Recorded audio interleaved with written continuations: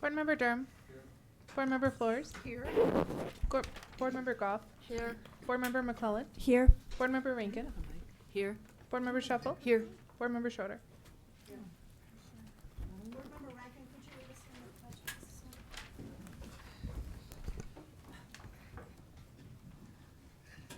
I pledge allegiance to the flag of the United States of America and to the republic for which it stands, one nation under God, indivisible, with liberty and justice for all.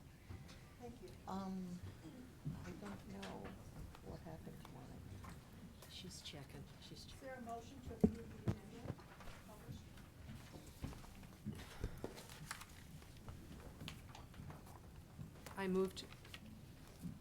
I move to approve the agenda as published. Thank you. Proper motion, do I have a second? Second. Any objections?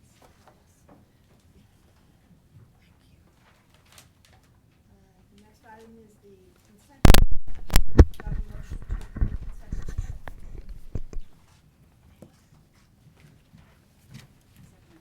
I move to approve the items 5.01 through 5.26 on the consent agenda as published in board docs. Proper motion, do I have a second? Second. Any discussion? Any concerns or questions? Did you want to pull something from the consent agenda? I do want to pull something from the consent agenda. Okay. It is, where is it?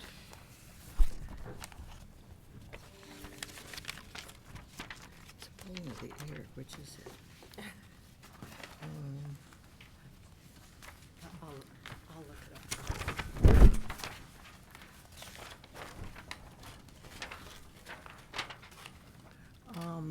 It is 5.22. We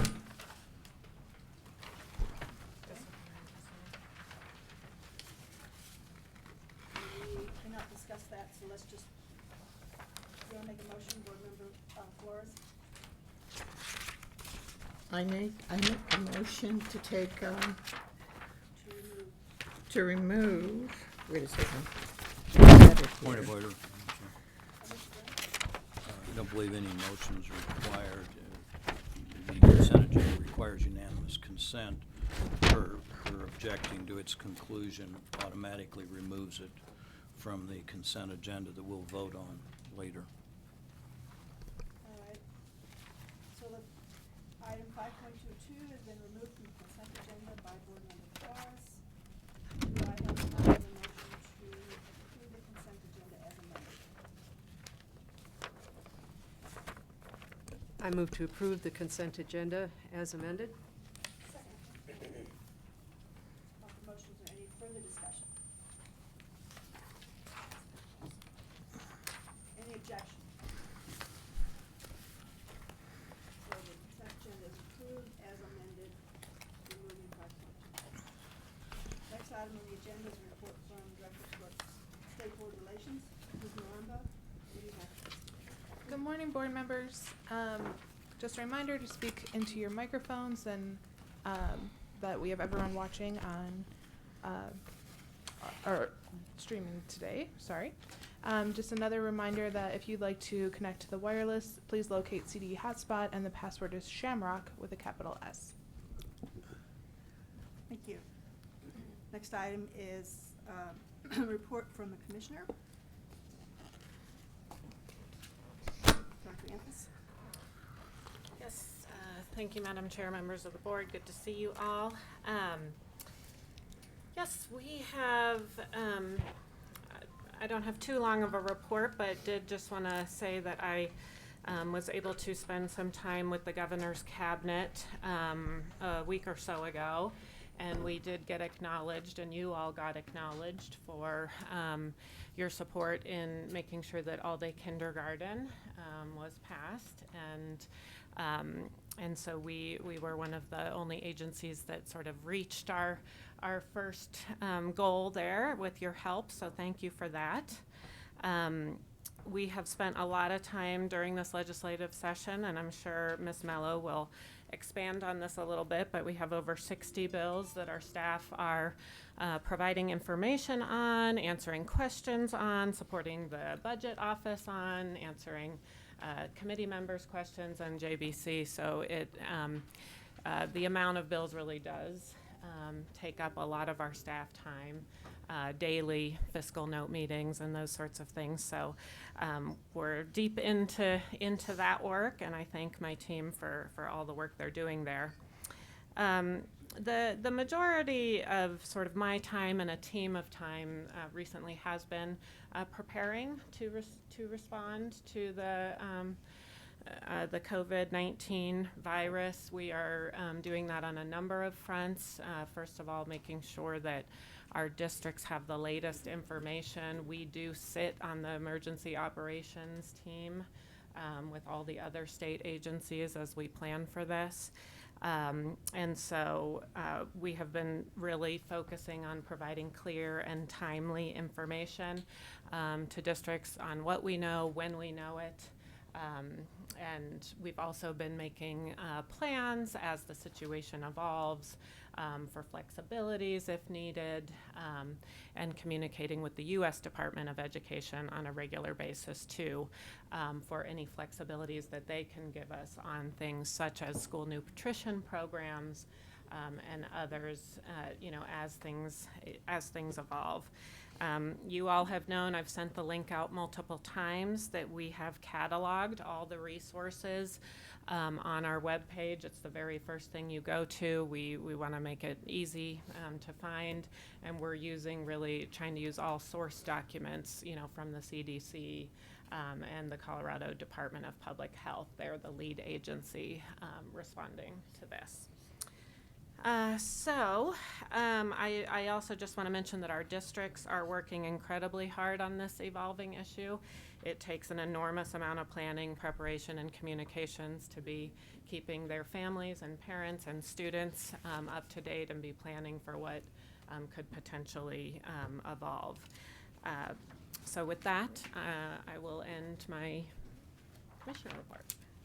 Questions, colleagues of the commission?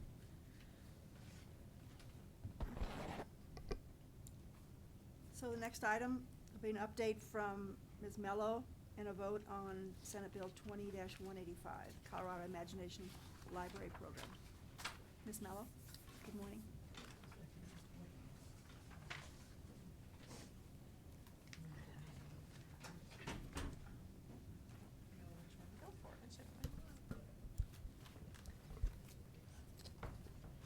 Good morning. Good morning. Is that mic on and you can hear me? Okay. I chose a bad seat relative to the microphone placement. My apologies. Well, the legislature is still meeting. We are about halfway through the session, and I think to the points that Commissioner Anthus was just making, I think the COVID-19 and the implication that may have for the work of the legislature remains to be seen. Not panicking here, not trying to incite panic for the dozens of people who are listening to my report right now. But it is a public building with a lot of people going in and out. And I think that realistically there's a possibility that there could be some infection and the Capitol may get shut down for a period of time. That would be very unusual. That doesn't happen. It's never happened in my experience. I would just remind you that by Constitution, the legislature can only meet for 120 days. So it's not like if we take 2 weeks off, we get to add them on at the end automatically. The only thing the legislature is absolutely required to do is adopt a budget. So that's the one thing they must do. And then there's an option, depending on how it all played out, if it even happens, where the governor can call us into special session. When the governor does that, he has to specify the topics to be discussed. My prediction would be that if the budget hadn't gotten done, that would certainly be one. And then anything that are kind of big, significant policy issues. And so I think what would happen is a lot of the smaller bills we see, some of those very narrow bills, probably would just kind of go away because I doubt they'd be added to a call and those are going to be the first ones that if we've got to prioritize that we're not prioritizing. So again, I'm not trying to add to, I know we probably all talk about this constantly, over coffee and cocktails and such things. But I do need to make you aware that I think that is a possibility, and that could really impact the work of the legislature. Moving on from that, we have 77 bills on your bill chart. I hate to correct the commissioner, but it's 77, not 60. Just saying, yeah. Now, not all of those are K-12 policy bills. The vast majority of them are. I would guess 72 of them are. We also have things on your chart that relate to departmental operations. So there's some bills out there about the procurement, how to change procurement codes. So there's a few in that number that aren't, your constituents are probably not going to be asking you about as it relates to K-12. Bills are moving through the process. They are enforcing the rules more stringently than they have in the past in terms of deadlines and making sure bills are getting introduced and moving through committee on time. We don't have a lot that has made it all the way through the system, but we have a lot that's getting close. So again, some of these more narrow bills are through the first chamber, over into the second chamber, waiting for another appropriate hearing. So I would predict in the next 2 to 3 weeks, we'll just start to see a lot more of these bills actually being signed into law or gone to the governor and have more concrete outcomes. So let's get to the Imagination Library. This is a bill that your ledge contacts, Board Member Goff, Board Member Durham, are recommending a support position on. The bill has had its first hearing in the House Education Committee. As usual, my computer's not cooperating when I need it to cooperate in front of you all. The bill is bipartisan. It's in the Senate. It's Senator Jeff Bridges and Senator Jack Tate. It's got a whole long list of bipartisan co-sponsors in the Senate. And then in the House, it's Representative Carrie Tipper, who's a Democrat from Lakewood. She's relatively new, so you may not know that name. And I know you know the name Representative Jim Wilson. That one I'm sure you're all well familiar with. So the department has a minor role in this, and that the state librarian is the one who does the procurement for the contractor. So that's kind of that's the main role that CDE would play. Basically, CDE would issue an RFP and then enter into a contract. The contractor manages daily operations of the program. And basically, the goal here is you establish a program in each county of the state. I should back up and tell you what Imagination Library does, shouldn't I? Sorry. That's kind of, sorry. The point of this program is to give to any child between the ages of 0 and 5 who wants to sign up, they get a free book every month. So it's a way for them to build their home libraries. Lots of emphasis on literacy and early literacy, and you all are more experts in that than I do, so I don't need to tell you why kids having access to books is presumably a good thing. Okay, so that's what Imagination Library programs do. They exist in other states and other jurisdictions. There are some at local level already in Colorado. Everything in the bill is voluntary, that no jurisdiction has to participate if they don't want to participate. If they don't want to create a program, they don't have to. But if they want to, they can. Basically, you have this overarching contractor, right, who works with all the county programs to help them, do their work, get set up, raise money, all of that. They do have to do a fair amount of private sector or fundraising on their own. This bill provides some state government matching funds. I believe it's $150,000 in the first year. I will confirm that in just a moment here. So that's what the bill in front of you does. Again, your folks are recommending a support position. I would defer to the Vice Chair and Board Member Goff if they want to add anything for your consideration. Board Member Goff? Thank you. I'm reflecting back on our conversation. I first heard about this bill from Senator Bridges the night of the Rose Dinner, and he was able, I think he talked to more than me that night, but very enthusiastic and excited about it, and he talked about how he had seen Dolly Parton somewhere else. I believe they had a major ceremony opening in Nashville recently, but this has affiliates or regional chapters, so to speak, all over the world and throughout the United States. And one of the highlights of his talked to me was the results. There have been incredible results among young children, particularly during the early years of education, including preschool years, when they have had exposure to books since the time they were born. And the fact that this is voluntary, there is a system for organizing it. For example, statewide in Colorado, we will have a system that works through current councils that are already set up for this around the state or in various schools. So I think we're in a good place there. And the one question I had, and Ms. Mello can elaborate if she wouldn't mind, about the overlap with the One Book Colorado program, and a little bit of detail maybe about the funding of this. I wouldn't know whether there's a set fiscal note that's been determined, and we are all very realistic and aware of the budget talks that are yet to come. So we'll see where that plays out. But if you wouldn't mind, if you can just repeat for us a little bit about the funding, how the match works, and who's one of the major factors behind the funding. Madam Chair, Board Member Please. Goff, I'm happy to do that.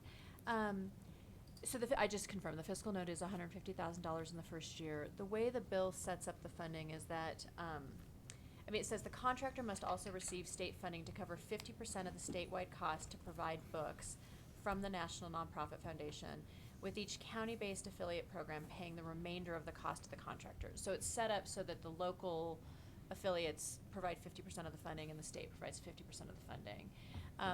That does mean that in future years, the cost is more than $150,000 most likely. The estimate for FY 21-22 is $500,000 in state resources. So that's getting into a bigger number for sure. There are 27 local affiliates already in Colorado that are serving about 13,000 children. There's a lot more than 13,000 kids under the age of 5 in the state of Colorado. So this is started here, but clearly they're looking to expand. In terms of One Book Colorado and all, and I'm not super familiar with all those programs, I think that certainly there's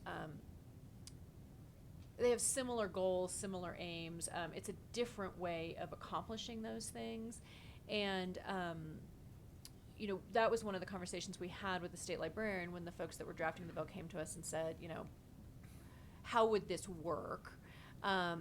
We talked that through in terms of the other programs we have, and I think for now we see them as running parallel. It doesn't mean there couldn't be changes to those programs down the line.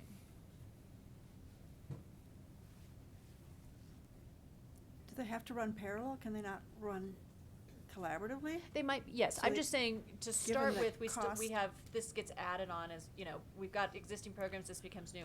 But over time, we can certainly, and there's different levels of authority here depending on how, for example, the One Book program got created. I don't know if that's a legislative program or if that's something, I don't know where that comes from, but absolutely, I think the librarian, your librarian, who is part of the CDE team, is conscious of that and wants to make sure we're using resources most effectively. Board Member Durham, thank you. Thank you, Madam Chair. Ms. Mello, you mentioned the legislature might not meet for a while. What's the bad news? That I have to be in my house with my 13-year-old daughter for 2 straight weeks. That's Just a tough saying. choice. Yeah, I know. I pick being at the legislature, I'm just letting you know. Yeah.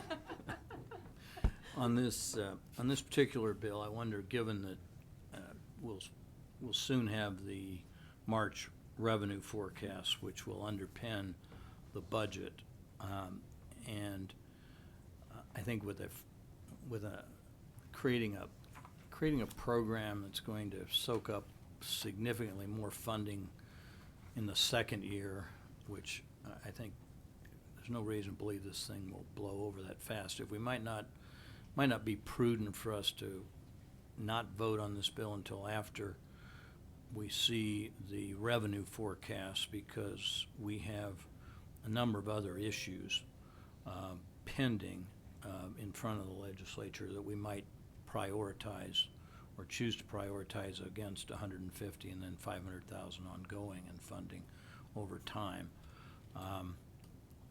that, and I presume nothing's gonna, with any kind of fiscal note's gonna move any place except to appropriations for the next, and this bill is already in appropriations? Yes, yes. May- I do believe the appropriations hearing will be after the long bill moves through. Yeah, so we have plenty of time, and I had thought originally maybe we ought to just move forward and support this, but just as fast as things are changing, given the events of the last few days, I was told by my hotel people that there was an 18,000 person, they expected 18,000 people in town for dermatology convention that got canceled. So you just take a look at one or two things that could have those kinds of significant impacts, and that maybe we just ought to wait on this on a budgetary basis. And I'm so sorry, I was wrong. It is not going to wait until appropriations for after the budget. I'm just looking at this, I'm coming to the realization that the bill is scheduled to be in the Senate Appropriations Committee on Friday. I agree. So my apologies that's new information that I didn't have until just now.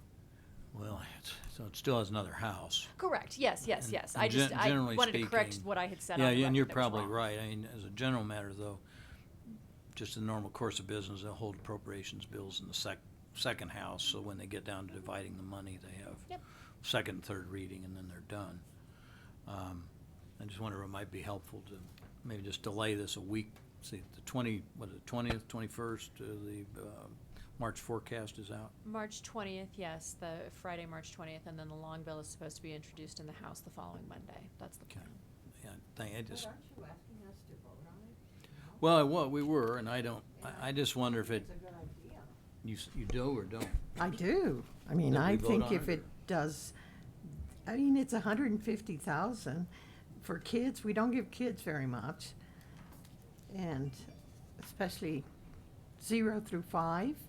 And if they get a book, and if the research has shown that it has done a lot of good things, positive things on kids, I think we should vote on it. Board Member Rankin? You know, it sounds lovely, and I'm sure Ms. Mello has sat in on the discussions about this. Can you tell me, did they look at how many districts or areas in the state already have things like this? I know a lot of them already do, and I don't think this is a profoundly new idea. And I just wondered what kind of background they gave to this, because, and also, are we getting reports back? Probably not, but as to what the effect is. I think we do throw a lot of money at things that are not effective because we have no accountability to it. I do know in my district, a lot of this already takes place, and you can say, yeah, well, they don't have to do it, someone else can, but the money gets significant on the second year. So what's the background to that? Madam Chair, Board Member Rankin, I don't, in the conversations that I have been part of, there has not been a lot of discussion about other or potentially duplicative programs happening in the state of Colorado. That doesn't mean they haven't occurred, it just means I wasn't present when those things were thought about. I would say from the very, when this was just a gleam in Senator Bridges' eyes, it's been very focused on this Imagination Library program, and that as bringing that to Colorado in a more, just in a bigger way than it's already present in Colorado. And I feel like that only answers one of your questions. I'm sorry, I've lost track of the other one. Can you remind me briefly? Reporting. Wasn't that one of your questions? Oh, thank you. I mean, I don't know if we're getting reports from these other programs that are out there. I mean, I don't know what those programs are. If you know that they're in your district, maybe my guess is maybe we have a little bit of information. We probably don't have a lot. I have not personally looked at the research related to this specific program. Did the bill sponsors, did they Yes. say, we've looked at this and there's a real need? And Yes. are they in multiple languages? That's what I was going to say. Yes, they say that they have looked at the research related to this program, and then it shows a big impact on literacy rates. And I don't have any reason to disbelieve them. I just haven't personally looked at that to be able to validate that that's a factual statement. I don't know about the language issue. Board Member Goff? I am looking in front of me of the background and some information that Senator Bridges sent me after our conversation. So why don't I send it to Angela and she can ship it around to you all. That might help a little, some of the questions. So are we going to do a Could you, voice could you, vote? Oh, I'm sorry. Board Member, Shuffle, sorry. Thanks for the background, some of the background in talking about this. My thought would just be that not every good idea should be implemented by government.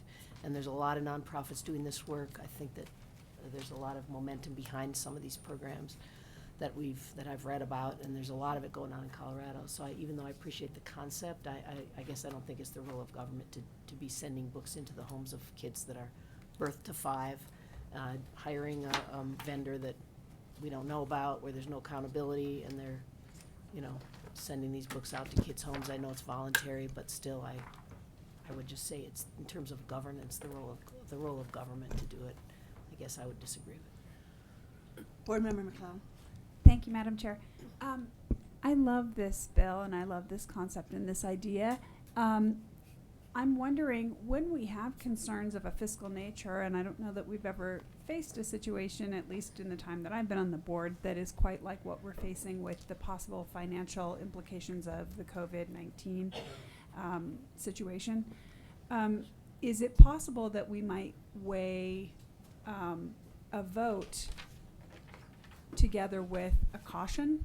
And is this something we've done before? Like, we want to support, but with the following caveat, please be aware of the financial implications as the situation is dynamic. Can you speak to that possibility or the wisdom of that route? And maybe our two liaisons would want to chime in. I'd be glad to have that input. I'd defer to the board members if they want to respond to that first. Well, being around state government as long as I have, you do see it's on a very regular basis. You have economic problems which adversely affect the state budget. It looks like this is more than likely to be one of them. From our perspective, and I think from our lobbyist perspective, is we only have so many bullets to shoot. We only have so much time to spend on legislation. And so the question really becomes, is this the bullet we want to shoot? And do we want to shoot it now? Or would we like to wait until we had a little more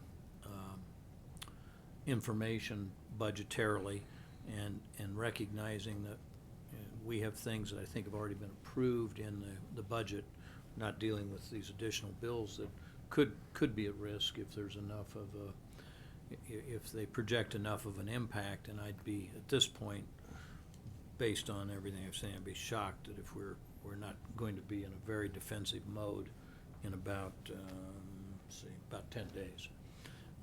So I think if we do say we want to support the bill, it certainly ought to be with the caveat that we ask Ms. Millo not to spend too much ammunition on it until there's a clear understanding of our fiscal situation. Quick follow-up and then Ms. Goff. Okay, very quick follow-up, and I apologize for not already knowing this, but given the timing of Senator Bridges' bill, is it possible that by withholding support now, that it's a now or never situation, or does he have the ability to tap the brakes on his bill in order to kind of wait and see how things are going? It sounds like he's already scheduled to be in front of the budget committee, or so. Can you give a little input as to, is this a situation where we can withhold support and then in a meaningful way offer it later, or is it sort of a now or never? It's floating down the highway and this is it? I think you all can decide on your timing, and yes, there are different levels of impactfulness based on timing. We don't have to wait until your next full board meeting. If things change and we have the budget information, it's something we could do by email, so that would be an option as well. But I think Mr. Vice Chair wanted to respond as well. Yeah, I think the answer, and I would like to yield to Ms. Goff, but at the conclusion, I think the answer is the system automatically taps the brakes because it is a two-house legislature. It moves through one house. They tend to get held in the second house. until there's a determination of whether there's any money at all available for new programs, which generally is the first thing that's cut. And now, frankly, as it should be, I mean, that's, as a practical matter, that should be the first thing that's cut, and then they get into of existing programs, which ones do we try and thin out a little bit if the situation looks dire. I think the problem is that I think the budget forecasts were already projecting a relatively small amount of money to be available for new programs, so it wouldn't take much to undo that. So, if we elect to support the bill, we're sort of stuck with that support, even if the downturn is serious. And because I can't imagine we'd come back and say, well, whoops, we really don't like the bill. So I think that it does create a little problem that's hard to disengage from. Board Member Goff. I'm just trying to put things in a chronological order, if I can here. When we discussed this and recommended support, one of the tenets of that was we are a board who promotes, supports, and tries to stress literacy. So putting this, in the context of that, it goes back to what sometimes is my perennial argument. Can we support a concept?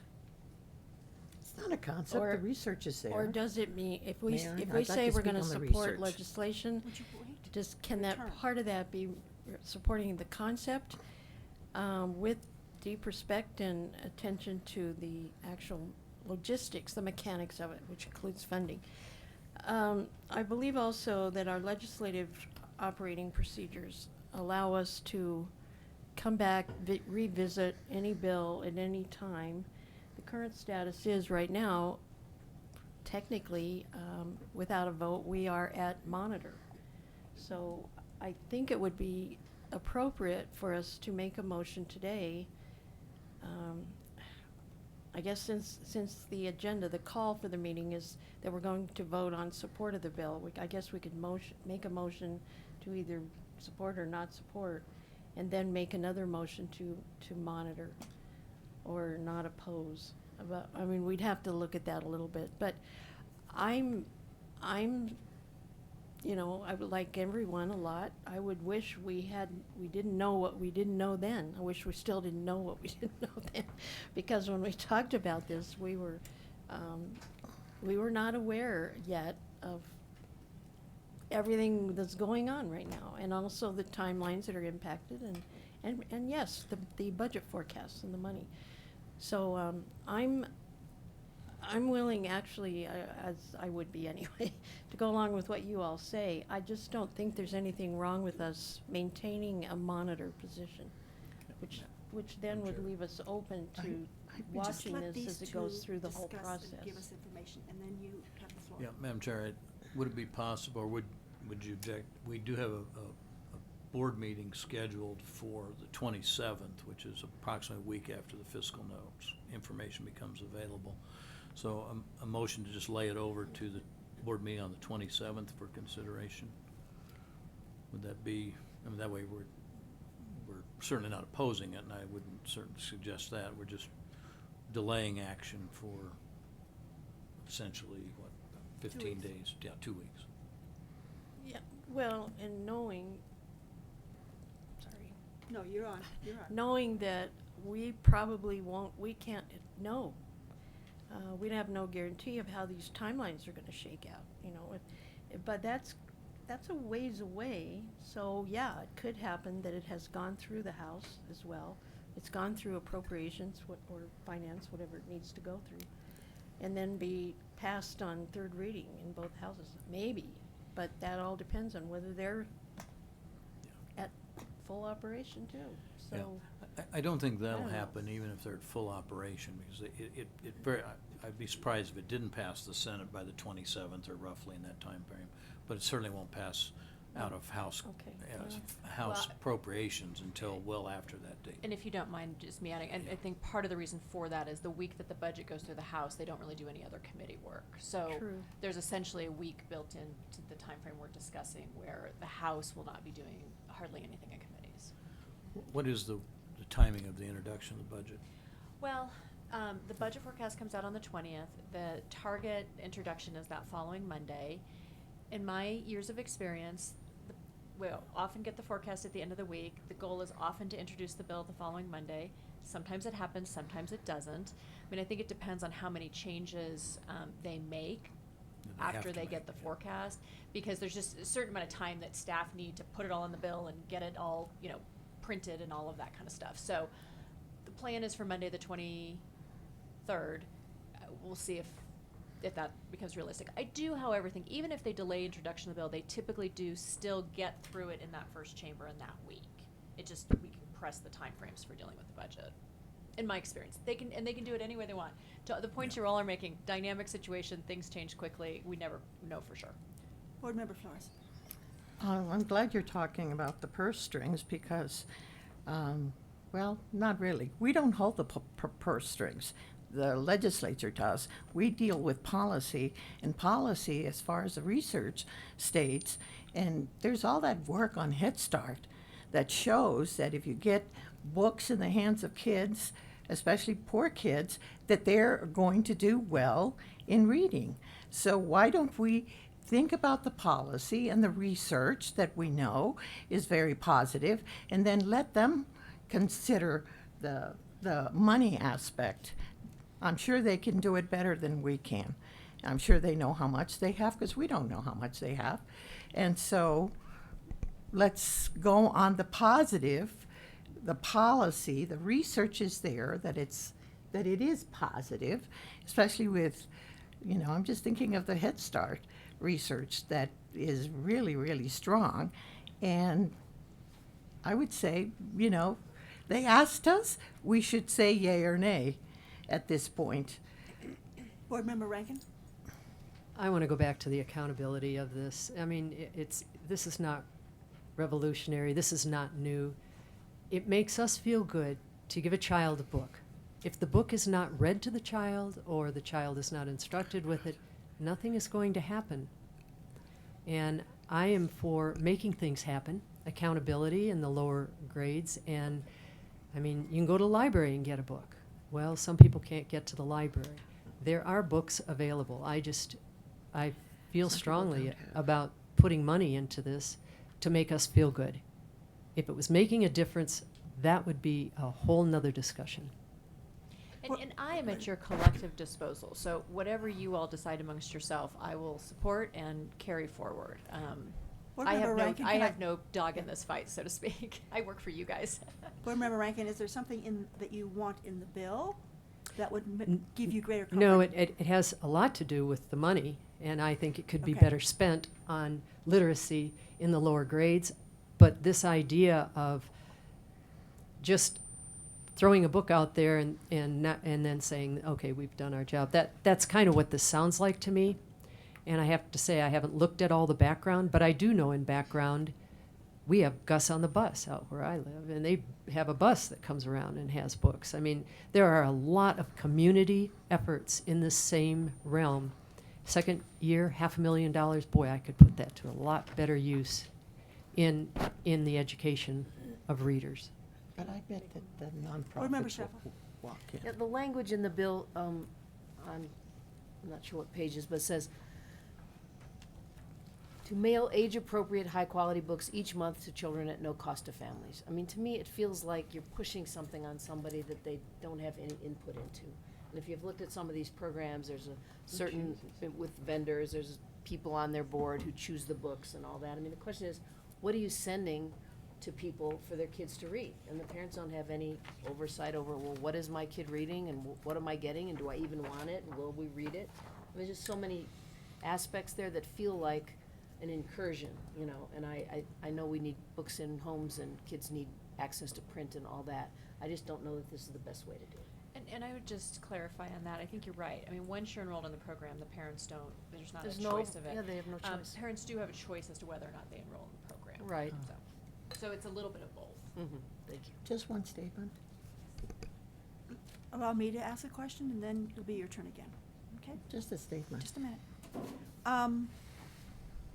Having been around for a really long time, I recognize that there were a ton of bills that were gifts, grants, and donations in terms of funding. And I suspect we may go down that lane this year. How much does that diminish the value of this bill? Well, this bill does not, rely on unspecified gifts, grants, and donations. It very specifically allocates state resources. Now, it is Right. as a match, right? So if the local not local governments, that was not the right word, sorry, that was a misstatement, I just want to try to be clear. If the local entity doesn't raise enough money, the local entities don't raise enough money to match that state estimate, then that state dollars don't get spent. I bet they So will. I didn't ask that question very well. What I want to know Or I didn't answer it is very well. whether this bill would be needed or would be helpful in order to have this program expand beyond the, 37 communities that it is now. Does this actually, if it can't be funded, is it still helpful to have this bill so that our state librarian helps with what does not seem to be a huge push? Am I correct, Commissioner? On his or her part? Right, we would have to contract with an organization to run the program. Right, so this is not a huge lift on the part of our staff. I think that they have tried to design it as such. And, the CDE responsibility is to do the Right. procurement, to hold the contractor accountable to whatever metrics are in the contract. I will say that I think one of the primary goals of the legislation is to provide state resources to match the program. I'm not saying it's the only goal, but, I Okay. think if the money got taken away from the bill, I don't know. That it has much value, and I think that's what I'm trying to ask. Well, I want to be careful. I'm not saying it doesn't have value. That's a kind of statement that could get me in a lot of trouble across the street. But it would certainly change the impact of the bill if no funding comes along with it. Sure. Dr. Flores? Well, there's a wonderful book by Luis Borges on the imaginary library, and I suggest that, you read that, because it's a really wonderful book to read. Board Member Durham, did you have another question, comment? Well, I think Ms. Rankin makes a very good point that, and I think the motion I will make as a result is that we lay consideration of this over until the March 27th meeting. Because I do think if it were funded by gifts, grants, and donations, I guarantee I'd be a no vote, because I think that's the worst state policy you can have. Not arguing. And I'd vote against every bill that was funded by gifts, grants, and donations. So I don't like the policy there. And if we do have limited resources, I think Ms. Rankin is absolutely right, that we need to concentrate those probably in the READ Act. And we may be trying to save appropriation money in the READ Act if this downturn is significant enough. So I think we'll know a lot more on March 27th, and I just would move that we lay over consideration of this matter until March 27th. Is that a motion? That's a motion. Do I have a second? Second. Head nodding is not a second, so I just want to clarify. Second. Thank you. Anyone opposed to laying this over until March 27th? So, I think that's our meeting, right, I Ms. do. Marama? Yes. Okay. I You're do. opposed? Yeah. Okay. Better call the roll, please. Board Member Durham. Yes. Board Member Flores. No. Board Member Goff. Yes. Board Member McClellan. Yes. Board Member Rankin. Yes? Board Member Shuffle. Yes. Board Member Schroeder. Yes. That passes 6-1. Thank you. Thank you. That was a good discussion. Anything else? Board Member McClellan. Thank you, Madam Chair, and with apologies to our liaisons and to Ms. Mello, I would have given you a heads up earlier, but I received some late-breaking input from a stakeholder who is interested in House Bill 1288 regarding literacy program transparency. And though I understand that we're not taking action on this bill today, I just wanted to give a heads up that there is interest in the community, and would love to have your reflections when we reconvene on that last Friday of the month. So I'm actually, I have more for you, and that's on the list. Oh, I'm very sorry. good. So Thank you. great minds think alike. I think there's several great minds thinking the same. Thank you. Please go ahead, Ms. Mallon. Okay. Before I get to that, though, not to bury the lead, I did want to just briefly give you some information on how our figure-setting hearing at the Joint Budget Committee went. Again, just as a reminder of the process, we submit the budget request via the governor's office. CDE. You're talking about our Correct. budget CD, request. yeah. I'm not talking about big picture budget here. I'm talking about CDE budget, things that you all approved. The hearing for that was a week ago Monday. The Joint Budget Committee did vote to support the infrastructure request from the department. As a reminder, that was to invest in some of what I consider to be our back office functions, right? So procurement, HR, some of the things that are difficult to reflect in a fiscal note, but over time there's a cumulative impact on those parts of the department. So the Joint Budget Committee voted to support that. And that was Um, FTE, am I correct? That is, I just wanna it's bring it back. approximately 6 FTE, Okay, thank give or take, approximately being the same thing as give or take. The other budget requests, well, you all voted to support 3 of the governor's initiated budget requests. One of which was additional funding for the school improvement grant program. That was actually there were 2 components to that request. One was $1 million in ongoing. The other was $4 million in one-time money. They approved the $1 million ongoing. They've asked us to come back with more information on the $4 million, and staff has been preparing that. So we don't know. I mean, we'll see if they approve that or not. Right now, that is still pending. I think those are the that's the most significant outcomes of the budget. In the sake of time, I won't go into a ton of detail, but I'm happy to answer any questions about any of the specific components if there are questions. So wait a minute, we supported 3 of the governor's requests. Yep. One of which, I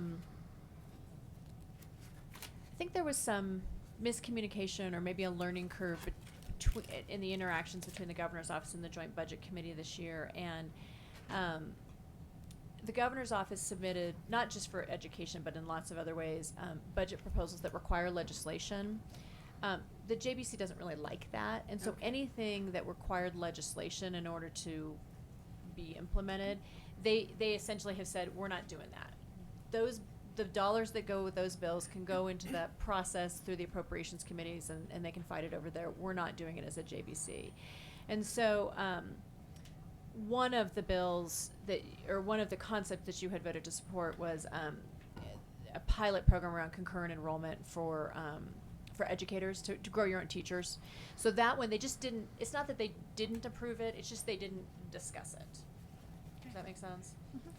And I'm sorry, I can't remember what the third one is right It's now. okay, I'm just that's gonna okay. own that I can't remember it. I can look it up in a second, but I'm just, my brain is really full.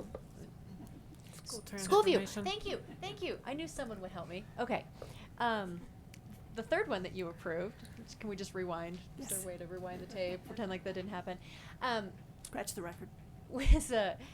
Is an investment in School View. It's basically how parents access information that's about our right. K-12 system, and they did approve that request as well. Okay, good. Thanks, team. Now, the fact that they approved it still remains vulnerable to the funding that's coming forth. Not as but it much. puts it up on the Yeah, I mean, on the list. they approved it, and until and if they change their minds, it will be included in the long bill, which still has to work its way through both chambers. So, legislators in the Senate could decide we hate that program and we want to take that money away and do something else with it.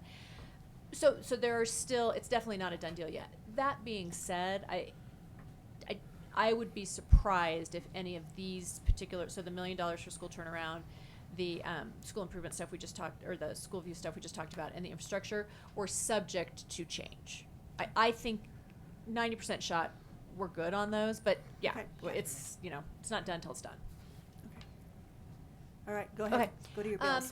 So let's just go ahead and skip to 1288 because I know that there's been some conversation about that. 1288 is a bill introduced in the House by Representative Janice Rich. What it does in its introduced form is require school districts to post information about their reading curriculum on their websites. There's conversation going on behind the scenes now to maybe amend that, to make that the department's this department's responsibility. It's kind of those conversations are in flux. I don't think anything has settled. I don't think those conversations are done. The bill is in committee tomorrow, and that's at least the update of where we are in the process. I'm happy to dive deeper into it as you all would like.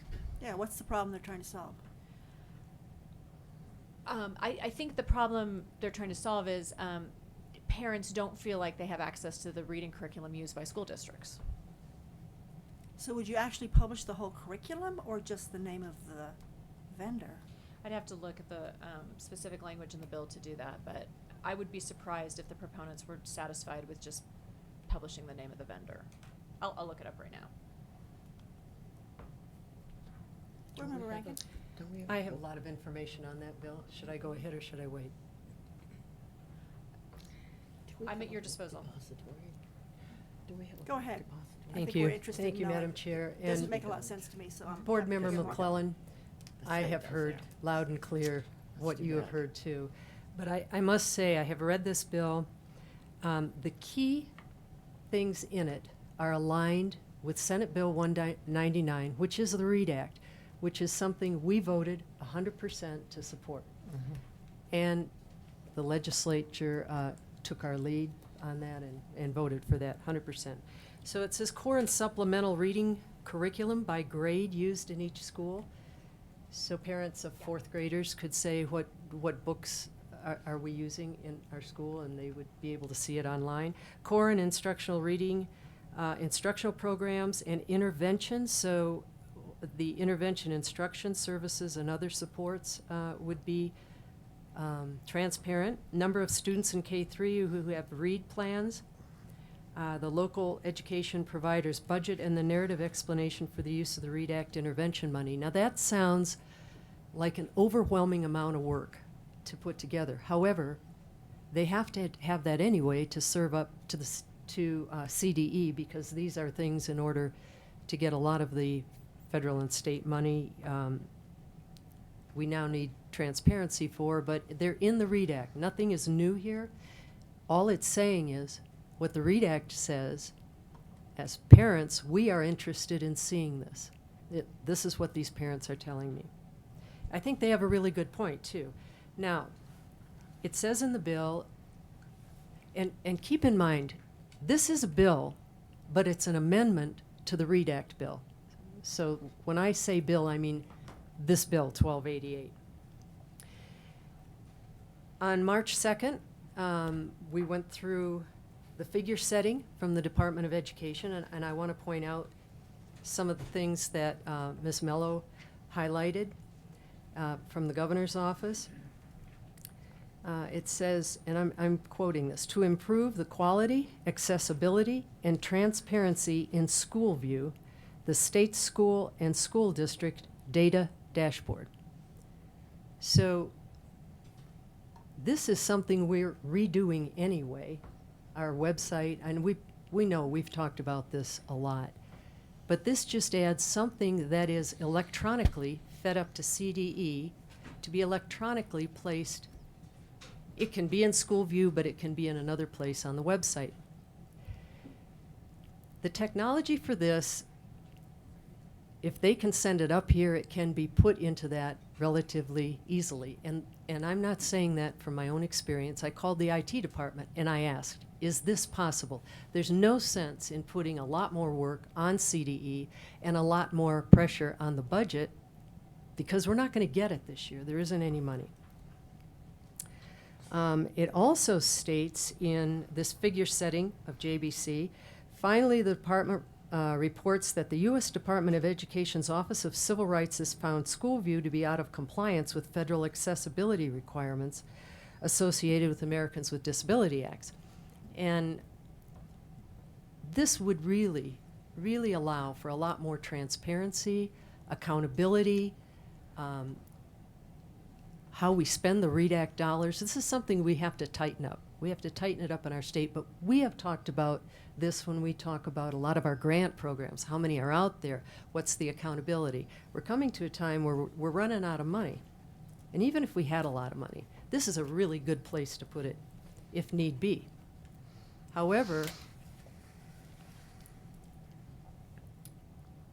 as long as there is money that has, as Ms. Mello says, 90% probably will go through. I know that the department has asked for money to make that site more robust, more user-friendly, more transparent to parents, and this just goes along with it.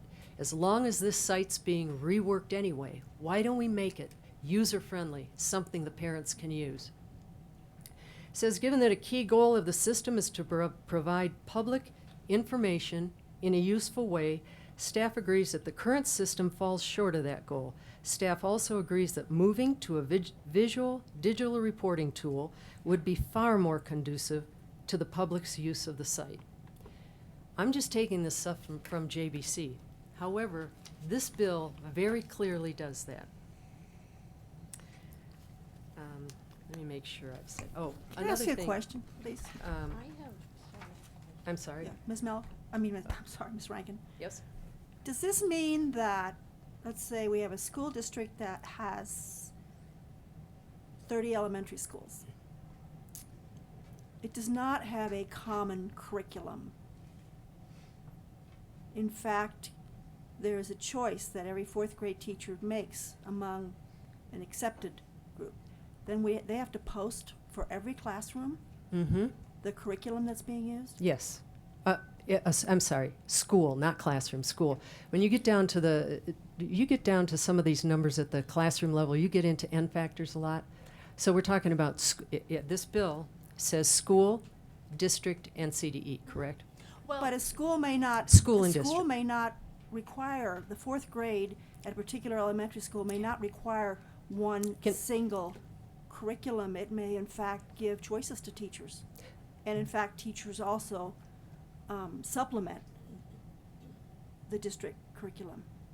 I'm just trying to figure out how this gets implemented, and I'm knowing from a school I'm going to get to that. district, that could get snaky. They could have just asked the teacher.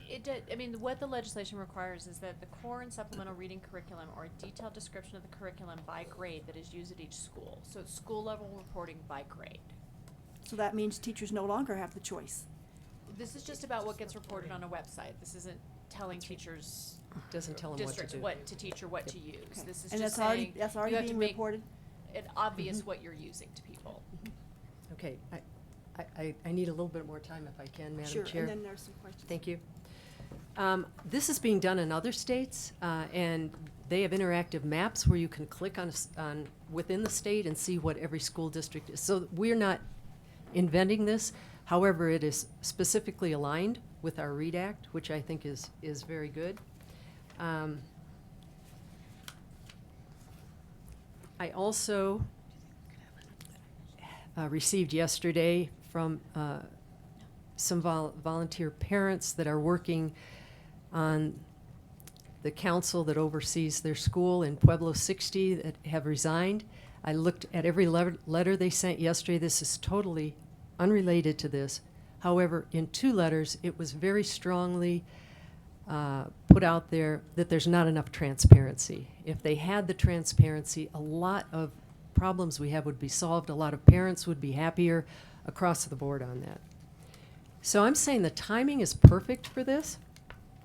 The law requires it, and the beneficiaries are the taxpayers, the community, parents, and ultimately, of course, the students. However, I did hear from some of the other stakeholders, and I have to say this is what people had told me. I don't have anything in writing. Too much of an emphasis was on schools to report that. Some schools don't have a website, and yet this bill says that. The district does. The district should know what they're all doing, and the district reports back to CDE. So there has been an amendment. It's a draft amendment that says districts and CDE, or the CDE website. So districts would serve it up to CDE, but all of it is housed in CDE on either SchoolView or a separate link. And if a district is a very small district, they can just put a link to CDE on their website. So there are line items about reviewing our website. this is a bill that says, can we add it in? It doesn't seem to be extra cost because JBC in their figure setting has it in there. I do not see where there could possibly be a pushback on that. And that's where I am right now, but it comes to committee for the first time tomorrow. I know there's still a lot of conversation going on. But as far as I feel on this board and the way this aligns with our standards, with our READ Act, I think the timing's perfect for us to support this bill. And Can I just? yes, sure, certainly. It is a dynamic situation. I think that's a little bit of the struggle because we have an introduced version of the bill. We do have a draft amendment that, you know, we saw very briefly late yesterday afternoon, had just a quick chance to look at it. So I don't, and we haven't had a chance to engage with the proponents or the people writing that amendment to say, if you did this, or, so we are kind of in the middle of this. I just want to emphasize that there's no, I don't think from a staff perspective, and they can come to the table if I'm saying the wrong thing, or Katie can tell me, we're trying to figure it out. We don't know yet what exactly is going to happen. At this point, do you feel optimistic about it, or do you feel that there are problems? And if you know of any, could you put them forth? I do not. Again, I am working with the staff to look at the amendment, to tell me what they think it would mean. And this is not, do they support or deny it? Because that's your all's job. This is just, how do you understand this? What obligations do you understand this to put on the department? What does that look like? And we're just in the middle of that, is what I would say. So I don't think any conclusions have been reached. Can we use the terminology cautiously optimistic? I cautiously optimistic of what?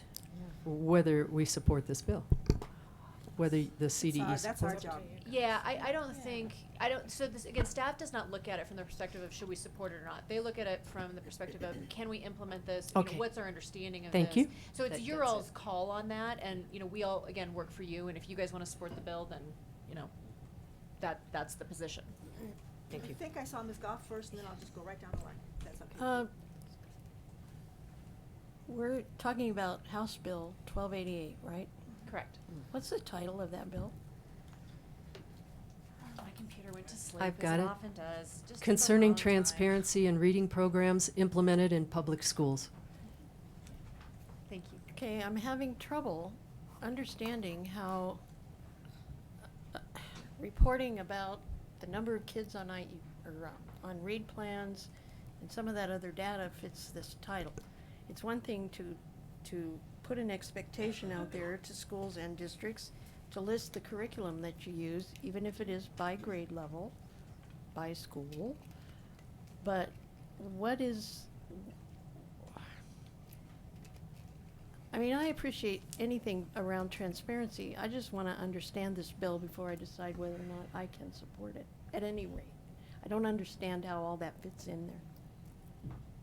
And just, we did discuss this at Ledge Context briefly. I mean, we didn't go into a lot of detail. And at that point, you guys were in a monitor position on it. So that's just historically, so you have that information.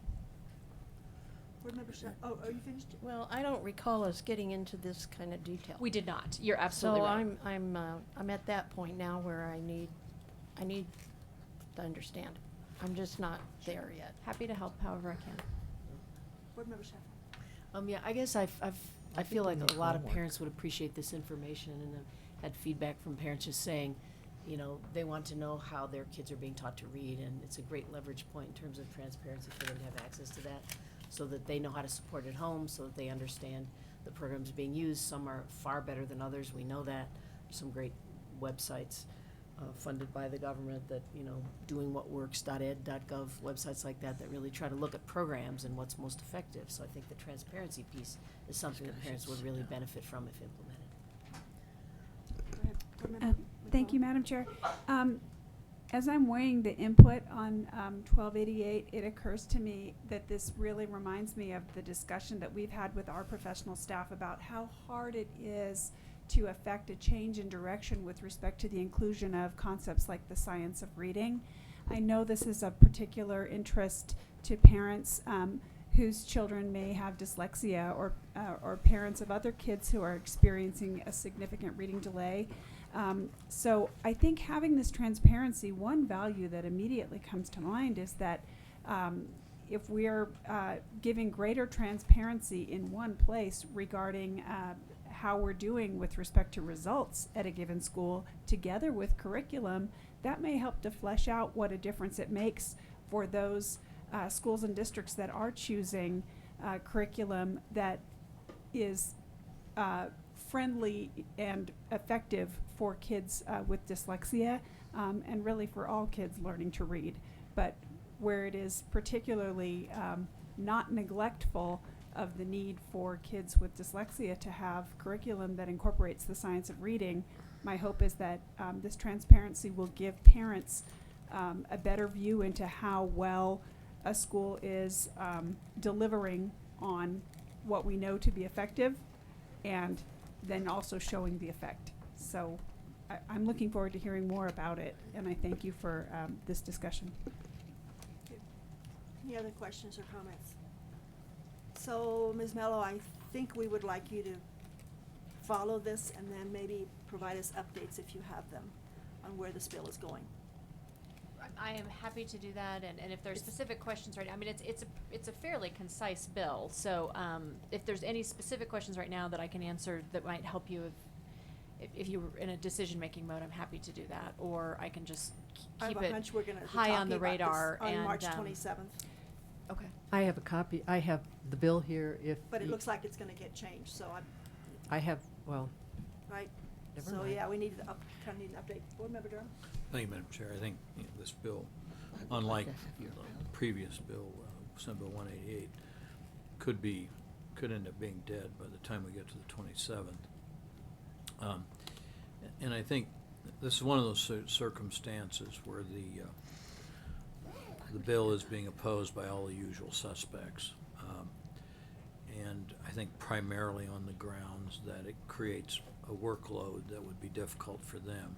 It's my understanding the amendment that Ms. Rankin has been able to, I think, help get in place is that it would shift a lot of that burden that the usual suspects don't want to assume to better serve particularly our dyslexic community, but also to further the appropriate implementation of the READ Act to the department. And I think what I'd like to do is simply move that we ask, and I trust Ms. Mello to do the job properly, and if the amendment is in fact implementable by the department, which is something the department's going to have to determine on a short basis, and that it does remove some of the burden from local districts, which I think is valuable to do, and it's a burden that we can assume that you assist in getting the amendment adopted and keep the bill moving.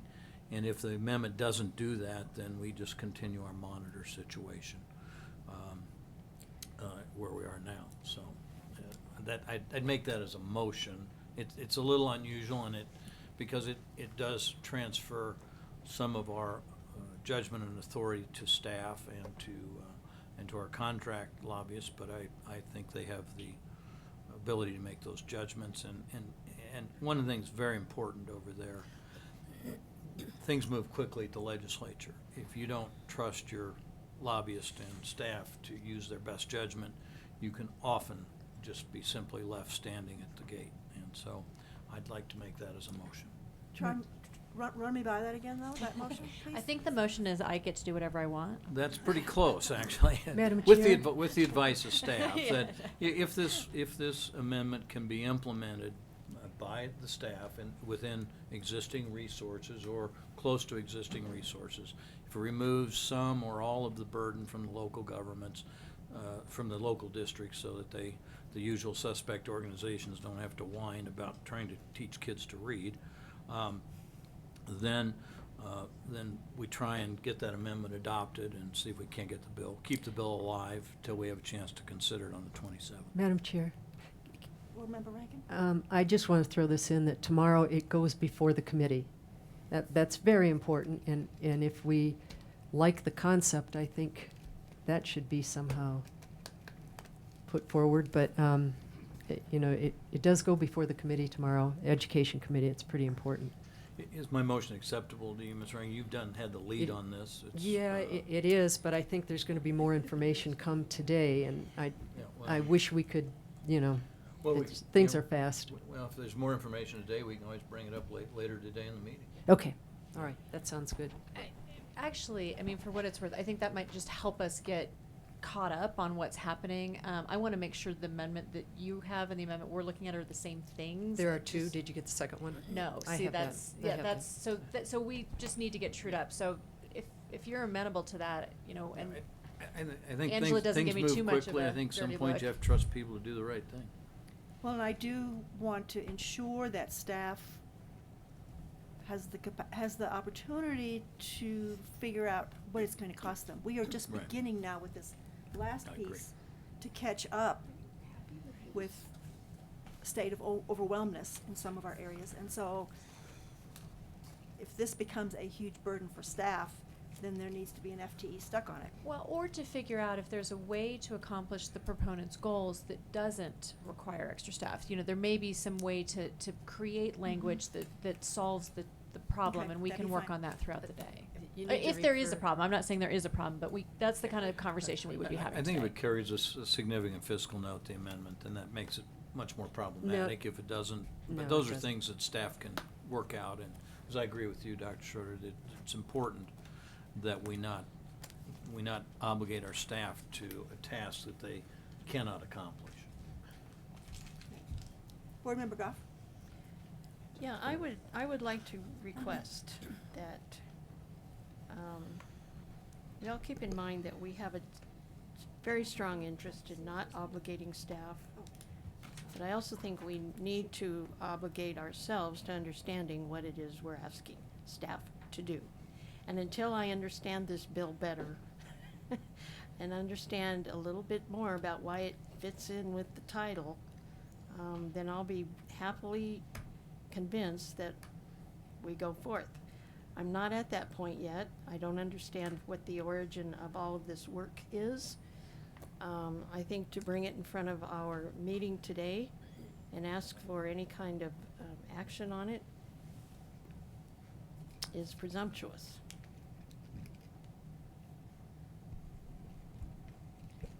Go forth, please, Ms. Mello. Okay, I will communicate with Angela and the rest of your staff, and as things develop, if it makes sense to, if we have some kind of more concrete information, we'll come back to you later this afternoon. Okay, or tomorrow. We still have to. Or tomorrow, yeah, whatever you, however you want me to do it. Thank you all. Have a great day. Don't get you. sick. Thank Cover your you. mouth, wash your hands. The board will now hold a morning public comment.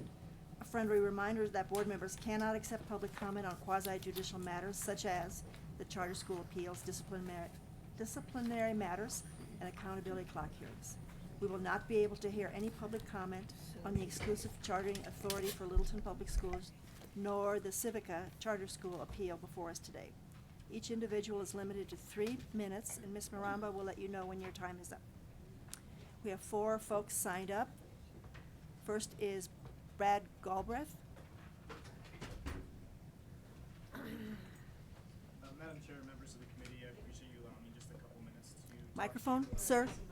Whoops. Pop into that. There we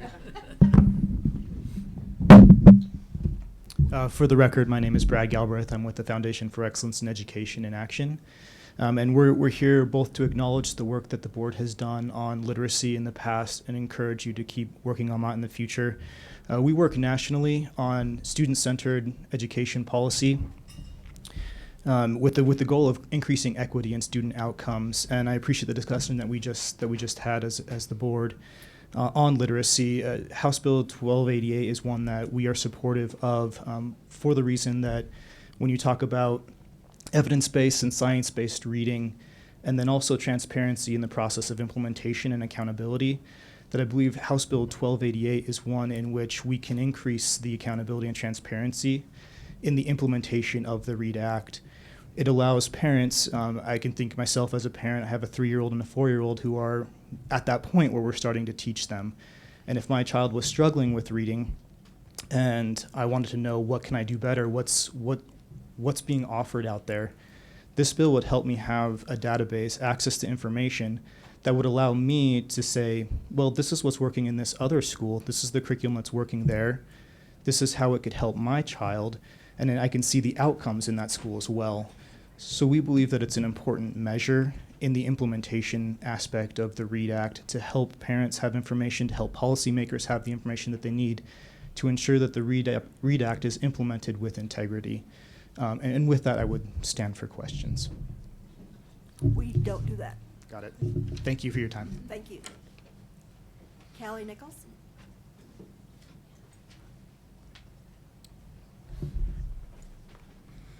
Hi, my name is Callie Nichols, and I am a co-chair of Colorado Kid. Thank you for the opportunity to speak. House Bill 201288 is dear to my heart because it addresses the parent struggle in getting help for your child. Being identified as a struggling reader or a student with dyslexia is not a medical diagnosis. The treatment is not a medical treatment. No pill, no laboratory test or procedure will help. The prescription for improving reading is found in the educational setting in the form of a specific type of instruction which works for all kids.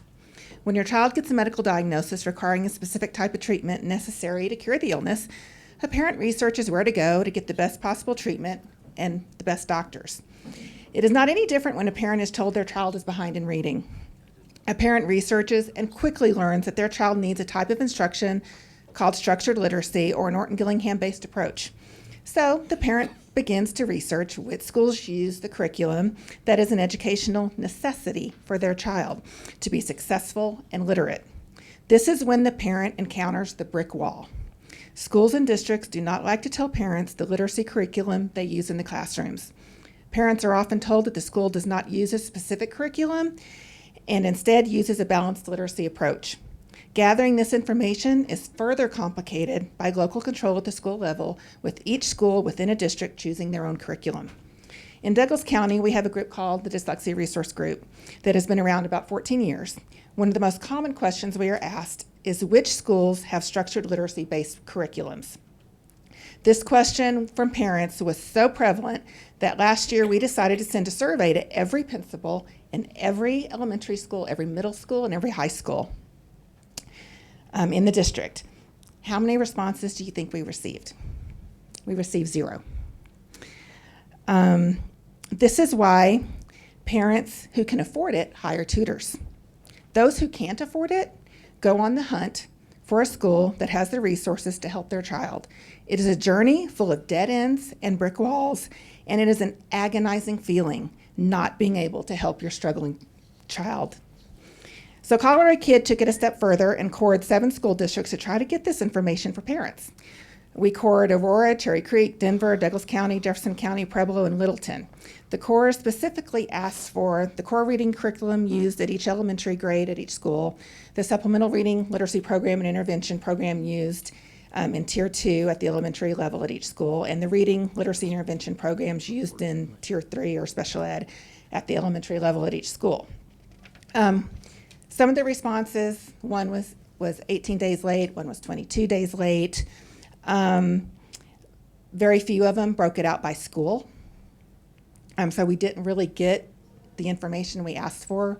One district said they don't have a list like that, and that referred us to the approved textbook list. So the information's difficult to find. My hope is that the State Board of Ed will support this bill. After all, who is holding the schools and districts accountable? I would say it is parents right now, and we need all the information we can get. Thank you. Thank you. Lindsay Druckles?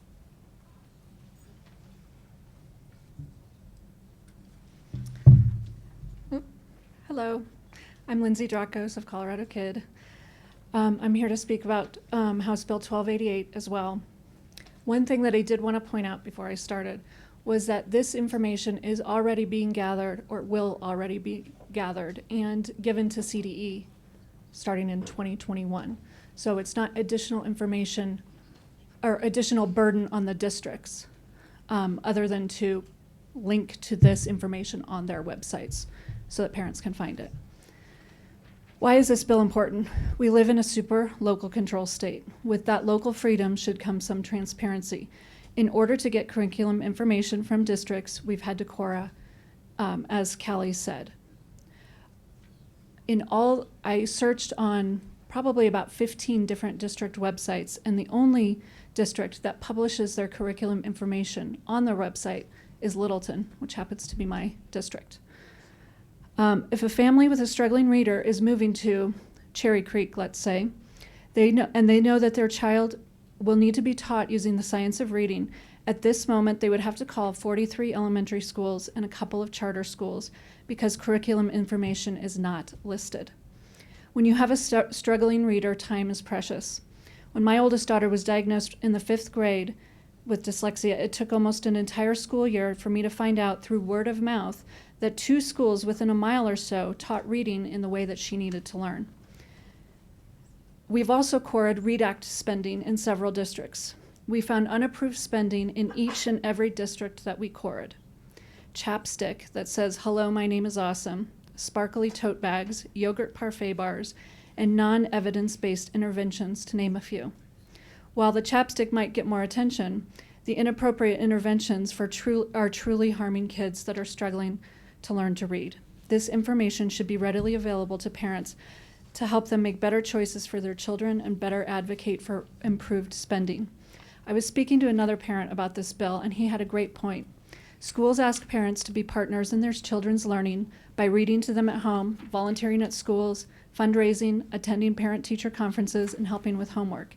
The partnership needs to go both ways. Parents need easy access to the curriculum information, student growth on READ plans, and READ Act spending in order to make informed choices for their children. Thank you for your time, and we appreciate. Thank you. Amy Traboni? I'm not sure I'm sorry. That's okay. Very used to it. Good morning, members of the board and Madam Chairwoman. My name is Amy DeBroni. I'm also from CO Kid. You may be completely tired of hearing from us, but here we are. As a parent whose child has struggled to learn to read after working through the emotions, for many of us, the next step in that journey was research. Ever heard the phrase, "a worried mom does better research than the FBI"? We found that even though our brains have things that are easier for them or harder, we know from functional MRIs that we all learn to read the same way, including kids with dyslexia. The major difference is that this is what kids with dyslexia need to be taught with scientific and evidence-based approaches. It is shocking to many of us that the current teaching of reading pedagogy that exists in many schools and universities does not line up to the vast body of research called the science of reading. To quote Dr. Louisa Moats, the body of work referred to as the science of reading is not an ideology, a philosophy, a political agenda, a one-size-fits-all approach, a program of instruction, nor a specific component of instruction.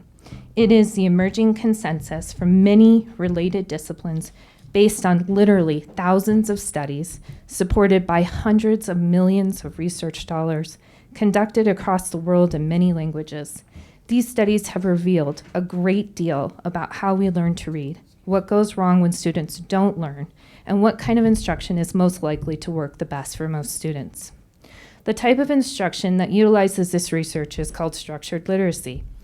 Structured literacy teaches phonology, sound symbol association, syllables, morphology, syntax, semantics, and in a systematic, cumulative, explicit, multisensory, and diagnostic way. We are asking to have open and honest discussion about reading in our local communities, and discussion begins with transparency.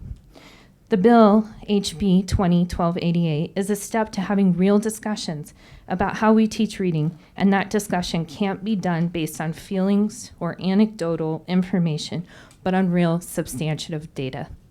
Let us take from medicine its phrase, primum non nocere, first do no harm.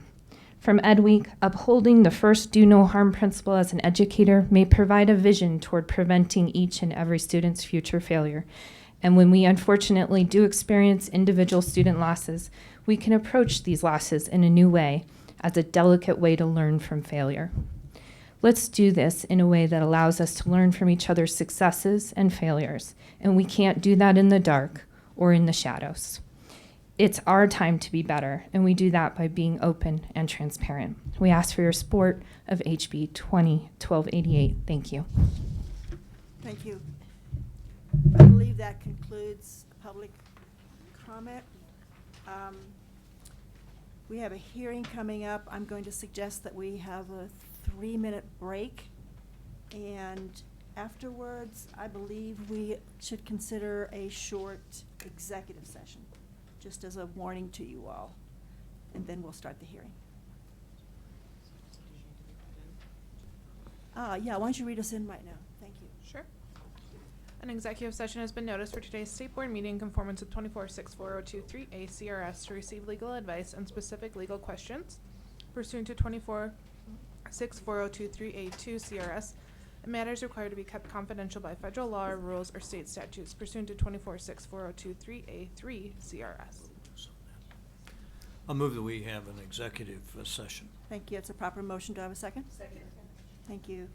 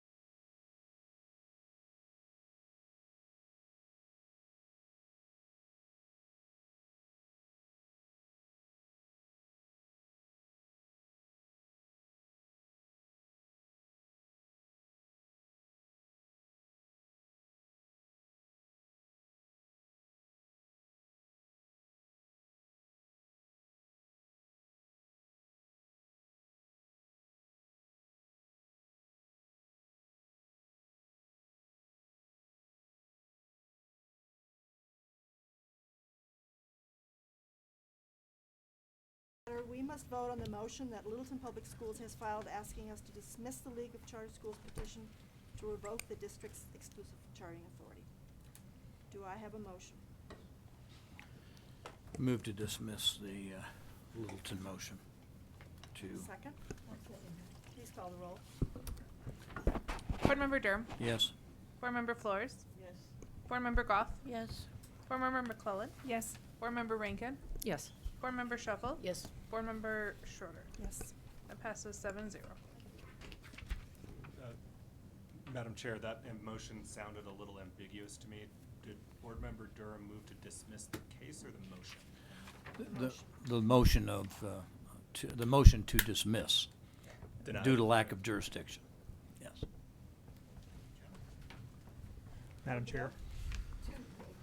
I'll try and be less ambiguous as we go forward. I thought it was to dismiss. Could you explain it? Yeah, the motion was to, the one that was briefed to us, that we do have jurisdiction. This motion just say we have jurisdiction to hear this case. Yeah, we're gonna continue. We're gonna to hear this- continue. To hear the case. Yes. Okay. Yeah, you voted yes. The more normal terminology would be to grant or deny rather than dismiss Okay. the You motion. want us to do it again, or can you live with it? Parties. Counsel, do you have an opinion on the matter? Is it clear enough? Well, I think it should be clear, and it could be clearer, that would be appreciated. And just for the record, we were prepared to offer argument on that if the board would hear it. Obviously, that's our request. All right, Madam Chair, let me try it again. I move to I move to deny the motion to dismiss filed by Littleton Public Schools. Get my dismiss and my denials confused. Second. Can you restate that? I'm sorry. Okay, thank you. Do I have a second, kids? Yeah, I don't want that. So, Mr. Farrow, I think based on legal advice that we've received, we've kind of decided not to go through a whole big thing. We have read your brief. Okay? Thank you. Thank you. Yes. Would you call the Board roll Member again, please? Durham. Yes. Board Member Flores. No. Board Member Goff. Yes. Board Member McClellan. Yes. Board Member Rankin. Yes. Board Member Shuffle. Yes. Board Member Schroeder. Yes. That passes 6-1. As the motion to dismiss was just denied, we will now proceed to a hearing regarding the merits of the revocation petition. The board will now conduct a hearing in case number 19-ECA-02, a request for the revocation of Littleton Public Schools exclusive charting authority filed by the Colorado League of Charter Schools. The board has noted the district's objection to judicial notice of CDE memo number under 22-4-1058 CRS. The CDE memo will be allowed into the record, and the parties remain free to dispute the weight that it should be given to the facts of the memo, i.e. the memo is based on public information, and so there's really no good reason for us to deny it. It does not mean that individually we declare whether it's correct or not correct, but it is all public information, so we're including it.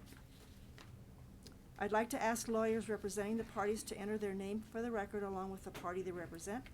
Please introduce the parties that you've designated for board members to question. Only those designated by the parties will have an opportunity to address the board. The parties, so let's start with the appellant. Introduce your. Good morning. My Morning. name is Brent Owen. I represent the Colorado League of Charter Schools, and with me is Dan Schaller, who's we've designated. Thank you. Mr. Farrow. Good morning, Madam Chair, members of the board. Jonathan Farrow on behalf of Littleton Public Schools. And with me here at the table, to my right is Superintendent Brian Ewert of Littleton Public Schools and Board President Jack Reutzel of Littleton Public Schools. We Thank have you. numerous other members of district administration and of the board as well here today. Thank you. The parties have already submitted written arguments and information. A maximum of 15 minutes will be granted for the oral argument and examination of each party's issues. At the beginning of the hearing, the appellant may designate an amount of time, if any, it wishes to reserve for rebuttal. The hearing shall proceed as follows. Colorado League of Charter Schools, the petitioner shall present its argument without interruption from us. Littleton Public Schools respondent shall present its arguments without interruption. Colorado League may offer a rebuttal with any remaining time. Each of us, each board member, will have 6 minutes to ask questions of the parties, but may reserve the balance of their time for later or cede any amount of time to other board members. And then the state board shall deliberate and render its decision. We will try to adhere to the maximum time limit. Each segment will be timed, and you'll be notified by Ms. Maramba when you have 5 minutes remaining of your allotted time. So, Colorado League of Charter Schools, you may reserve some of your 15 minutes for rebuttal. Do you wish to do so, and how much time do you wish to reserve? Yes, we wish to reserve 6 minutes of our time. So we now call on the League of Charter Schools for the allotted 9 minutes Yes, for their initial presentation. thank you. My name is Brent Owen and I represent the Colorado League of Charter Schools. The league seeks revocation of Littleton Public Schools' exclusive chartering authority. Littleton has demonstrated a pattern of failing to treat its 2 high-performing charter schools, Littleton Preparatory Charter School and Littleton Academy, in a fair and equitable manner. I'd like to start with a brief overview of the revocation statute. First, the league is the proper party. The statute gives an organization that represents charter schools the ability to request revocation. And that makes sense. The power dynamic between charter schools and the district doesn't always allow for a charter school to sit at this table and make the claim that the league is making here. The revocation statute gives this board the power to grant school districts an exclusive right to authorize charter schools in exchange for assurances that they will treat those charters fairly. This is a uniquely Colorado way of doing things and has generally worked well. It's created a culture of cooperation between most charters and their school districts. But the statute makes clear that a school district's exclusive authority to authorize charter schools is a privilege, not a right. Where a school district wields power of exclusive chartering authority in a way that disadvantages students, this board is required to intervene. In this way, the revocation statute helps ensure that school districts provide fair and equitable treatment. If a district engages in a pattern or practice that is not fair and equitable, it loses the exclusive right to authorize charter schools. That is what must happen here in face of the overwhelming evidence that Littleton is not fulfilling its responsibilities to its charter schools. Fundamentally, this is about the students who attend Littleton's 2 charter schools. Students who are public school students. Students whose parents are public school taxpayers. Students who are being treated unfairly for no other reason except the type of school they attend. I'd like to talk also about what the statute is not. Littleton has dedicated much of its briefing to case law and statute outside of the revocation statute. This board should keep in mind that the revocation statute does not ask whether the school board can find justifications for its actions under state law. The revocation statute asks whether a school board is treating its charter schools and their students in a fair and equitable manner. They are not the same. A school district can comply with Colorado law in a number of ways that still deprives Colorado's charter students fair and equitable treatment. This is also not about local control. The Colorado Court of Appeals has definitively ruled that this board has the authority that we are invoking here. This is about equity, and the statute gives us certain metrics for understanding what is fair and equitable. It's not just legalistic compliance with provision of state law. The league's challenge here raises 5 discrete patterns and practices, each of which is important to ensuring the equitable treatment of charter schools. Mill levy override sharing, pro rata distribution of grants, comparable facility support, full and accurate accounting, and equal publicity. Applied here, Littleton should lose its exclusive chartering authority. And I'd like to make one other point on the statute. The remedy that the league seeks here is incredibly modest. If this board agrees that Littleton does not treat its charter schools in a fair and equitable manner, it only means that Littleton loses its exclusive authority. The existing charters remain under their contracts. Littleton can still authorize charter schools. Littleton retains its full authority under the law. The only outcome if this board revokes Littleton's exclusive chartering authority is perhaps Littleton's charter school students receive more equitable treatment. I'd like to turn now to the evidence that's in front of this board. First, we have the Colorado Department of Education's neutral analysis. That's not analysis submitted by the league, that's analysis developed by the CDE. And that analysis makes clear that this is not a close call. $4,000. CDE's experts concluded that charter school students receive $4,000 less per pupil per year.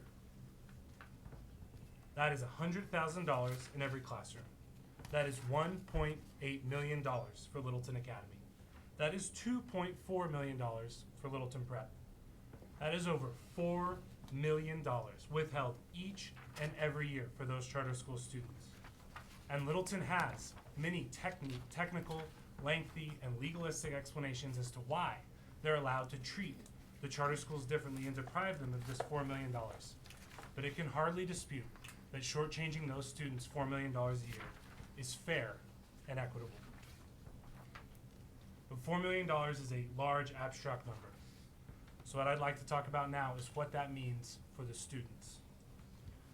With $100,000 in every classroom, it would mean that the teachers can earn enough money to live in the communities where they teach. It would mean students would have more access to supplemental curriculums and wraparound services. It would mean that the students are able to benefit from additional emotional and well-being supports. It would mean that they could increase their school safety. Again, this is CDE's own analysis.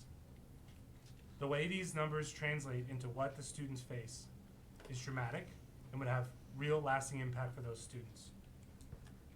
Worse yet, the league's challenge is not only focused on that $4 million. The $4 million does not capture the complete inequity that we've highlighted.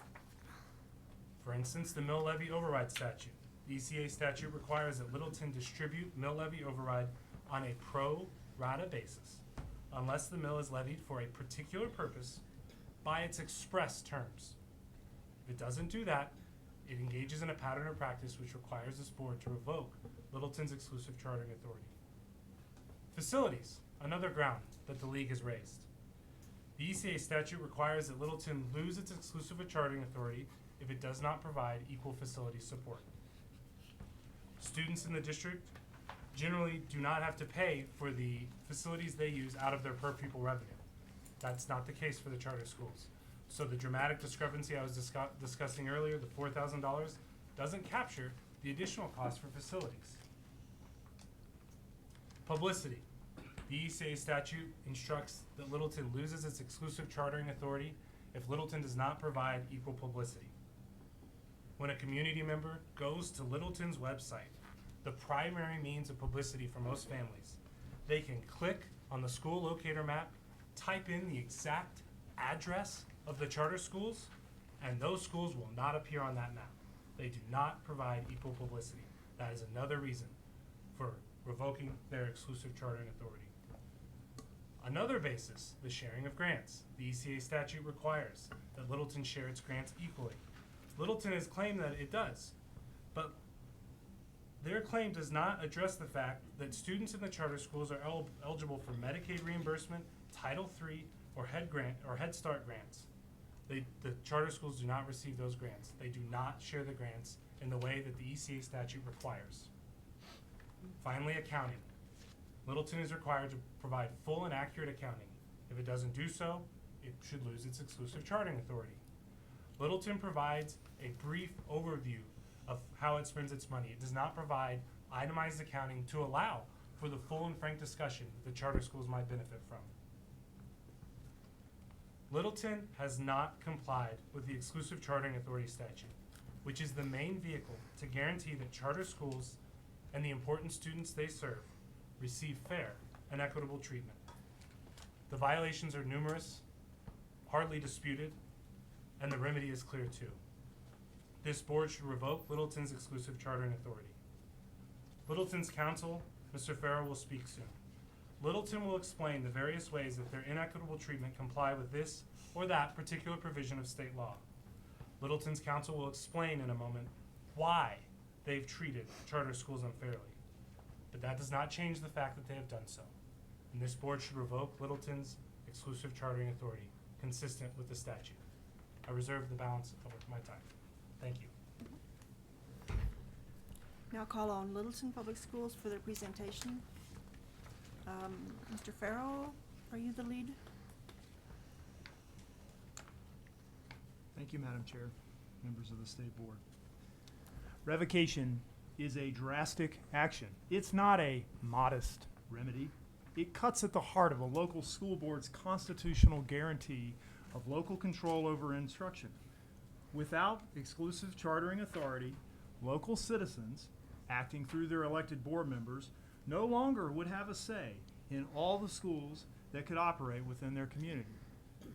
It shouldn't be taken lightly, and it shouldn't be granted upon unproven allegations of the most general nature. The revocation statute requires that the league demonstrate a pattern of noncompliance with the Charter Schools Act. It has utterly failed to meet that burden. Instead of evidence, it relies on erroneous legal arguments and one-sided pleas of equity. Nothing in the record before the State Board today remotely justifies revocation of Littleton Public Schools' exclusive chartering authority.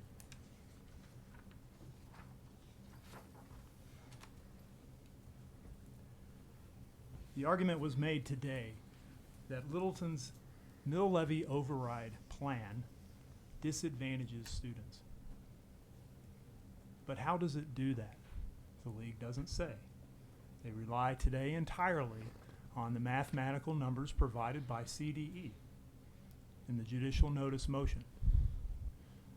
We stand, of course, on the arguments that we've presented to the board about why those figures are not relevant to this proceeding, why those figures are inaccurate, and why those figures are misleading.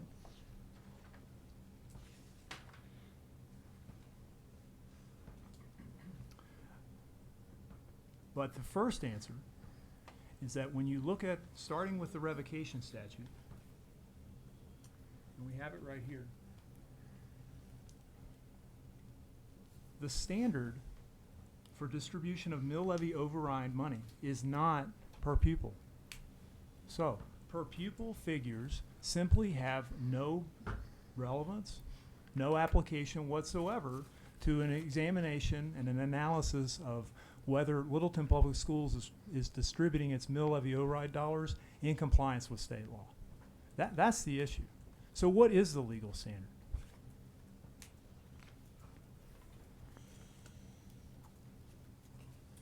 A local board must distribute a share of mill levy overrides on a pro rata basis. That's what the revocation statute states. And of course then it says, except for any mill that is levied for a particular purpose that is intended to benefit by its terms of a specific program, etc. All right? So first of all, what does pro rata mean? We heard no definition of that today, no analysis whatsoever, just a conclusory assumption that it means per pupil. It doesn't mean per pupil. We briefed that for you at length. It's a simple question of statutory construction, and I recognize that that's something that courts do every day, and perhaps this board doesn't do every day. But where do the courts start? What are the rules? They're very well established. They're not complicated. The first thing you do is you start with the plain, common sense meaning of the terms. You look in the dictionary, and you can look in Webster's, American Heritage, you name it, pick your dictionary, or look in a dictionary of law, and the definitions are the same. Pro rata doesn't mean per pupil. Pro rata is a distribution that isn't equal. That's what per pupil is, right? So if we have 4 individuals that claim some entitlement to $100,000, a per pupil distribution will be $25,000 per person. A pro rata distribution would be proportional on some other basis. One person might get more than 25% based on various factors. We cited for you an old case from Colorado. I grant you it is an old case, but it's still good law in this state, and it cites what is the commonly understood definition of pro rata as being a proportional basis that's not per pupil, that's not an equal distribution, and it's still cited in cases throughout the country. It's good law. And what does it say? It explains the situation very clearly. You had a ditch company, right? This is Colorado. Water's important. And we have a bunch of shareholders, and they're trying to figure out, how do we divvy out the cost of maintaining this ditch? Do all the shareholders just pay an equal share? Well, that doesn't seem fair. No, of course not. Why is that not fair? Because different shareholders have more shares. Different shareholders use more water. Different shareholders contribute more to the usage and therefore degradation of the ditch than others. And so that's how it was distributed, in accordance with the statute, where the legislature said do it on a pro rata basis. And it was challenged, of course, because someone didn't like the distribution. And the court said, no, that's totally appropriate. That's what pro rata means. It never means equality, but that doesn't make it inequitable. You could look at it in terms of liability in a car crash. I'm driving my car down I-25. Suddenly, my tire flies off. Earlier that day, I had my tires rotated, and the discount tire, or whoever it was, didn't bolt on one of my wheels properly. Am I at equal fault to the tire company? I mean, perhaps I should have inspected my car more thoroughly before I got in the car, or done my homework about a good shop, but is the split of liability there equal? Of course not. It's proportional. That's what pro rata means in this statute. So, again, we haven't heard any discussion from the league today about the mill levy distribution statute, which I submit to you is very, very important. But if you want to decide this case solely on the language of pro rata in favor of Littleton Public Schools, you can do that, because the distribution is pro rata. It is proportional. Finally, we know that the legislature doesn't use these terms interchangeably. You can look at, we cited some statutes for you to look at. When the statute wants a per pupil distribution, they say, excuse me, the legislature says so. They use that word, per pupil, or even per capita, which means the same thing. When they want it distributed on some other basis, the proportional basis, they say so. They use the terms proportional or pro rata. So, I mean, based on the league's argument today, the only way that they could succeed on the charge of the distribution statute is if pro rata means per pupil, and it doesn't. The other suggestion, which I don't understand today, is that fair and equitable treatment of charter schools cannot equate to justifications that the district's going to provide to you and has provided to you, even, as I said, legalistic compliance. Well, I'm sorry, compliance with state law is what the revocation statute requires. And Littleton is in compliance with state law. I essentially heard that as a concession today. So that's the end of the matter. There's no basis to revoke. What I guess they're really saying is that the legislature said you can go and pass a plan under the mill levy distribution statute for a proportional distribution for specific students or programs, and yet, even if you're in compliance with that, you could lose your exclusive authority. Does that make any sense? No, of course not. You have to read these statutes together. Not only is we've met the pro rata standard, but I submit to you that if you're still confused about what pro rata means, look at the mill levy distribution statute. The fact that LPS is in compliance with that tells you that we are distributing our mill levy on a pro rata basis and in compliance.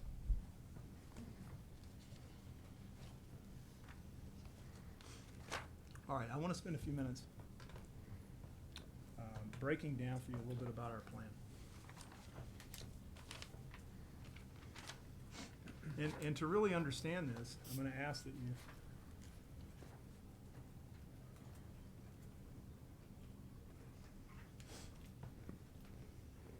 start with the history. And this is the exhibit in your packet, AB. Okay, and I know this is a chart that's hard to follow, but bear with me for just a quick moment. Before we got to the point where we are today, before we have a mill levy override sharing plan, let's rewind back, all right? And in the 2000s, Littleton Public Schools had an arrangement with its charter schools in full compliance with state law that those charter schools would purchase special education services from the district. The charter schools would pay a per pupil share of the district's total special education cost. All right?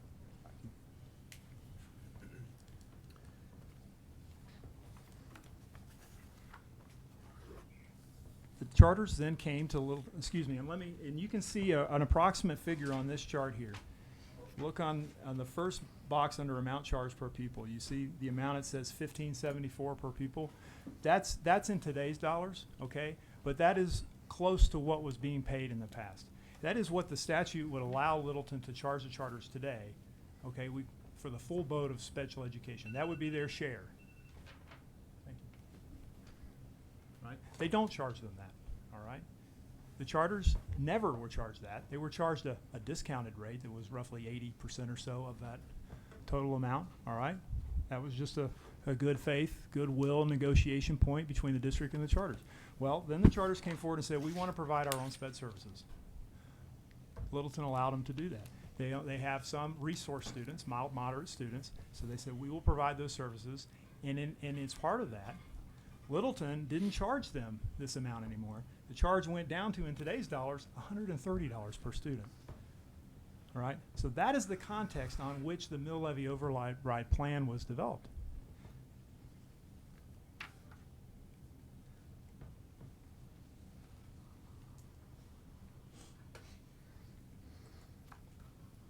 Having trouble moving my exhibits here. Thank you. All right, and if you look at our plan, this is the plan. $26.5 million in total mill levy money, right? And they then listed out, these are the programs from SPED costs that are going to be included and funded through mill levy dollars. Okay, the total SPED program cost in the district is higher than that. It's approximately $22.5 million.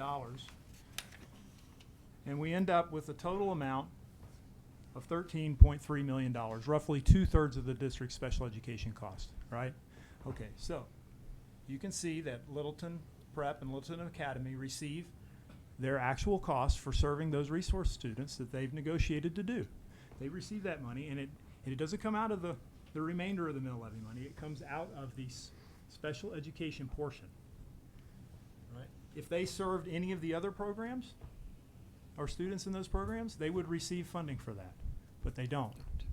They receive the funding for the students that they have.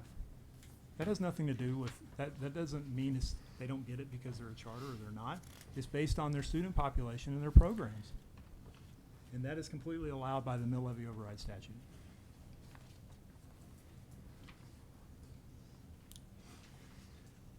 So you can scroll down and you can see that the remainder of the mill levy money is then distributed on a per pupil student basis to the charter schools. You see that amount, $873.46. That's 100%, that's not 95, that's even more than the statute requires. And I should say that Littleton schools don't get that, right? Littleton uses the mill levy override dollars at its central level to support programs. At that level, it doesn't distribute these. So to be fair, the charters are receiving more than the Littleton elementary, middle, and high schools receive. Now, what happens if what the league is saying is, no, you can't do it this way, regardless of state law. You have to share it on a 95% basis, all of it. Well, do you see, based on this cost savings with SPED, what will happen? And we laid that out for you in that previous table I showed you. But if the charters are going to have to, if the district, that is, has to share all of the mill levy money, it can't divert any to SPED programming, right? Then it's going to have to go back to the way it was before, I would suggest, or at least seriously consider that as its option, because there's no other way for it to have the charters pay their share of special education costs in the district, which are substantial, right? And they can't have it both ways. And unfortunately, we ran the math, and the current situation is better for them. If you take away their ability to serve the SPED students themselves, and charge them what state law says you shall charge them, the per pupil, that high number, $1,500 a student, and then give them all the mill levy money, 95%, they come out $500,000 less. So I don't understand how that's a more equitable or fair result. What's happening right now is a more fair and equitable result. The other issues we've addressed thoroughly in our briefs. I urge you to carefully consider that There's been no overwhelming evidence. There's been no evidence on those charges.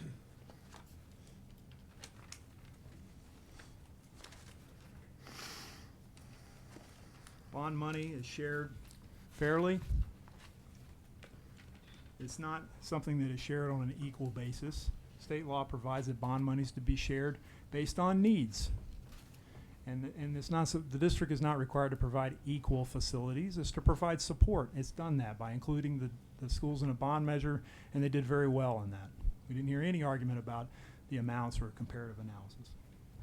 The long and the short of it is that LPS values all of its students. It values them regardless of whether they attend a district school or a charter school. It's one unified district of schools committed to excellence. It's not a collection of competing interests. If I may close. There's no pattern. There's no pattern here for failure to comply with the Charter Schools Act or not provide fair and equitable treatment. The league certainly has met its burden of demonstrating any justification for revocation. For all these reasons, LPS requests that the state board deny its request and allow it to retain its exclusive chartering authority and continue its productive relationship with Littleton Prep and Littleton Academy and any additional schools that may choose to apply to it in the future. Thank you for your time and attention today. Thank you. Thank you. My colleague from Littleton spent the majority of the 15 minutes explaining why and how Littleton is allowed to distribute mill levy funds in a way that isn't fair and equitable, in a way that doesn't provide the same funding for charter school students as other students. And as I mentioned when I opened, we aren't saying that they're not allowed to do it. We're saying that they're not allowed to do it and retain exclusive chartering authority. Pro rata means per pupil. The demonstrative that my colleague just put up distributes the money per pupil after reducing the amount that's given to the charter schools. Special education was not an express purpose identified in the mill levy that was passed. It does not say expressly special education. It says lowest performing students, but that is not special education. And so they are not in compliance with state law. Respectfully as well, a 1934 irrigation ditch case, the way you might divide liability if you're in a car accident is a bit of a red herring for whether or not Littleton is treating its charters in a fair and equitable manner. The claim that we've not met our burden or not presented evidence is incorrect. This board has neutral evidence explaining that the charter school students in Littleton receive $4,000 less per student per year, which is $100,000 per classroom, which is $1.8 million for Littleton Academy, which is $2.4 million for the other charter school, and it's $4 million every single year. That evidence is before you. My colleague didn't discuss most of the other remaining grounds for revocation, but even if this board is convinced that perhaps Littleton has complied with the mill levy override statute, Littleton can still engage in a pattern and practice of violating the exclusive chartering authority statute for the other 4 reasons that are briefed in detail in our request. Notably, Littleton is the only school district that distributes its mill levy in the way that was just explained. Mr. Farrow mentioned equal facilities. Our brief goes into significant detail about why the facilities are not equal. In the most recent bond, the charter schools received 2% and the remaining schools received 7%. The difference is dramatic, and it only amplifies the harm caused by the $4 million that we know from CDE's neutral analysis. Likewise, the accounting. Even the accounting that we looked at today in order to defend the mill levy override does not provide any amount of detail as to how the money is spent. The charter schools are not privy to the sort of information that the exclusive revocation statute requires for Littleton to maintain the privilege of its sole exclusive charting authority.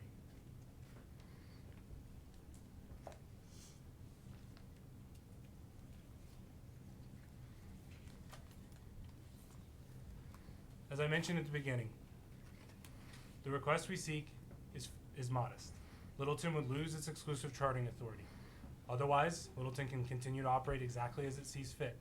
The difference is perhaps that the charter school students in Littleton would receive more fair and equitable treatment. We request that you revoke Littleton's exclusive charting authority, and I appreciate your time this morning. Thank you. Thank you. So under our charter appeal procedures, each board member may have 6 minutes to ask questions of the parties, to hear their answers. You may also have questions for legal counsel. You may cede part of your time to other board members, or you may hold back. And Ms. Marama will tell you when your time is up. Board Member Flores. I would like to ask for more than 6 minutes. No, that's not an option that you have unless someone else gives it to you. Well, Dr. Flores, are you making a motion to suspend that portion of the rule that limits you to 6 minutes? I am. I'll second that motion. Thank you.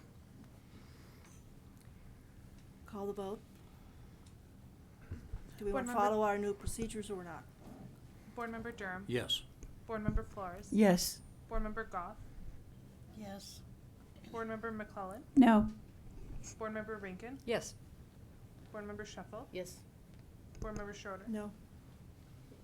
That passes 5-2. Thank you. Sure. Are you ready to ask your questions? I am. Please go ahead. I'd like to ask this question of Mr. Owen. When did the charters express, express their need for, about being shortchanged, really is my question to Littleton. When did you express this? What was the date that you expressed these concerns to Littleton? In our, well,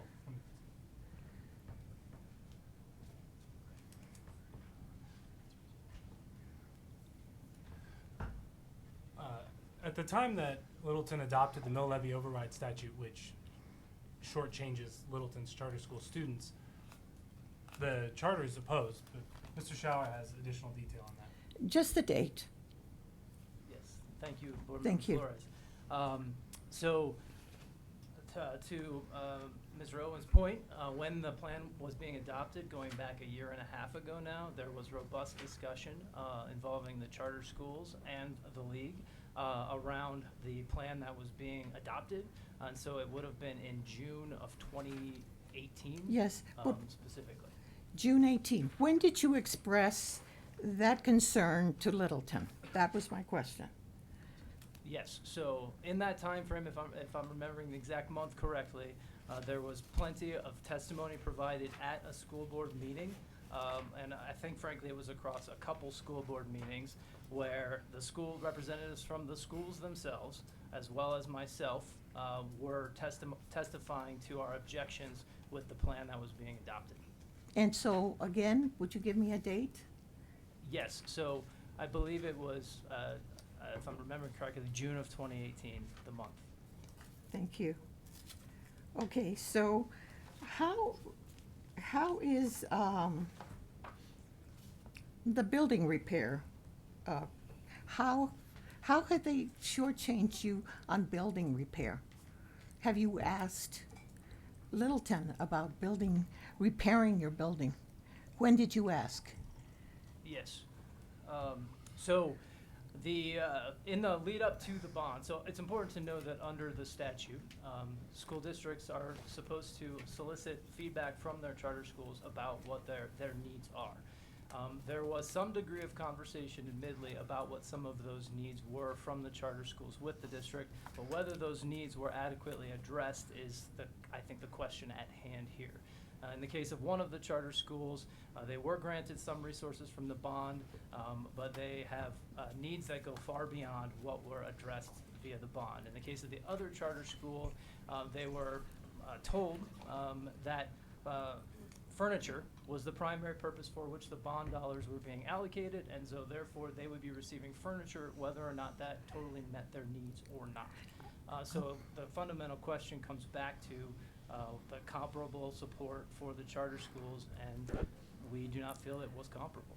Mr. Schaller, I looked through all the documents, and I didn't see any document that you submitted for chairs or for any other repairs. So I just don't know how we could say that you're being shortchanged when there weren't any documents to show that you asked for repairs or for chairs. May I answer that question, Madam Please do. Chair? Yes, thank you, Board Member Flores. I think in this particular instance, the district would have or should have documents that reflect the full needs of what the charter school submitted in the case of what they needed out of the bond. So You're saying that you submitted a document stating that you needed repairs on a building, that you needed chairs, that you needed da. But I didn't see that. I didn't see that you submitted that paper. So we can't really deal with something you didn't submit. And so I did read all these documents, and I kind of just I checked and rechecked. Okay, equal publicity is the next question. So when I looked at the documents, I saw that they said that they had you asked for equal publicity, and I didn't see a document for that.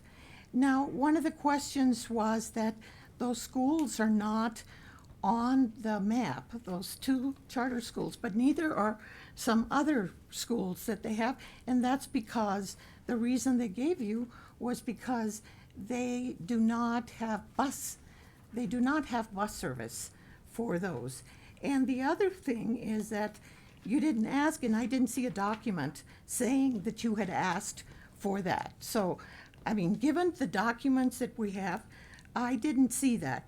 Now, I'm going on to the share the grants. The Carl Perkins grant. Why should you get the Carl Perkins grant?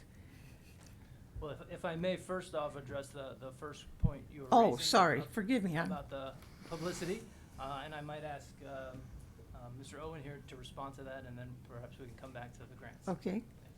Just on a general level, the whole point of the revocation statute isn't so that the charter schools need to constantly come and ask for equal treatment under the law. The privilege of having exclusive chartering authority is based on an assumption that the school district will continue to comply and provide fair and equitable treatment. And so it kind of puts the cart before the horse to say that every issue that we've identified isn't detailed with a written request. But it seems to me that since 2018, when you expressed, what was the date? That was in June 20, or June 12, 2018, when you expressed these sentiments. I think they should have been followed up with a document that, would you please include us in your, what was it? In your notifications or on your map. Please include us on your map. It just seems to reason that you would do this. If I may, Board Member Flores. Yes. I think, given some of how the reaction that played out in regards to the mill levy conversation, which was very public, and the fact that there was no adjustment and no change in that respect, it didn't necessarily lead to the greatest degree of confidence that other things might be addressed as well. I think it's also notable that to this day, to my knowledge, the school locator has still not been updated, even though the brief was filed months ago at this point. So the degree of responsiveness has not been there to lead to a degree of confidence Okay. about that. So again, I did not see a document that stated that you needed it, other than in the wholesale report that you gave us, you mentioned that. So may I continue on the grants? Yes. So on the grants, why do you think the Carl Perkins grant? Why should you get the Carl Perkins grant? Yes, so if I may just address kind of the whole category of accounting and grants together very quickly at once. Well, I thought we could go through each one. Yep. Well, I think the only reason I mentioned that, Board Member Flores, is that I think the accounting is relevant here because to the degree the schools have not been able to get that full and accurate accounting, it has made it very difficult to understand exactly which grants are or are not being received and which ones they are or are not eligible for. In the case of the Carl Perkins grant, I don't know if any of the charter schools had students that fit that certain student population, but under the ECA statute, the district is supposed to be distributing a pro rata amount for, in the case of eligible student population. And we have identified several of the grants, now that there's more information, for which the charter schools would have students that are eligible for those categories. Okay, do you have kids in high school? Do you have kids in the community college? In that particular case, the charter schools do not serve high schools, so under the law, they would not be eligible for a pro rata distribution of that amount. That's great. Okay, let's go next to the other one. What about the charter schools and in participating in Title I? Can I ask you for, to elaborate on your question? Well, did you get any monies? Have you ever asked to participate in these grants? Oh, and I don't mean that. Head Start. That's the one do you get Head Start monies? Are you eligible for Head Start monies? My understanding of the way that Littleton has decided to utilize Head Start is that they have it focused on one particular preschool program. And since the charter schools are not part of that preschool program because it's located at another campus, they are told that they cannot receive any of those dollars, Okay. even though one of the charter schools does have a preschool program of its own. Okay, but Head Start is specific. It's a specific program. It is part of ECE, but it is separate from ECE. So, what about the medical LPP? You received, didn't you receive $800,000 for that? For the medical LLP?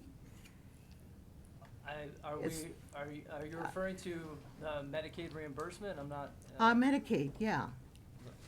It is not my understanding that the charter schools have received any distribution from that, again, even though they do have some students that would qualify Okay. as eligible in that category.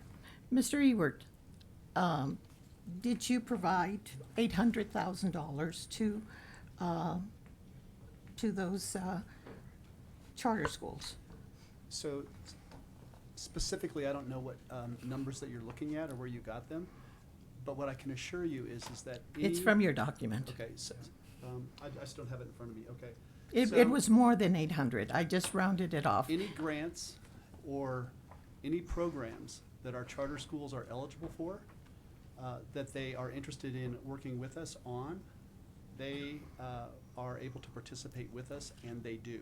Right, and there is a document that the charter schools did receive over, it may have been over 800, I'll defer to council. 800,000, 878 or something. You're correct, Board Member Flores.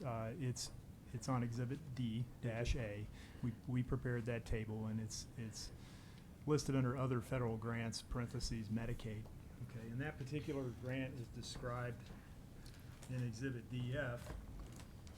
But in short, this is the first that we've heard in this matter that either of the charter schools have, or the league that is, because the charter schools aren't parties here, but that the league is claiming that there are eligible students that would qualify for those funds. Right, so that's news to me, and I'm sure that's news to the school district. All right, so because this money is for students, a very specific group of students. You have to be a low-income student that will qualify under Medicaid, and you have to have an IEP or a 504 plan. So, it's going to be a specific group of students, and the reimbursement for this grant is extremely complicated. We tried to convey that. It's so complicated that the district has to hire an outside consultant to do the reimbursements. And they have a Right. full-time staff member whose job is to make sure that the reimbursements are handled properly. And it's a reimbursement, so you gotta spend the money and then claim a reimbursement to get the grant money after the fact. I see. And so it's things for, it could be used for audiology equipment that would be used for those specific students. That's just an example, Mhm. right? And so it's very limited in what it can be used for. It's heavily regulated. So if the charters feel that they have students who are qualifying, then let's have that discussion. I think the district would welcome that. Sit down with them as they always do, and reach the resolution. There's no intention to deprive them of any funds for which they have qualifying students. Right. But there's been no evidence of that. We just have an offhand, sorry about that, an offhand statement today that they have qualifying students, and there's no evidence of that. I mean, we've provided evidence to you in the form of all these statements from LPS Right. administrators, and we just hear a statement of counsel today, or Mr. Schaller, but where's the evidence? Right. There's no basis to revoke on that. Okay. On the READ Act, there was $315,000 that was provided for the READ Act, Mr. Schaller. And I believe that the charter schools did receive this money? Yes, Board Member Flores, and we acknowledge as much in our brief. Okay. And I do And- think it's, if I may real quickly, noteworthy and important that the exhibit that has been alluded to and provided here was not previously provided as part of the full and accurate accounting. And so some of this is information that has just come to light because of Right. the But case at you hand. did receive, the charters did receive the monies. And we acknowledged as much. Yes. Okay. What about charters do not participate in SWAP? Why not? I am admittedly less familiar with particulars of the SWAP program. Mr. Farrow, can you give us a little information on the SWAP? I'd be glad to, Board Member Flores. So the SWAP program is a school work transitions program, basically for mild, moderate needs, special education students who are getting advanced in age and it's time to figure out what's next in their life and what kind of job they could work. And so that's what the SWAP program's for. So, I mean, it's intuitive, but the charters don't have qualifying students. They don't serve those age of students. They just don't. So Okay. it doesn't apply to them, and that's why they didn't receive any. Okay. And that's true for, as you said, the Perkins grant, absolutely. We And- believe all the others that they haven't received is because they don't have qualifying students. Right, and they don't have alternative schools, so they don't That's correct. receive monies for that. Absolutely. And also, they did not apply for the school health professional grants. I didn't see any believe that's document that they did apply, so, that there's another one. They did not send an application to participate in the computer science ed grant. I didn't see any document that you did. So I am, kind of amiss when I saw all the evidence and I read, all this information, that I didn't see information that proved or that showed that the charter schools had asked or wanted to participate in these programs. So I don't understand how you can say that Littleton was not being equitable in distributing funds to the charter schools. That's my point of view, and I'm done. May I respond? I'm sorry, Board Member Flores, there were a few points that you had that the league answered, and I had a couple of points I just want to make very quickly, if I Okay. may. Sure. Thank Go you. ahead. Thank you, Madam Chair. So first of all, this notion that the only reason that we're hearing about any specific grants today, and so far there were 3 of them mentioned, just 3 out of all of these, the only is because, we now have this information and we're never given the accounting? Come on, that's, with respect, that's ridiculous.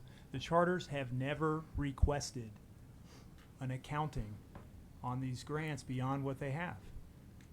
They've never asked for it. If they had, I'm sure they would get it. So it's It just doesn't make any sense to me. I mean, is the district supposed to be a mind reader? Are they just supposed to, I mean, that's what I heard on the publicity point. We're just supposed to know that we're doing something that the charters think is not appropriate? I mean, come on, all they have to do is pick up the phone or come over for a meeting. They do that all the time on issues. There's a great productive relationship there. So, you know, that is just wrong. The publicity piece, the first we ever heard of that on the locator map of any concern was on December 19th. Mr. Superintendent Ewert has met with both leaders of the charter schools since that while this case has been pending, and they don't have any issue with not being on that map. It makes no sense for them to be on the map. Just one last question. When you have board meetings, do you have a sign-in sheet for people who come in and sit before the board? Yes, we do, and we provide the opportunity for public to be heard at the beginning of every board meeting. Well, not to be heard, but just to sign in, the people that are there. There's always an opportunity for them to sign in to speak. We don't require them to Right. sign in. if And they when you don't. get grants, do you announce that to the public at board meetings? Some of them, I believe. Yeah. And it's in the budget. We also have board docs and agendas that go out publicly. Okay. And we speak about grants to the board so they know where those grants are coming from and how we got them and then where that money. And that's part of obviously the accountability for the Absolutely, yeah. district. Now, do the charter schools attend board meetings? And, you know, you would have that information if they signed in. I think that's important to. Yeah, I'm sorry. Please. We have representatives from all of our schools attend board meetings depending on the agenda topic, depending on what their interest is. We have charter school teachers and administrators that serve on some of our citizen committees and other committees that help inform the district, and so we see them on a semi-regular basis too in that opportunity. So when you have these meetings, you announce, and then you have board docs where those monies that you were awarded from the state are delineated, or? Yes, and we also have financial transparency on our website. Every dollar is accounted for. Everyone knows, should they look, where money is spent. There are no secrets as to how money is budgeted and where those revenues go. Okay. And in addition to the superintendent, there's an employee in the school district who's designated as a charter school liaisons. And that person is available on an as-needed basis for all these types of questions that could possibly arise. Her name is Donna Villamore. She's one of the designated individuals. You have a declaration signed and Right. sworn by her in your record. I did read that. Yeah. So Thank you. these issues just have never come to light. And so for them to now somehow form a basis for revocation is extremely troubling. And because ultimately there's a process. There's an informal process, as we've been describing, and there's a formal process. And the formal process is go to CDE. If a charter school thinks that it isn't receiving grants and they talk to the district, can't work it out, there's a disagreement, go to CDE, have CDE perform an audit. It's provided in statute, and then CDE makes a determination. Okay, and if that determination would be adverse to the school district, then, and the school district chose not to do any, chose to disrespect that or not follow the change or share, whatever, then perhaps there'd be some grounds for revocation. You have a pattern of noncompliance, but there's been no underlying finding here. They haven't exhausted that opportunity. It's just come out of nowhere today. Board Member Schaffel.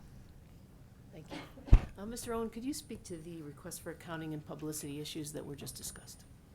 Yes, thank you. As a baseline, the revocation statute assumes that to retain the privilege, if you're a school district, to retain the privilege of exclusive charting authority, you will treat those charter schools in a fair and equitable manner. So the idea that every single violation should be discussed defeats the entire purpose of the revocation statute, which is to create a baseline that those schools are treated and those students are treated in a fair and equitable manner. Regarding publicity and accounting specifically, the publicity issue has still not been addressed. So I don't know what conversation would have happened, but it's been several months and they're still not on the website. And perhaps the two charter schools have told the superintendent that they're okay with it. But again, this just highlights the very important power dynamic and the reason. I don't think that's me. Coronavirus. By radio. Sorry, go ahead. A And- little dead humor. It's the very reason that the revocation statute allows an organization like the League of Charter Schools to sit here and request compliance with state law. Charter schools, particularly ones who are subject to the exclusive chartering authority of their district, do not have the same flexibility or leeway to make these points. They have to work together. And so the General Assembly gave organizations like the League this ability to ensure compliance with state law, which again is a baseline. So if you want to retain exclusive chartering authority, then you need to comply with the statute. May I ask a follow-up? Yeah, absolutely. Can It's you, your turn now. can you Go. summarize the non-compliance of Littleton in terms of the Charter School Act and also the fairness factors that you feel would justify revocation of their exclusive chartering authority? Yes. Well, if I could ask just to understand your question, the 5 grounds that we've raised in our Just summarize, so we're back to yes. central points. We have 5 bases for seeking revocation, and those 5 establish a pattern and practice of Littleton failing to provide fair and equitable treatment to its charter schools and their students. The first is a failure to distribute mill levy override on a pro rata basis. You have the CD's analysis, which really punctuates how dramatic that funding difference is to approximately $4,000 per student, which, as I mentioned, is $100,000 per classroom, and on and on. There are the 4 other bases that we've identified include a failure to adequately publicize the charter schools. Not only are they not mentioned on the website, there were other instances identified in our brief where they have not adequately publicized the charter schools, meaning, practically, students in that district do not have the same access to information to attend those schools as they would to attend traditional schools. Third, we identified pro rata distribution of grants. In the discussion today, we have identified some grants that are not needed, that are not required to be shared on a pro rata basis. We're not arguing that every single grant needs to go to every charter school student unless they are qualified to receive it. But we are arguing that those grants that they are entitled to receive, they should receive on a pro rata basis. Facility support is our 4th argument. The school district simply does not provide comparable facility support for the 2 charter schools in its district. And that is, not only does that mean that they don't have the same access to facilities, but then on a per pupil revenue basis, the charter schools have to pay extra money to pay for their buildings. And finally, accounting. And then accounting is an important one. It's somewhat easy to overlook because it feels very nitpicky. But it's actually, for the conversation and for the discussion that Littleton has suggested they could have, it's impossible for a charter school to have that conversation without full and accurate and itemized accounting detailing how this money is spent. You can hardly go complain that money is not being spent in a way that you think is fair if you don't have access to that information. Those are the 5 bases. Can you speak to the interpretation of pro rata as equal shares versus proportional allocation? Yes, the mill levy statute provides, pull it up here.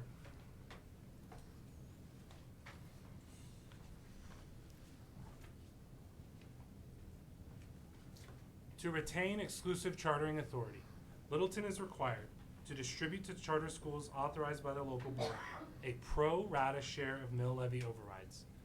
Pro rata is understood in the statute, as we've explained in our brief, as per pupil. Littleton has never offered a basis other than per pupil. They've claimed that there's no reason to think it's per pupil because it's something else, but we've never heard what else. It's not basketball courts, perhaps it's the number of principals. There's no other pro rata that we use in this context besides students. And so, to retain exclusive chartering authority, Littleton needs to distribute the mill levy overrides on a pro rata basis. It doesn't do so. You did explain that. Just For finally, can severe. you speak to the assertion that you haven't worked with the district over time to address these fairness issues? And have you worked with the district over time to address the fairness issues? I think there's been an assertion that it's suddenly bubbled up and that there hasn't been a lot of back and forth. Yes. discussion and negotiation. Thank you.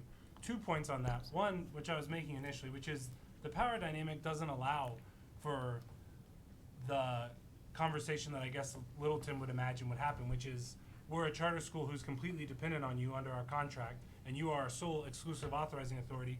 We are going to come to you every single day and complain about issues. That is why the exclusive chartering authority statute exists, so that the baseline in Colorado is that those schools are treated in a fair and equitable manner. As for the specific back and forth, Mr. Schaller is probably better situated to discuss some of the attempts to try and reach a resolution without seeking this remedy. Could you speak to that, Mr. Schaller? Yes, thank you, Board Member Sheffel. And as I alluded to before, there were a number of robust discussions involving both us as well as representatives from the charter schools themselves when the mill levy issue and the plan was being adopted. And you can go back to the record and see that extensively. And as I mentioned before, I think the lack of responsiveness and the lack of change that emanated out of that did not instill any degree of confidence that other issues would be addressed. I think to Mr. Owen's point, the power dynamic is real. The very existence of these charter schools, they depend on the district for that. And so that just creates an inherent bent against being able to raise all of these concerns themselves. May I ask one final follow-up? Can you just expand on the power differential? Just how you experienced that and how that played out?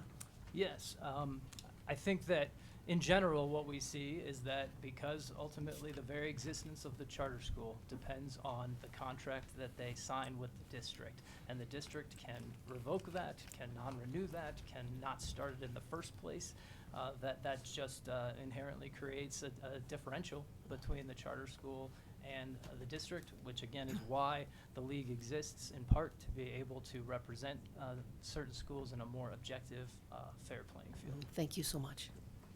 Madam Chair, may I respond briefly? to some Point of these order. points? That question was not asked to Mr. Farrow. If someone else wishes to pose it later. I mean, if the board doesn't want to hear our response, it's just a fair Someone can option. ask for it. I will ask for that, please. Go ahead, I'm asking you, Mr. Farrow. Oh, I'm thank you. asking you to discuss the power dynamic. Thank that's you, being Madam described. Chair. I will agree with the league. The one issue that was brought to the district's attention was about the mill levy distribution plan. That was brought to the district's attention. It was brought by the league, and it was also brought by the charter schools. There were discussions about that, both internally with between the superintendent and the leaders of those schools, as well as at the public board meeting when the plan was adopted. But all the other issues that are in this, those haven't been raised before. Okay, so let's speak to the power dynamic more specifically. First of all, it doesn't even make sense that that's real if the two charter schools were able to speak up and did speak up about the mill levy override sharing plan. In other words, when they did have a concern, they demonstrated the ability and the willingness to speak up, not just privately but publicly. So, I mean, there's no this notion that they were somehow afraid to express concerns. That's a red herring. That's a red herring. Thank you. And I would let me just I have one other point.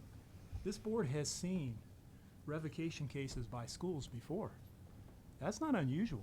I would say this is the unusual case. And if you go back into when the cases that the league used to bring for revocation, those cases were not school-specific complaints as they are here.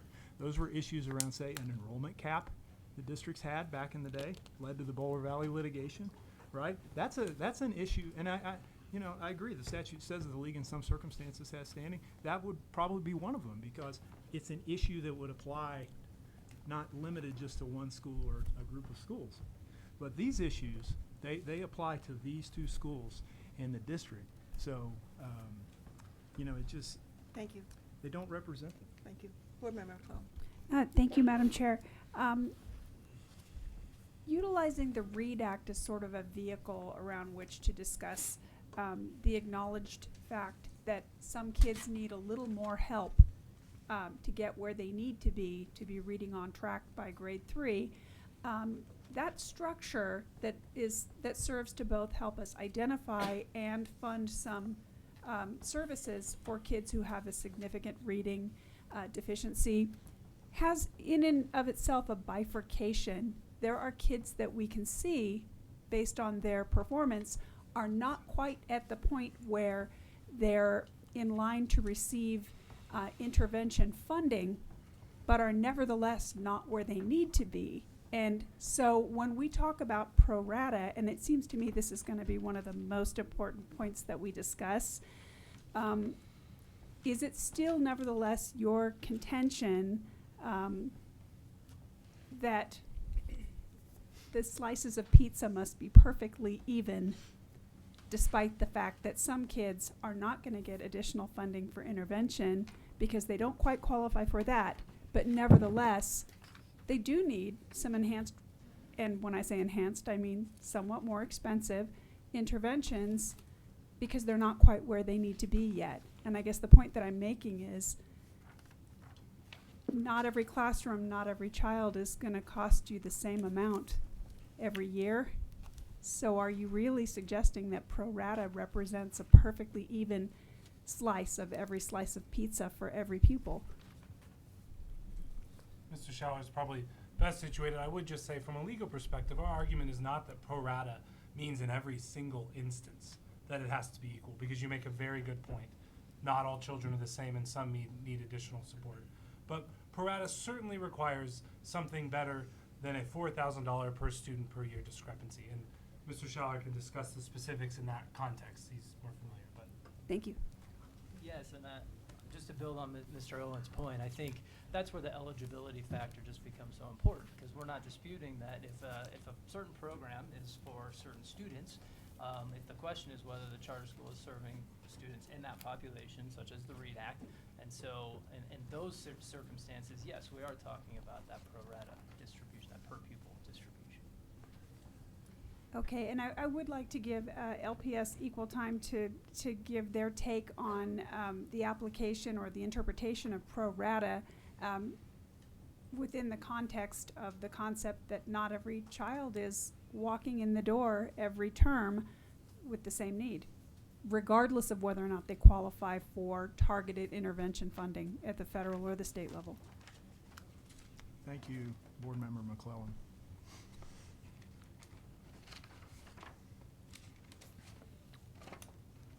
I think we all know that students' needs are not the same. They're not equal. They vary greatly. And you look at the ballot language that the voters in Littleton Public Schools approved, included the lowest performing students in the district. And I know this board has heard it many times from CDE, and you've asked many districts about it. And what is the answer to that question just about everywhere in the state? It's students on individual education plans. Right? Generally speaking, those are the lowest performing students throughout the entire state. And their needs are greater. The cost of serving them is substantially greater. It would be grossly unfair and grossly inequitable for the district to not serve kids based on their needs. I mean, first of all, the law doesn't allow that. Federal law, state law, whether they're IDEA students, you know, for SPED programs or English language learners, they have to be, and they deserve to be served based on their needs. They're unique, and they just cost more. So I mean, you know, thankfully the statute isn't written per pupil because it really wouldn't make sense. It's written pro rata. And a deeper explanation and proof of what you're getting at, I think, is in the mill levy distribution statute, because that statute lays out the opportunity for a district to adopt a plan. Okay? This legislature gave them a choice. They said you can create a plan to allocate some or all of your mill levy dollars to specific groups of students. Expressly in the statute it says special education students or specific programs. I mean, that's as good of a legislative determination as I think we'll ever find. It's express, explicit, and clear. And that's all Littleton has done. It is serving the kids based on their needs, and it's doing it extremely fairly and equitably. Thank you for the opportunity. Okay, thank you, Mr. Farrow. If I may, Madam Chair. The advertising issue was one that I hope to hear a little bit more from each of you about. I'm understanding that it's the district's contention that at least one of the maps in question was intended for bus routes or transportation routes, and that necessarily would exclude the charter schools because they don't have that particular service from LPS. Can you speak to that briefly, and then I'll give the appellant a chance to kind of speak to us about why the advertising issue was one that they're still interested in asserting. Yes, absolutely. Thank you. So the district has a school locator map, right? And it's for the purpose of finding transportation. That's the point of the school locator map. And so only the district schools that have an attendance boundary and provide busing and transportation are listed on that tool. That's all it is. It's just a tool for parents who are going to those schools and need to figure out, say, does my neighborhood school, what's my attendance boundary and does it have a bus? Okay, the charter schools aren't listed on there because their attendance boundary is the entire district, and they don't provide transportation. So there's no reason for them to be on there, and it'd be very confusing, I think, to put them on there. Now, if they had ever asked, and again, as I said, there was a discussion recently with the superintendent and the leaders of the two schools about this very issue, and they don't have any concerns about it. But of course, if they wanted to be on there, then the district would be glad to sit down with them and work that out. I can't imagine that this is a major issue. It's because it really isn't. But they are on the website. If I might ask Sure. a clarifying question, if I were a parent new to the Littleton Public Schools, moved in from across the state or across the country, how would I discover that these two charter schools were an option for my family? So I'll take that one. So it's simply false that they're not on our website and that we don't publicize them. We absolutely do. So I just want to be crystal clear. That is a false statement. They are on our website. You can pull it up on your phone right now. They're listed with all of the other schools as charter schools. The other thing that we do is we collaborate deeply with both charter schools in our Back to School Guide. It is a major publication that is sent to over 46,000 residents and taxpayers, and they don't pay a dime for that. We do that because it's important that we have a collaborative relationship with our charters and advertise them like we advertise all of our schools. They have a full-blown page in that particular flyer. Very expensive for us to send that out to 46,000 taxpayers, and we do so and do not charge the charters. Could we? Absolutely we could. We choose not to because they're an important part of the Littleton Public Schools family. Thank you, Mr. Ewert. And I wanted to give the appellant a chance to comment. Thank you. The map, it would be a secret to anyone looking at that website that it was a bus map, because the map, as we've screenshot on page 9 of our brief, shows that it is a school locator map. So to your question, perhaps they would get this brochure if they moved in at the right time to receive the brochure, but if they move in the middle of the year and they go to Littleton's website, there is a school locator map, and if you type in the charter school's direct address, they are not on that map. So we never argued that they aren't on the website. In fact, we pointed out that they're on the website.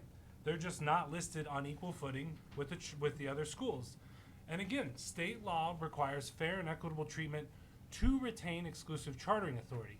Littleton seems to prefer to treat its charter schools in a different manner, and so the board has a remedy to revoke their exclusive chartering authority if they do so. Thank you. Board Member Goff, do you have questions? Thank you. Yes. Simple ones. What years approximately were the two schools launched, started? I kind of remember, but I'm not. Yes. Mid-90s. Okay. So it's now 2020. I guess why hasn't this come up before in any format? I'm curious about that. The other one is during your, probably for all of you, the budget process, the budget development process for any given year, this is the time of the year, if I'm correct, technically, that districts start that, or it's been maybe a few weeks already in gearing up for that. Public involvement, lots of that, I would think. So I'm taking by your nod of the head as the answer that, yeah, we do advertise all public engagement opportunities in the budget, or is that do you have another kind of system for that? Does that start with an internal committee first and then perhaps branch out from there, or is it at what scale, what size to begin with through the whole process? So if I may.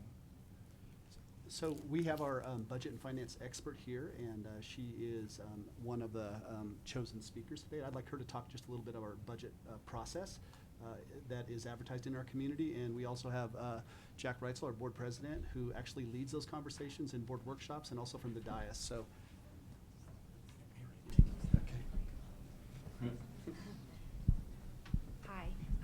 Yes, this is our budget time of the year, and this is the time of the year in which we then start working with our charter schools and already have started working with the charter schools on our budget process. We work with them on what the COLA is going to be, what the new para rates are going to be, what our new health insurance rates are. So we are in constant communications with our charter schools, and we help them develop their budget in any way. They currently use our financial system. All the budget information is put into our financial system. They are on our budget timelines. Their budgets are part of our annual adopted budget. And our board also then has a chance on a quarterly basis to review budget to actuals on their financial statements throughout the year. So I feel like our budget process with our charter schools, if they have any questions, they do not hesitate to ask me throughout the whole process. It's a very collaborative budget development process. Is it specifically designated in the any document or papers you have about the makeup of these committees? Is it specifically geared that there should be charter representation, whether it's parent, community, administrative staff, whatever? Does it say that specifically? No, we do have a financial advisory committee. At this point, we do not have a charter member on that committee, but it is offered to all community members and staff to be a member of that committee, and we meet on a monthly basis. Okay, and I'm one more quick kind of add on to that. I assume that your DAC committee, and if you have SACs or in the schools as well, I assume you're following the composition Yes. requirements That's in, right. in That's state right. law. That's right. So there is opportunity for charter involvement in particularly, well, all issues that impact charter schools. It's all issues. So- Sure. In addition to those requirements, we also have ETAC, which is our technology task force. We have special services advisory committees. We have had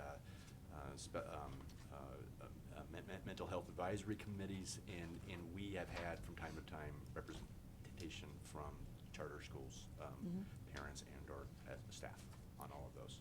Do you have a separate facilities committee? You know, on a regular cycle of review for that as well? So we have a long-range planning committee, and they participate when they ask, and I don't really know the makeup of that right now, if there's a charter member on there or not, but also on the bond oversight committee, they have participated in that in the past. I think we probably have an answer to whether or not they're currently serving on those committees or not. I don't have that in front of me. Yeah, may I elaborate briefly on that? So when the long-range planning committee helped with the bond, and so when we went out for a bond in 2017, our committee met with every school to designate what their needs were, their capital needs, and that was all cataloged and became the blueprint for how we were going to spend our millage dollars, or I'm sorry, our bond dollars, and they were involved in that as well.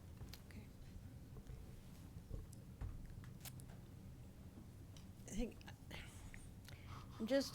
my interest right now is getting a picture in my head about the opportunities for input on an even scale, even basis, and that there are, I hate to say it, equitable expectations about what kinds of things that should include, and to what degree are everybody, being transparent enough, I guess, sufficiently. So thank you for that information. I'm thinking that, and I totally respect and identify with a bit of a dilemma I think we're in about the definition of pro rata. I'm a language-based person. It's tempting to think about that, you know, we really look at the meaning of the word. I think in a way we're all right. Whichever tack you take, it can be explained, it can be justified. But I appreciate, especially important to me always, is the availability of the public's involvement. So and looking for ways for these kinds of or gaps maybe in communication have a way to be rectified to avoid some of this problem. That's all. Thank you. Mr. Durham? Thank you, Madam Chair.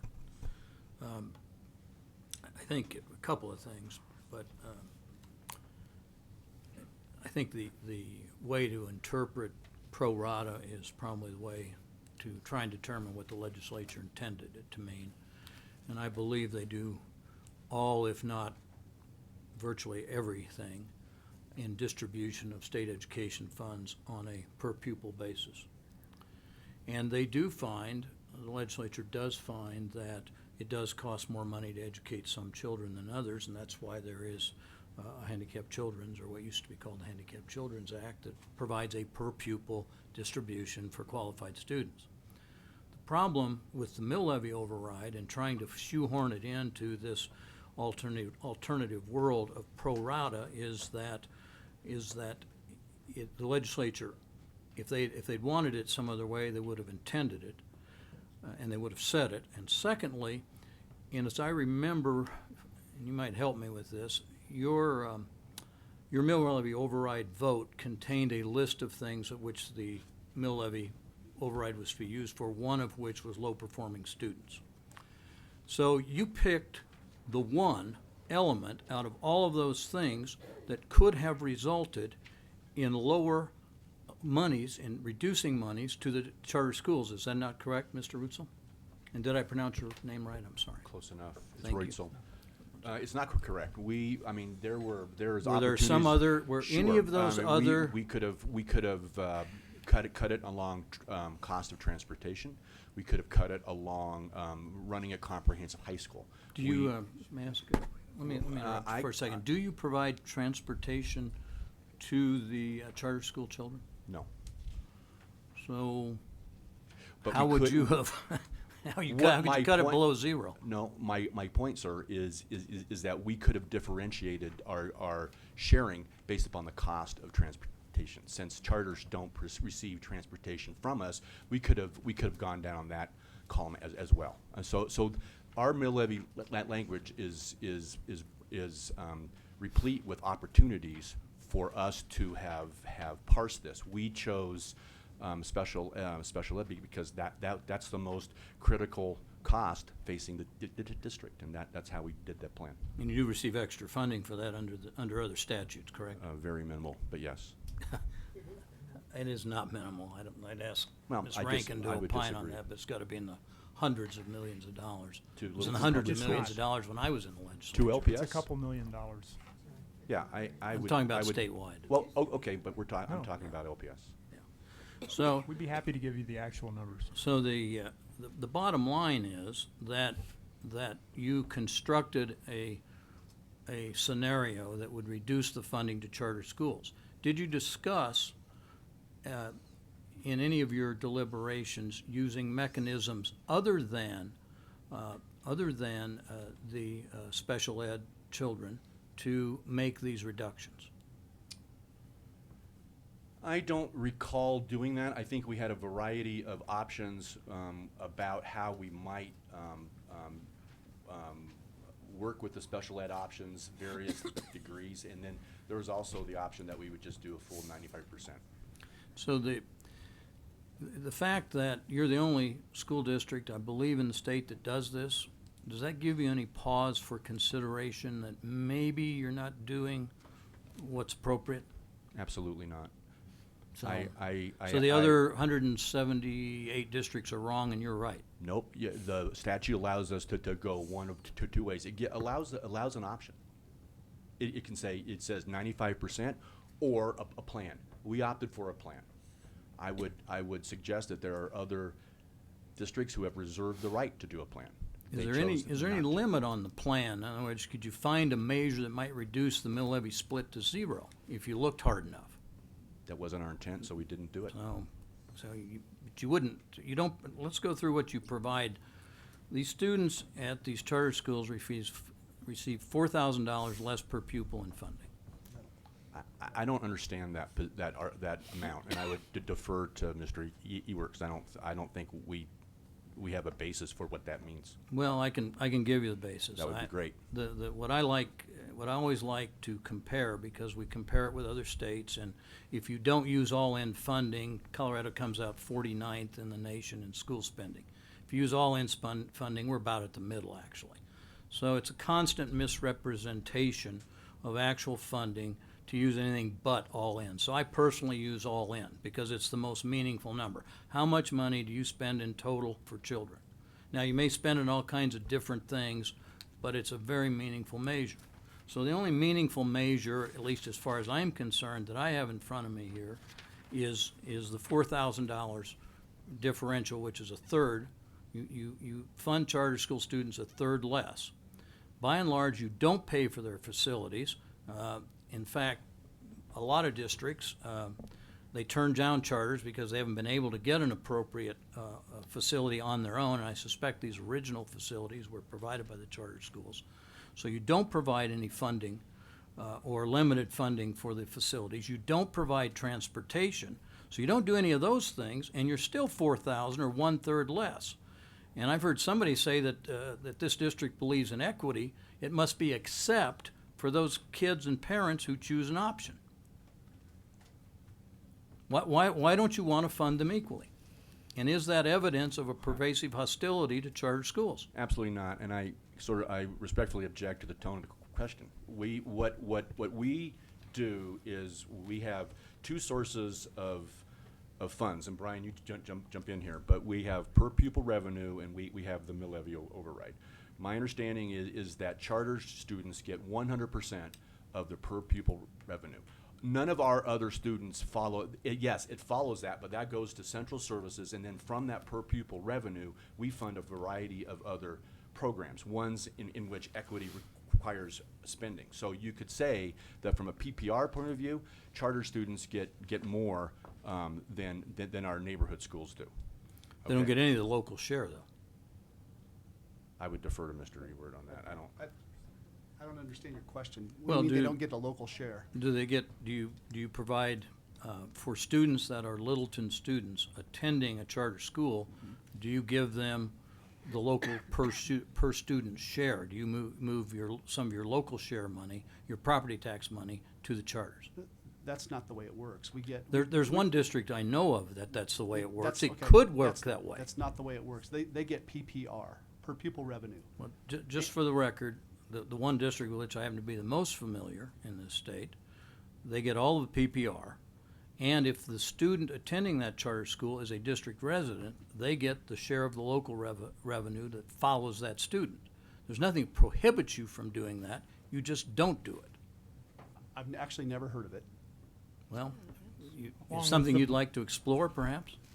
Along with the vast majority of the other Colorado school districts that don't do that. That's right. And so your complaint, Board Member Durham, is really hitting the wrong target. It belongs to the legislature. This issue about whether the school district should or must share mill levy override money on a 95% basis, that battle happened in the legislature. I call it a battle, but it was a debate. It was open to the public. And the legislature decided that it's up to school districts to decide if they want to do that or enact a plan for specific groups of students or specific programs. That decision was made. I respect and understand that there's not universal support for that decision in this state.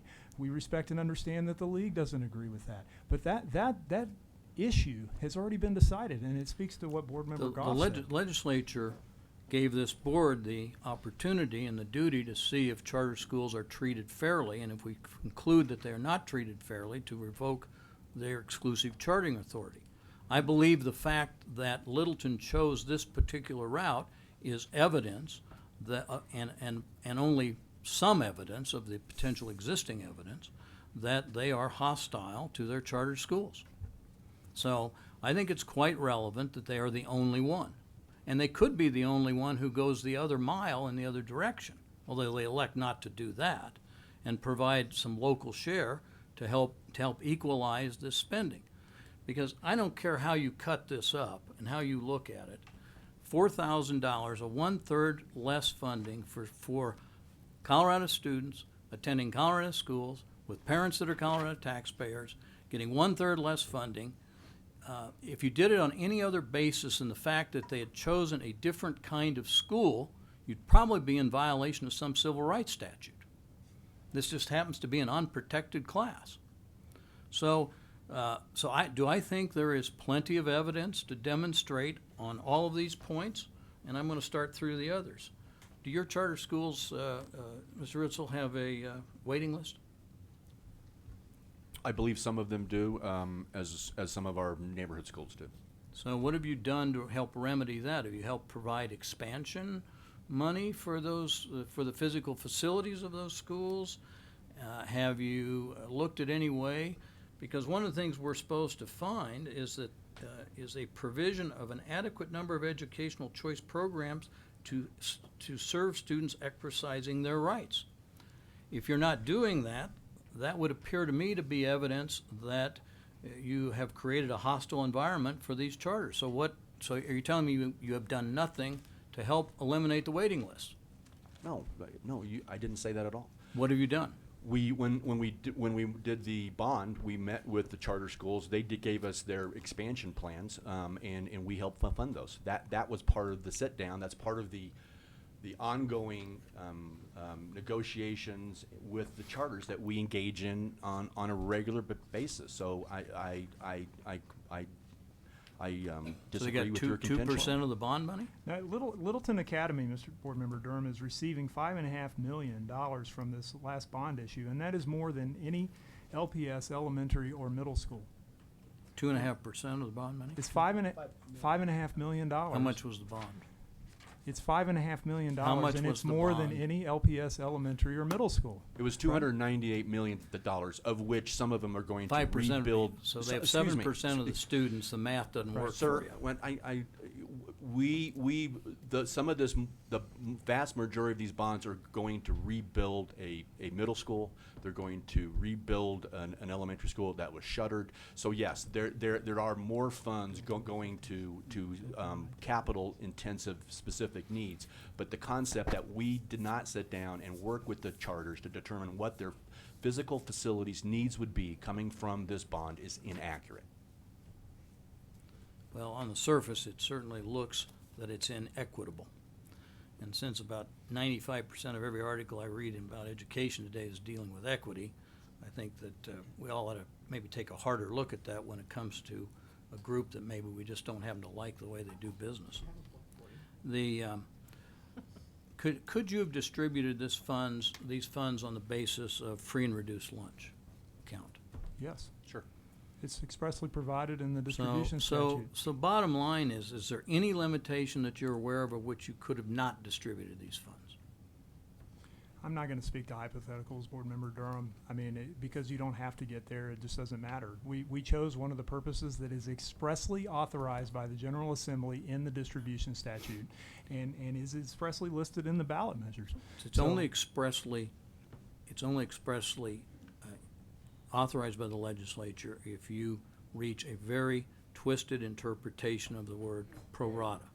Because pro rata, at least in the minds of the way the legislature funds education, is on a per student basis. That is pro rata. And I've tried to rack my brain to think of an exception, and I don't think there are any.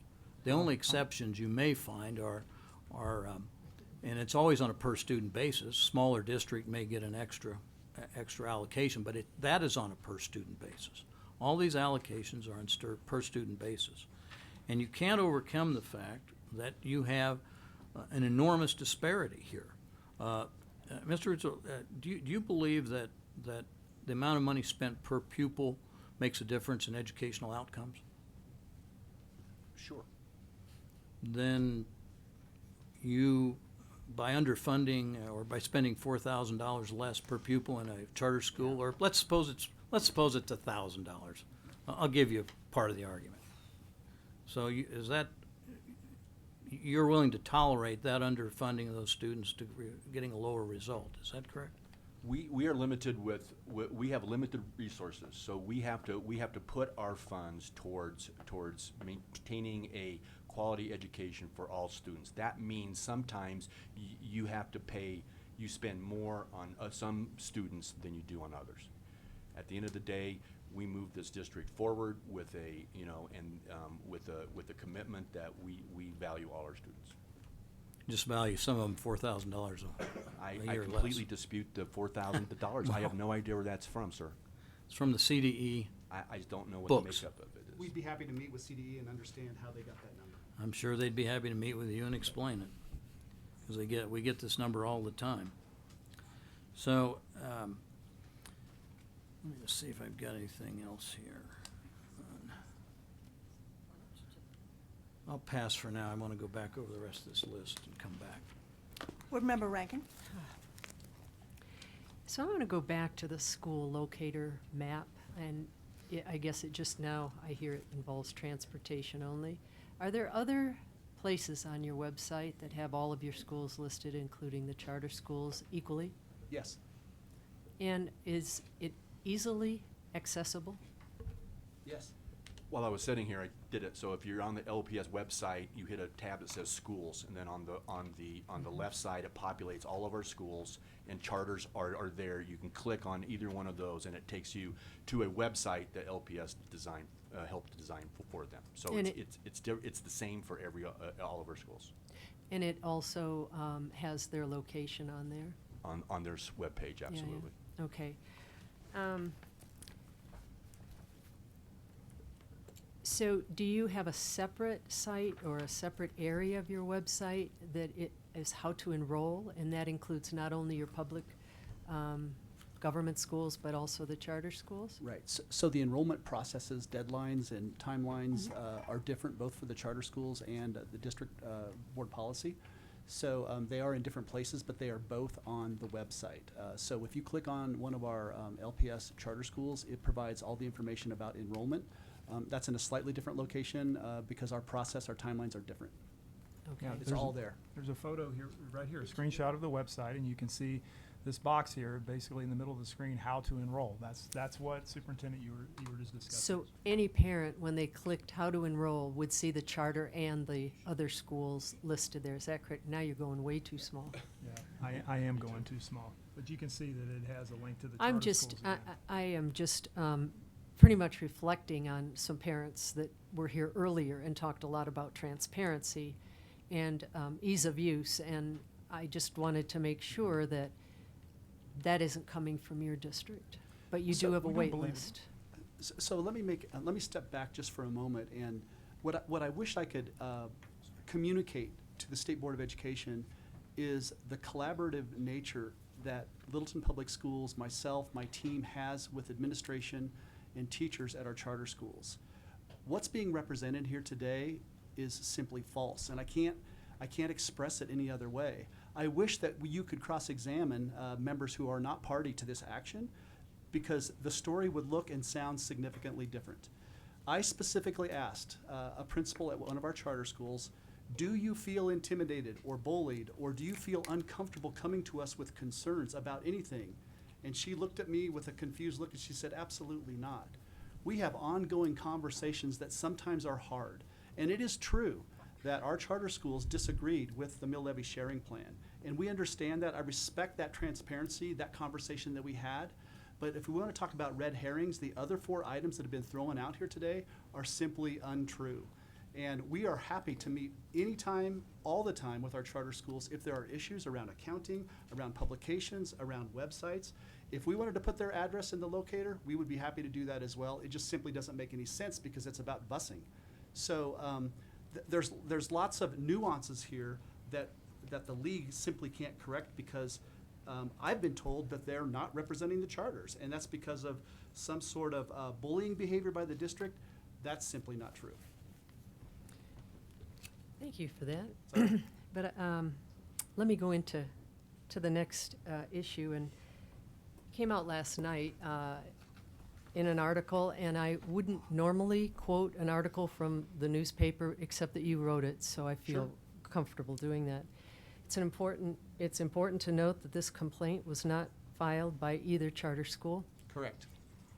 This filing was made by a special interest group that grossly misunderstands our values and how our district functions. Correct. Okay. So I'll go to another area where it says a state board is a political body existing outside the judicial branch. It is ill-equipped to interpret legislative intent. Now, this is from our memo for this today. And I'd like to, first of all, I take offense by that, but second of all, I think the league has every right to come forward.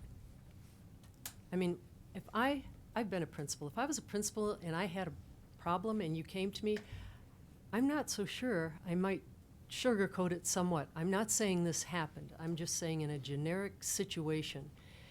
And the reason I feel this way is because parents come to me and complain about things that even if I agree with, I listen to them, and their fear is if I go to the principal, if I go to the superintendent, there's going to be retribution on my kid. And I think that is terrible for parents to feel that way. But I want to go back to the law, and it's 22-30.5-104. And we all know this, it just hasn't been read today, and I think it should be. To request revocation of a local board of education's exclusive authority, a charter school applicant, or an organization that represents charter schools shall file a notice of request for revocation of the state board accompanied by a specific written description with supporting documentation of the basis of the request. I'm going to go back to an organization that represents charter schools. Does it say your charter schools? It says charter schools. And I believe totally that the reason that they came forward, they have a right to do that. They have every right in the world. And they laid out what they have to present. They have abided by the law here. And we are trying to do the same thing. But to say that they do not represent your specific charter schools is not applicable in this situation.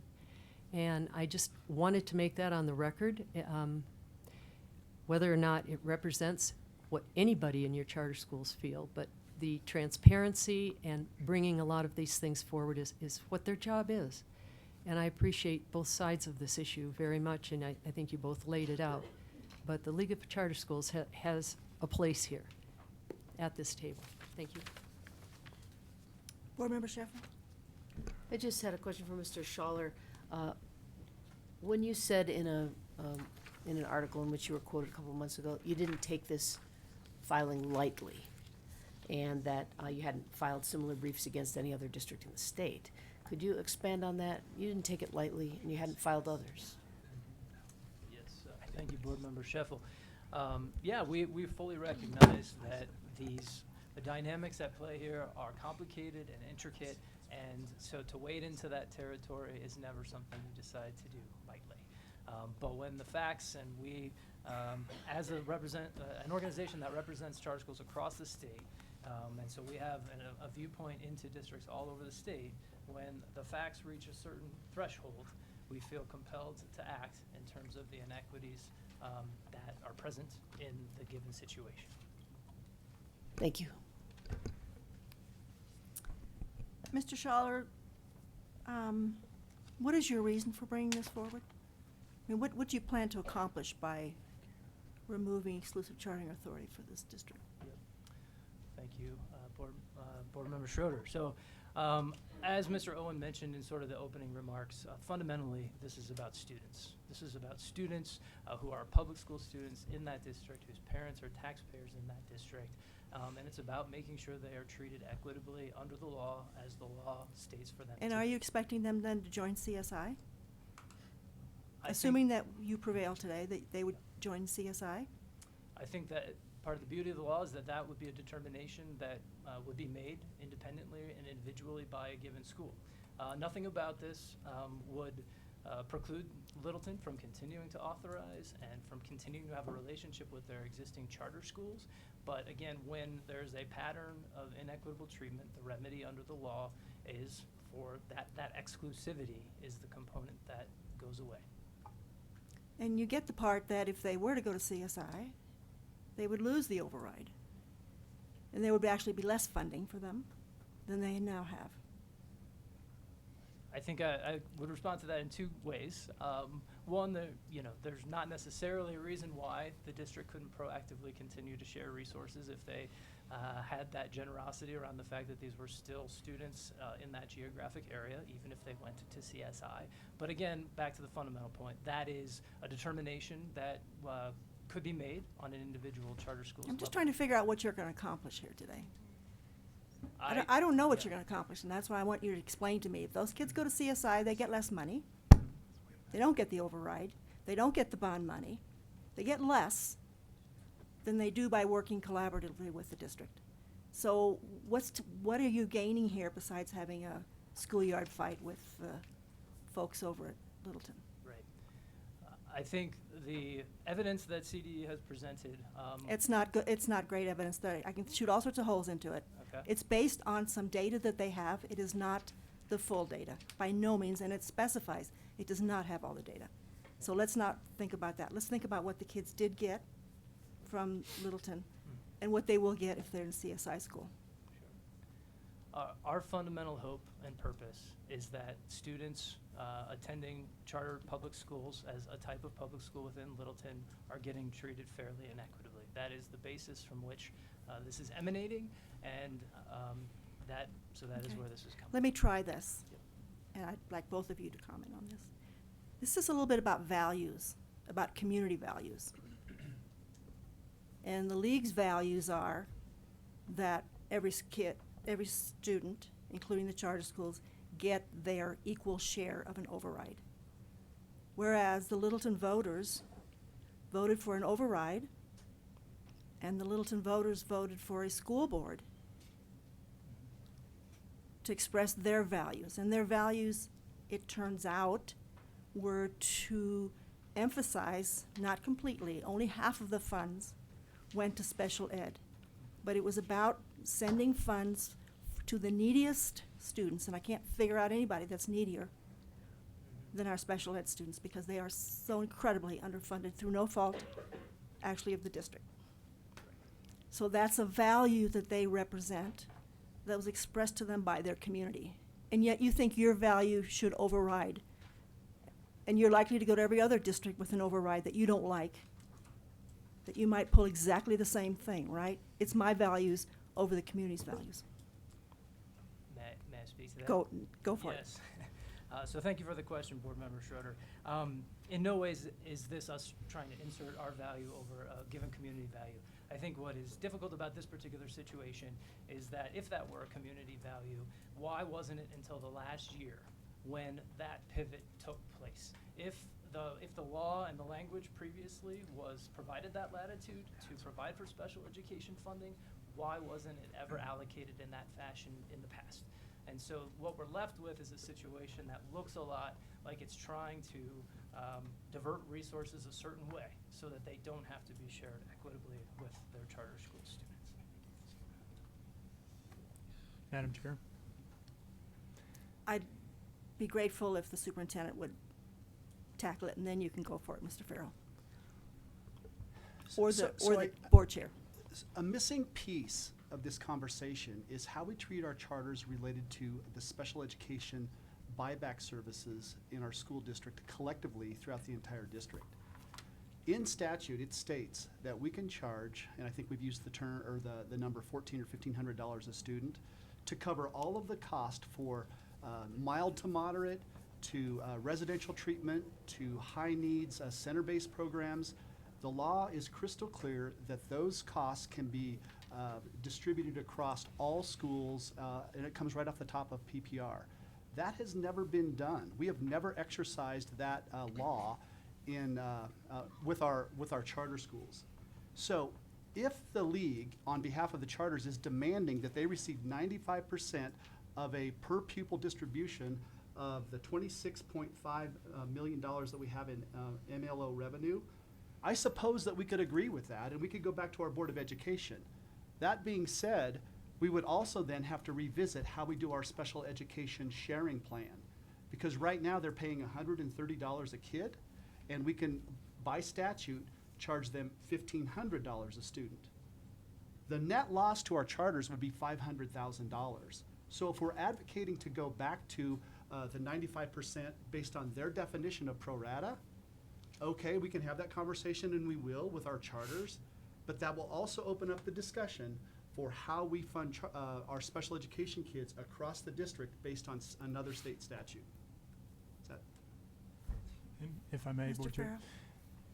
that's the answer why to what you posed to Mr. Schaller. That's the answer I should say to the question he posed back to you. Why is it that the plan happened when it happened, right? Why wasn't the mill levy money allocated? Because in the past, the charter schools and LPS were assessed a much higher share per pupil on a per pupil basis of the special education cost. And as the superintendent said, the districts never charged them 100%, as the statute says shall. It's cut them a break, as Board Member Durham has suggested, a very substantial, it cut them a very significant discount in the past. And then that went away basically down to $100 when the charters came right before this legislation passed, came forward and said, we want to provide our own services and change the way we do this. And the district said, okay, well, let's do it. We'll look at it annually to make sure that you're properly serving your kids, because the district's still the local education authority, right? But after that decision was made is when this bill passed, mandating either 95% or develop a plan. And so at that point, the district was faced with, wow, we just made this decision, and we lost over roughly $1,000 on a per pupil basis, and we can't backfill that with MLO revenue necessarily anymore unless we develop a plan. And so that's why the plan was based on special education. And so again, when you look at the numbers, the charters come out ahead this way. We believe they do. We've talked about it with them. I mean, so it goes back to what is the league going to accomplish here? I don't think it's going to accomplish anything that's good for these schools, and the board should take that into account. What's your percentage of at-risk students? At risk Sorry. defined by free and reduced. Yeah. Donna? 14%? District-wide. District-wide? Lucky you. Yeah, I have it in front of me. So I guess I'd ask the league, are you aware of any inadequate choice options available to at-risk kids in any low-performing schools in Littleton? Could you re-ask the Yeah, question? so one of the criteria around the exclusive charting, any one combination of the following factors, one of them is adequate choice options available to at-risk kids and kids in low-performing schools. Do you have any evidence that that's not being offered, that there's a problem in Littleton? That may be more of a question for Littleton. I'm less familiar with all of the details of the options other than the charter schools. But you're not bringing forth any evidence that they do not provide adequate choice. That is not one of the planks of our argument. Correct. Do you have enrollment limits in your district? No, we accept. Charter enrollment districts. And charter enrollment limitations. No, they're limited by the seats that they have available, and to Jack's point, I believe that they both have a waiting list, but that, we don't ask them about their waiting list or how many there are. I don't know. Okay. The other question, I guess, to the league is, are you aware of any inadequate staffing or resources for the services that charter schools purchase from the district? I'm looking at all these criteria, and you haven't brought some of them forward, so. Right. Sometimes there is, I don't have a particular situation in this instance. Sometimes there are situations where a dispute arises between services the district is providing and whether the charter school feels they are adequately getting those services based on. In this case, do you have any evidence that Littleton does not provide adequate staffing and resources? That is not a part of the argument that we brought forth. Thank you. Going back to the grants, I appreciate several of the ones that you identified.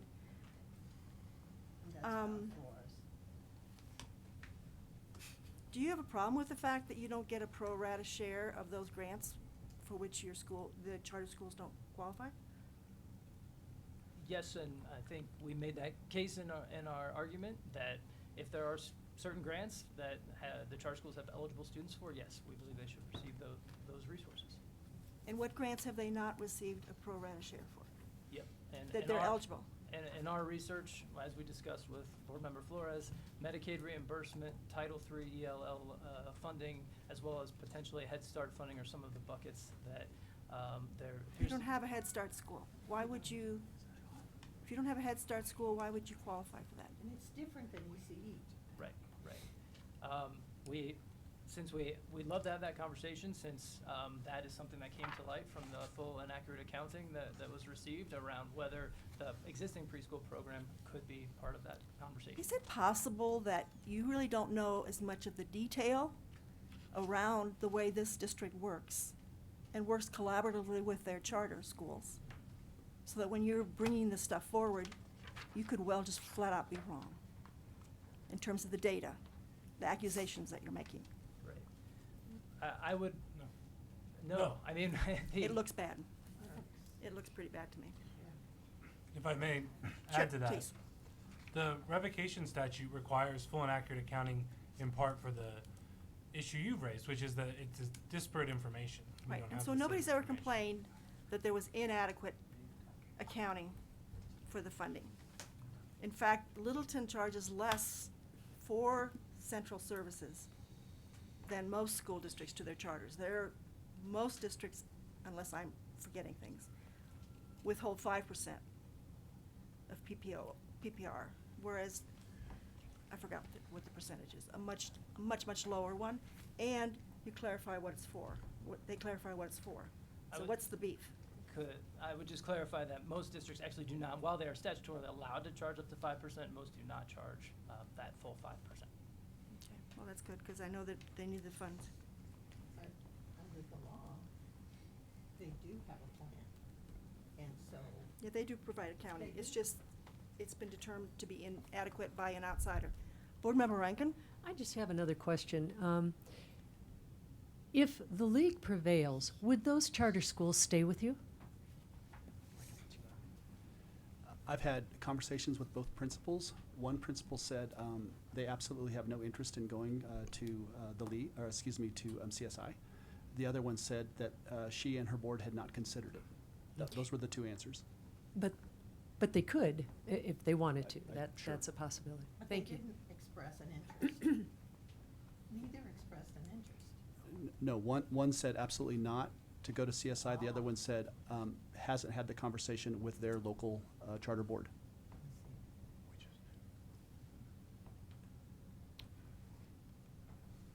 I'll take a motion. Madam Chair, I know this doesn't preclude further discussion. This doesn't necessarily end discussion, but I have found the arguments made by LPS to be compelling. And there may be further comments or questions from some of my colleagues, but at this time I'd like to at least get a motion on the floor. I move to deny the petition to revoke the exclusive chartering authority of Littleton Public Schools on the grounds that the league has failed to demonstrate a pattern of failing to treat district charter schools fairly and equitably. I second that. Thank you. Further discussion? Board Member Goff, sorry. Is it appropriate to just comment on the wording of this motion? Sure. Because the way it's constructed,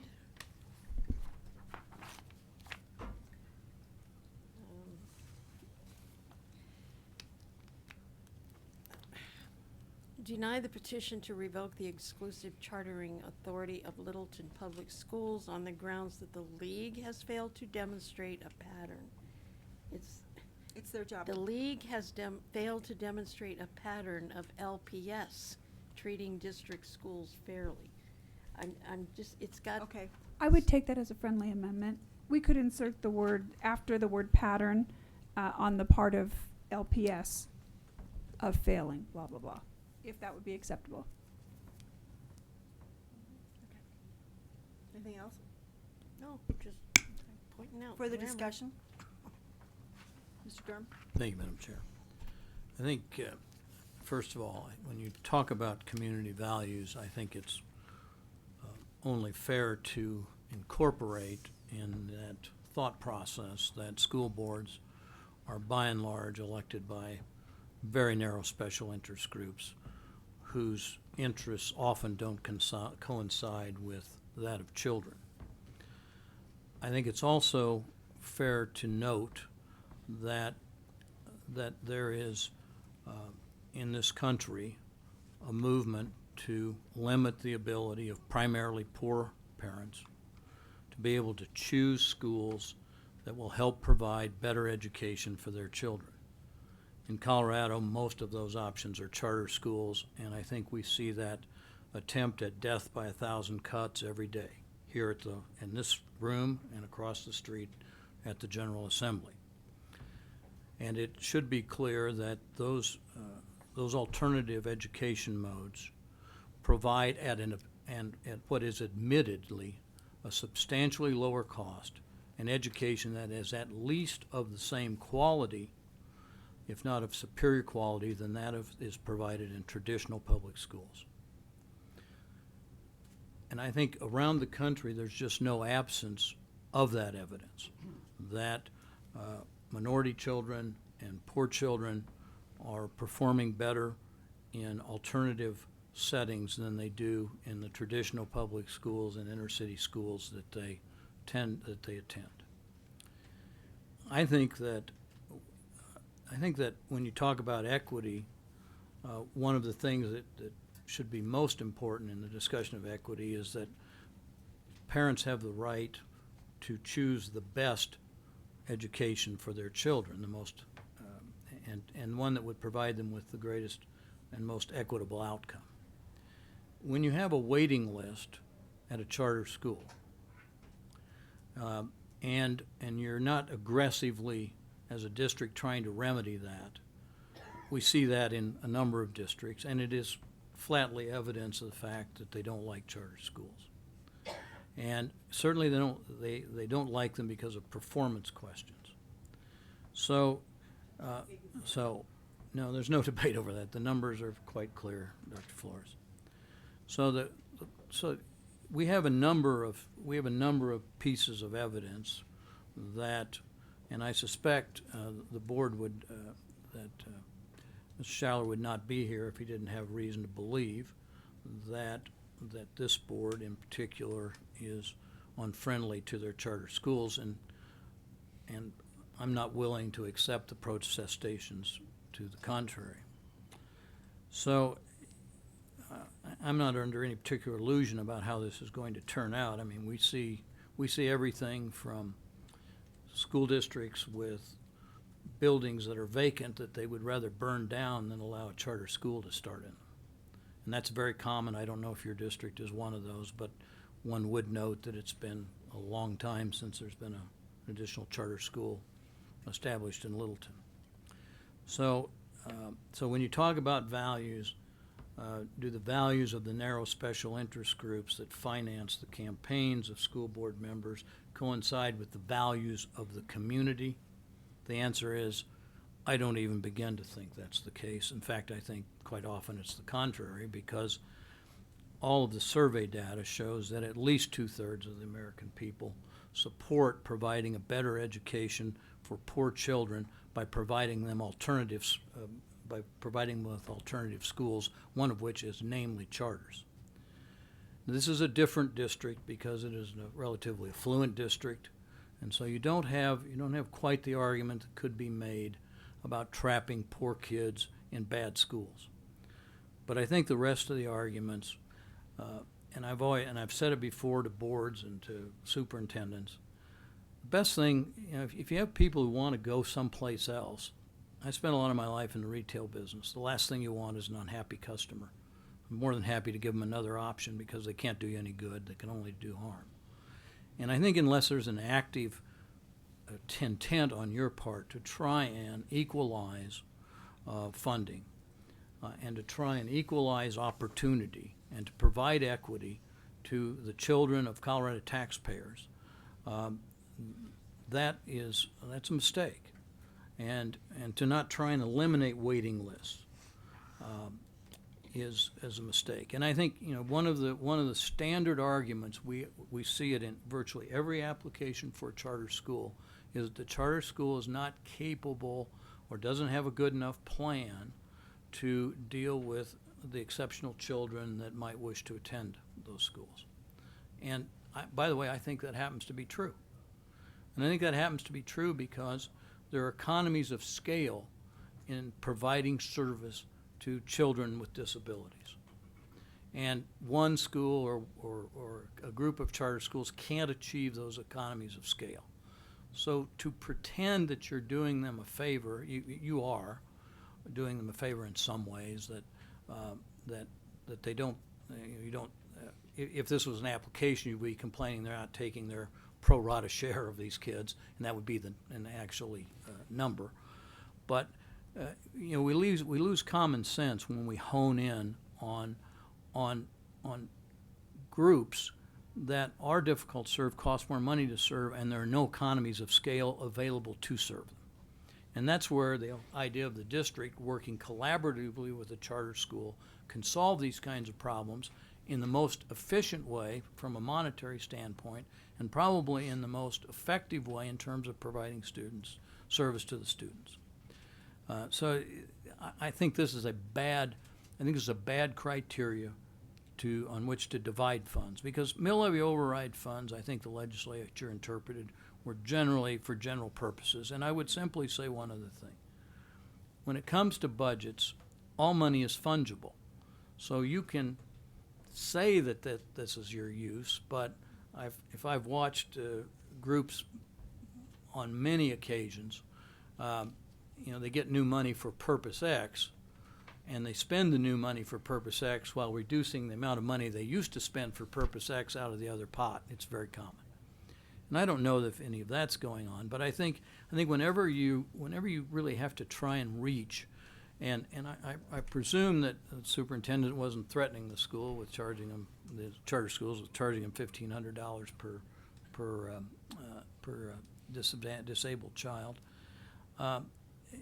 It's easier for you to serve those kids, and you should be willing to and excited about working out the best way to do it at the most efficient cost to the taxpayers, rather than using it as some sort of lever to bend finances.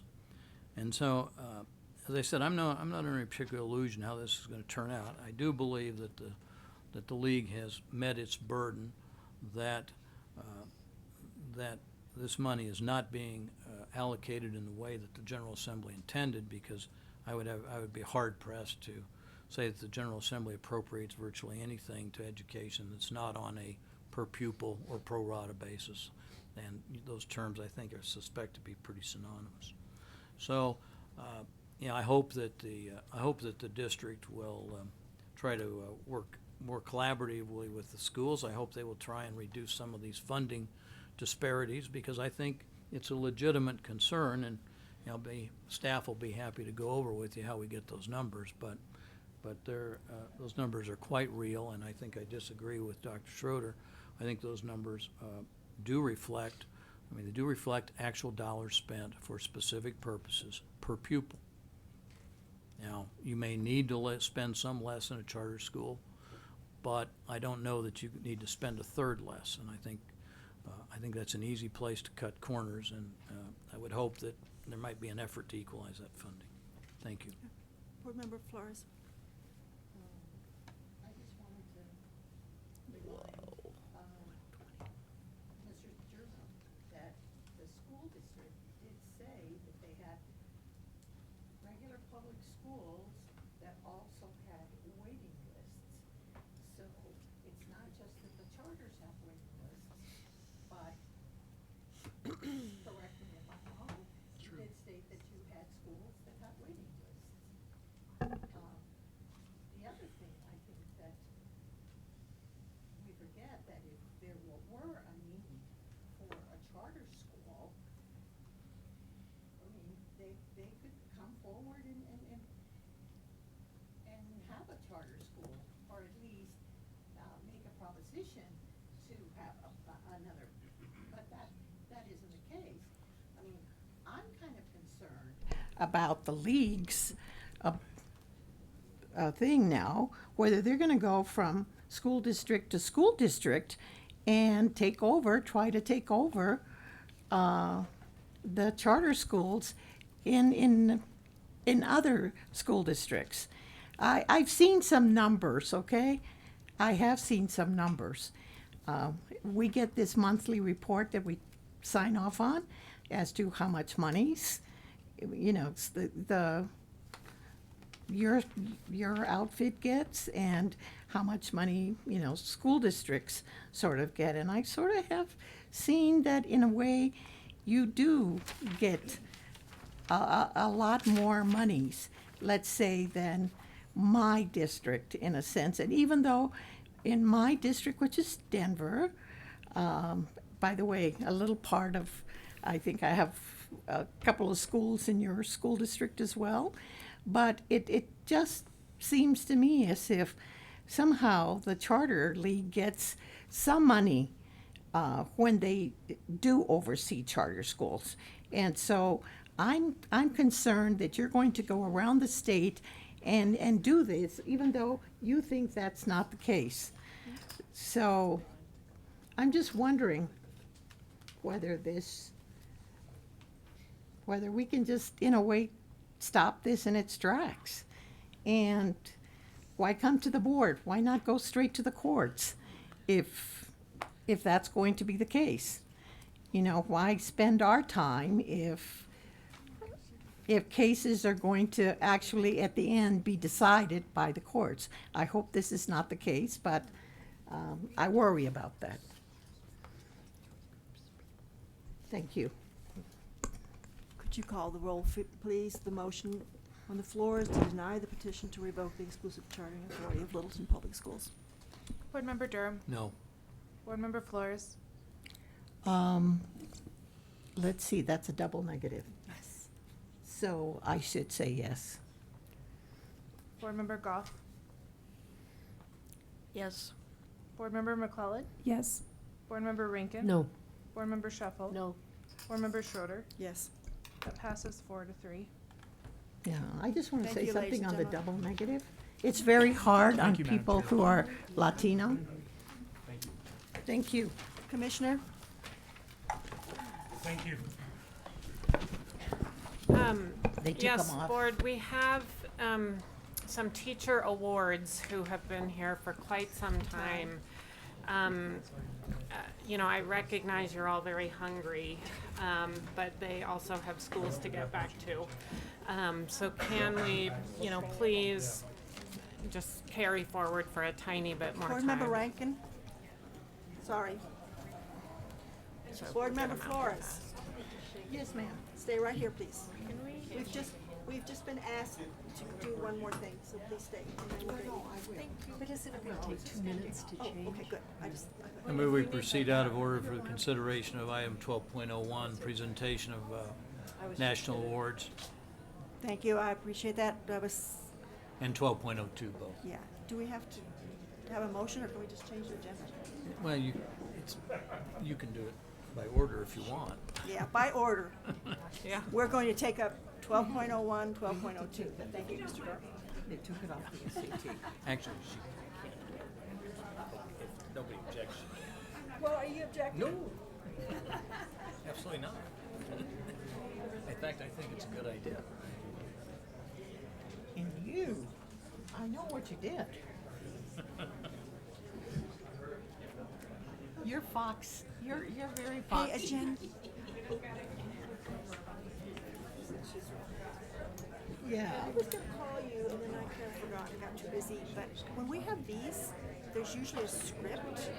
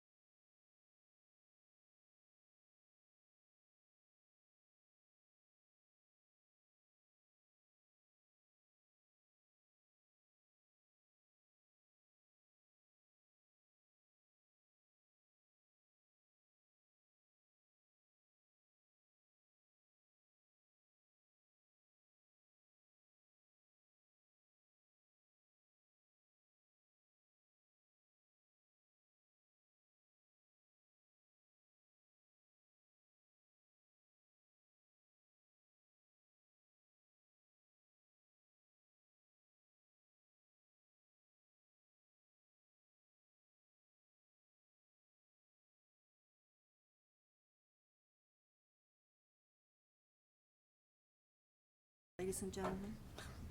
The next item on the agenda is recognition of the 2017 and 2018 recipients of the Presidential Award for Excellence in Mathematics and Science Teaching. Commissioner Anthus, I'll turn it over to you. Yes, thank you, Madam Chair. We are very pleased to be honoring the recipients of this prestigious award today. We also just want to give our apologies. We know we are very far behind. We appreciate your time. We're sorry. And we just appreciate your service. So at this time, I will call our science content specialist, Maya Garcia, and our mathematics content specialist, Dr. Raymond Johnson, to come forward. Ms. Chairperson, Commissioner, and fellow board members, it is our pleasure to present you the Presidential Award recipients for 2017 and 2018. The Presidential Awards for Excellence in Mathematics and Science Teaching, or PAMST, is the highest honor bestowed by the U.S. government that a kindergarten through 12th grade teacher may receive for the outstanding teaching of science, technology, engineering, mathematics, and/or computer science. Established by Congress in 1983, the award recognizes those teachers who have deep content knowledge of the subjects they teach, the ability to motivate and enable students to be successful, and who demonstrate leadership in their communities. Up to 2 teachers receive PAMST awards for each state or territory each year. And since the program's inception, more than 4,800 teachers, including our own Dr. Melissa Colesman, have been recognized for their contributions in the classroom and to their profession. Presidential awardees receive a certificate signed by the President of the United States, a trip to Washington, D.C. to attend a series of recognition events and professional development opportunities, and a $10,000 award from the National Science Foundation. Awardees also join the inactive network of outstanding educators from throughout the nation and serve as models for their colleagues, inspiration to their communities, and leaders in the improvement of mathematics and science education. On October 15, 2019, the White House announced the 2017 and 2018 PAMST awardees. 4 Colorado science and mathematics educators were recognized in Washington, D.C. for their exemplary work as educators. During their visit to Washington, D.C., the educators had the opportunity to meet with Secretary of Education Betsy DeVos and to provide feedback on the nation's strategic plan for STEM education at the White House Federal STEM Education Summit. Our 2 2017 awardees represent grades 7 through 12 science and mathematics teachers, while our 2 2018 awardees, represent grades K through 6 mathematics teachers. We will begin by honoring the 2017 PAMST recipient for science, who was not able to join us today, unfortunately. Tamara Pennington has been a science educator for 26 years and for the past 14 years has taught 10th to 12th grade biology, advanced placement biology, and biotechnology at Windsor High School. Previously, she taught physical and life science at Carmody Middle School. Tamara, began the AP Biology program at Windsor and recently created the new biotechnology course. Tamara's desire to instill a love of nature and biology has led her to travel the world with hundreds of students. Most recently, she and 22 students and parents went on a safari to learn about apartheid years in South Africa. Students have also worked with indigenous tribes along the Amazon in Peru and Costa Rica. Tamara is a proud member of the National Biology Teachers Association and the Biological Sciences Curriculum Study Leadership Academy, where she has co-led 5-day summer workshops for biology teachers from around the country. She has also been the president of the Colorado Biology Teachers Association for the past 4 years and sponsors the Bio Club at Windsor High School, where students choose to pursue further biological topics such as visiting cadaver labs and building birdhouses for staff members in the building. Tamara earned her BA in biology from the University of Northern Colorado and a master's degree in biology from the University of Colorado. She is certified in secondary science education. Please join me in honoring Tammy, our 2017 PAMST recipient for science, for this prestigious award.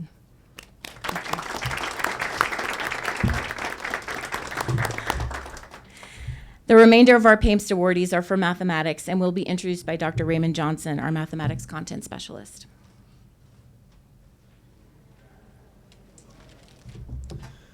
Dr. Jennifer Moriarty began teaching in 2002 at Manual High School. Since 2003, she has been teaching at CEC Early College in Denver Public Schools. In 2010, she transitioned from teaching a traditional mathematics class to video game programming, a hybrid mathematics and computer science course for high school students focused on the design and development of video games. Previously, she taught at Manual High School for 1 year. Jennifer has been recognized by her district as a distinguished teacher, known for her innovation, creativity, and emphasis on using fun to balance the rigorous subject she teaches. She forges strong relationships with her students inside and outside the classroom through her work as a sponsor of CEC's first robotics competition team and the Competitive Gaming League. She believes that schools thrive when teachers lead from their classrooms and has assumed a variety of leadership positions in her school and district.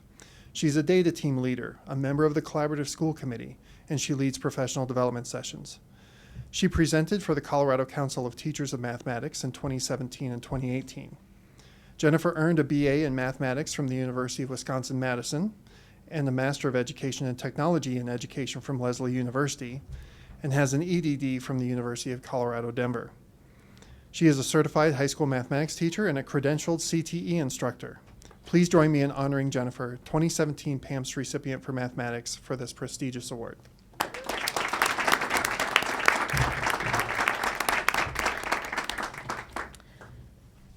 Ms. Chairperson, Commissioner, and fellow board members, my name is Jen Moriarty. I'm incredibly grateful to be here.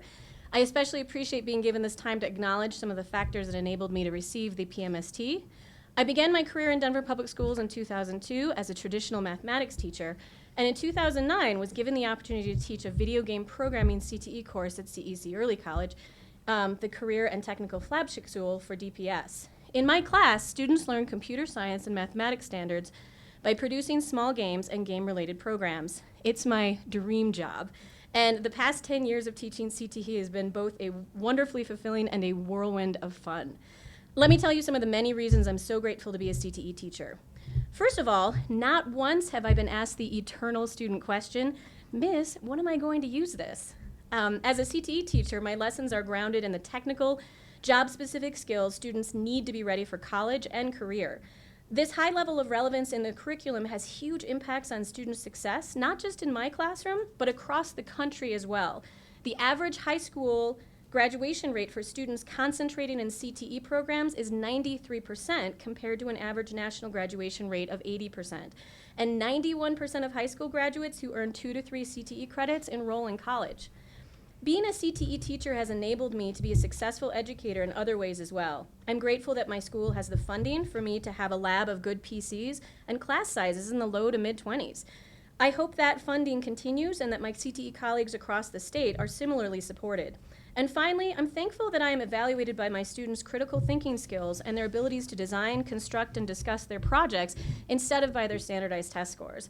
I would love for my school, CEC Early College, to have similar considerations when evaluated on the school performance framework. I truly believe I am here today because of the opportunities I have been given as a CTE teacher, and I encourage everyone to support career and tech education. But don't just take my word for it. Come visit CEC Early College right up the street. Work out with our fitness kids, eat lunch at our student-run restaurant, and make some games with us. Thank you.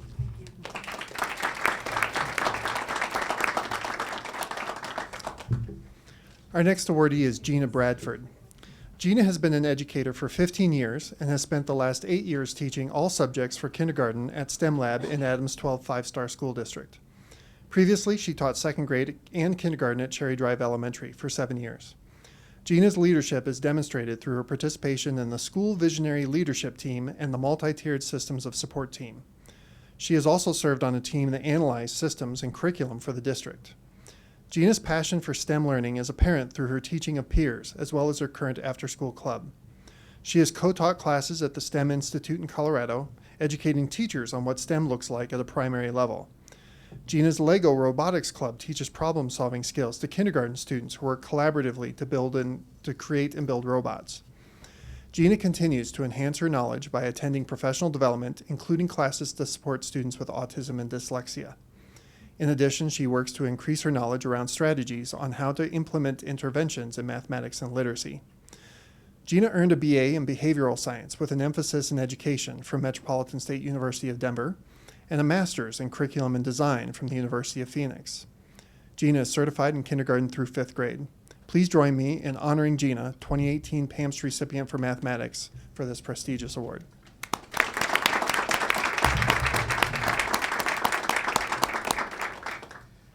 Good afternoon. Hello, my name is Gina Bradford, and I am a kindergarten teacher at STEM Lab, K-8 School in Adams 12. The process of applying for this presidential award and winning this prestigious award was and continues to be the highlight of my career.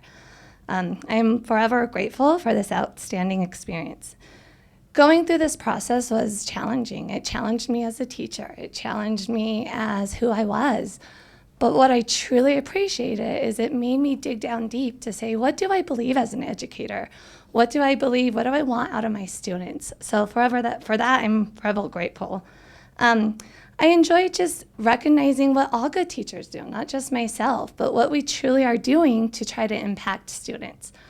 So I kind of was debating, what am I going to say? I finally get to talk in front of people, and I finally realized I wanted to tell you a true experience that I had about 2 weeks ago. I was shopping at King Soopers, and me being a busy mom and a busy teacher, I'm looking at my phone, trying to figure out what soccer game I have to go to.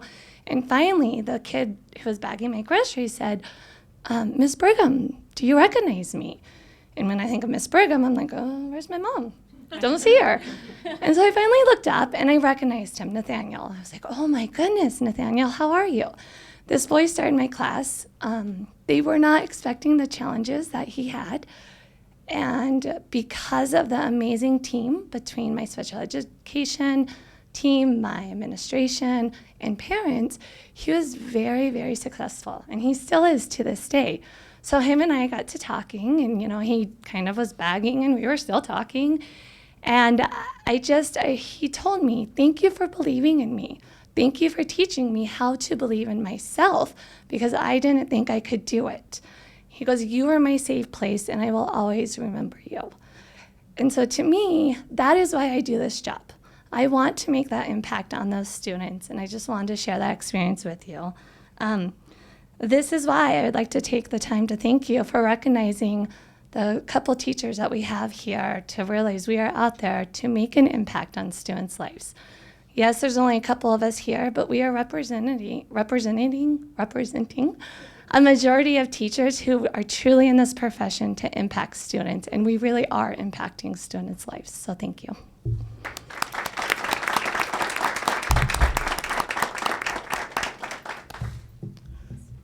Our final awardee is Kate Paycheck. Kate, an educator for 14 years, has been teaching 5th grade mathematics at Prairie Winds Elementary School in Pueblo County 70 for 6 years. Prior to this, she taught middle school mathematics at Trail Ride Middle School for 7 years and at Connect Charter School for 1 year.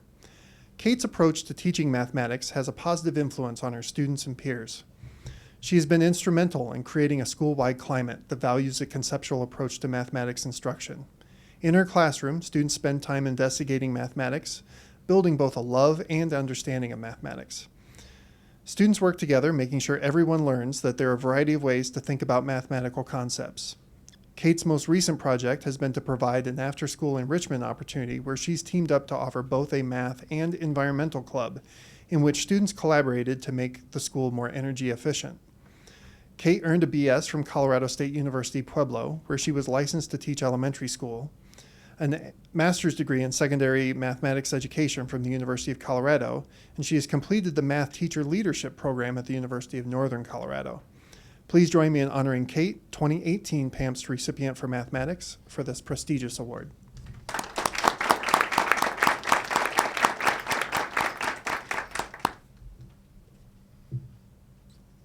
Thank you. My name is Kate Guasta Paycheck. My growth and achievements are a result of many educators that have taught me, worked with me, coached and mentored me, and even lived with me. My educational philosophies have evolved out of my journey with many remarkable educators. I believe all students should be included in daily quality math instruction with peers at their grade. To learn math, one must do math, and math makes sense. Everything I do evolves out of these principles and opened the door to me winning the Presidential Award for Excellence in Mathematics and Science Teaching, taking my family, and me to Washington, D.C. My time in Washington affirmed why I continue supporting and fighting for public education by serving as a public school teacher and sending my children to public schools. The Jefferson Memorial reminded me that strong public education is a cornerstone of our democracy. Jefferson said, "Above all things, I hope the education of the common people will be attended to, convinced that on their good sense we may rely with most security for the preservation of a due degree of liberty." Education is the foundation of our people, our democracy. If only it had been woven into the Bill of Rights. Sorry. Then as I meandered through the National Mall with my family, we stumbled upon the Franklin Delano Roosevelt Memorial. FDR said, "The school is the last expenditure upon which America should be willing to economize." Unfortunately, this has not been my experience in education. So I would like to leave with a challenge to our state and local communities to find an equitable system for funding all districts, because not all communities can provide the same level of support and funding to their schools.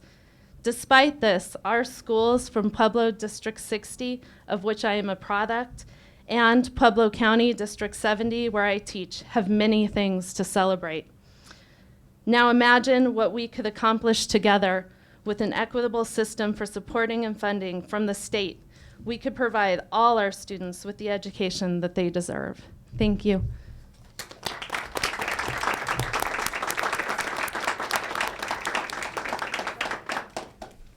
Thank you, and congratulations to all of you.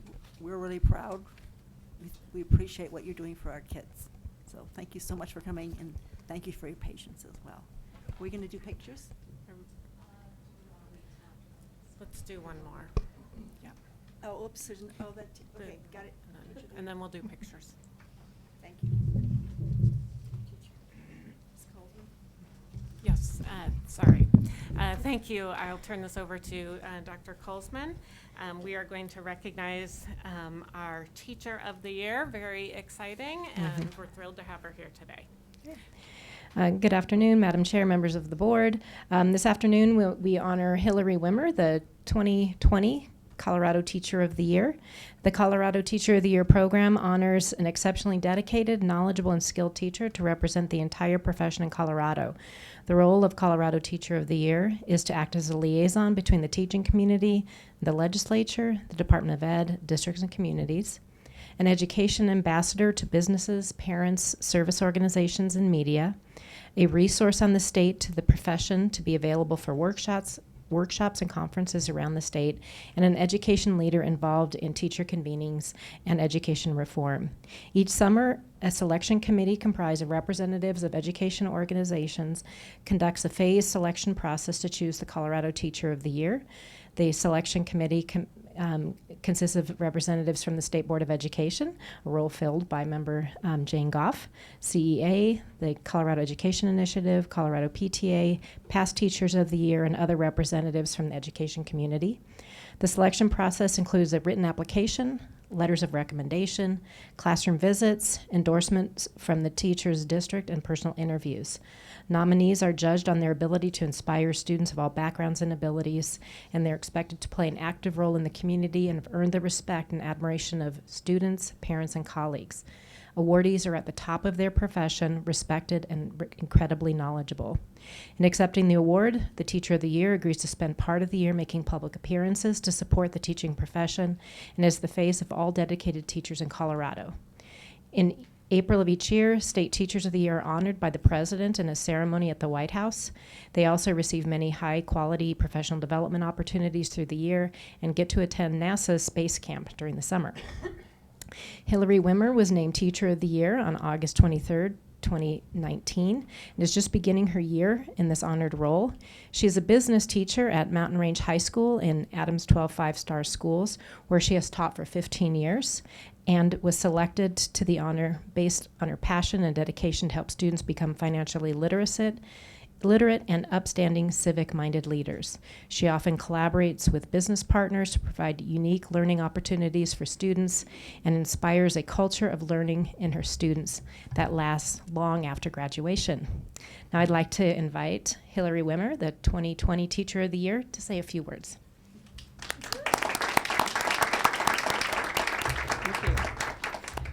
Thank you, Madam Chair, members of the board, and Commissioner Anthus. Well, first of all, I am standing in the way of lunch, so I will be really quick. So I think in life, we can all think about 5 or 6 key people or key events or influential moments that really changed your life. And one of the things that I never realized is that I would make that possible for students. And I think that all teachers in here do that. There's no greater reward than having a student come back years later to say, you're the person who made me who I am today. So teachers are obviously making those moments possible every single day in the classrooms for students. And I really hope that I can convey that and advocate that this year. Teaching truly is the greatest profession. And I feel very fortunate, very rewarded just to even be a part of it. So already I've had some great experiences and I'm looking forward to many more. One of the things I get to do is meet with teachers from all over the country. And really my goal is to learn as much as I can from them, bring it back so that we can make everything better. Ideally, Colorado will be the #1 state. And really learning from one another and then helping all of our students. And providing those key influential movements in every single classroom, but more importantly, to make sure that we're in line with the workplace, the changing environment of the workplace, and sending our kids out with the skills they're going to need. Socio-emotional, obviously, we know is something really important, but also financial literacy and the ability to change and adapt in the changing marketplace.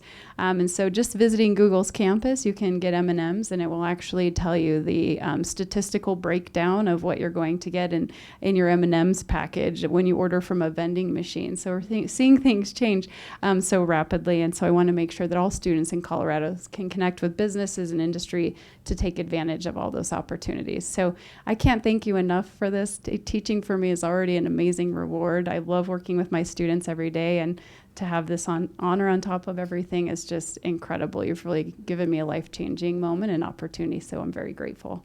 Thank you.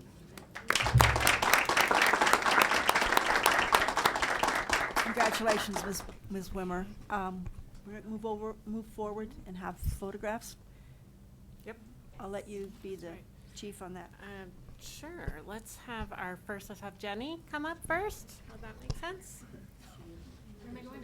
We're going to come right up here. Jennifer?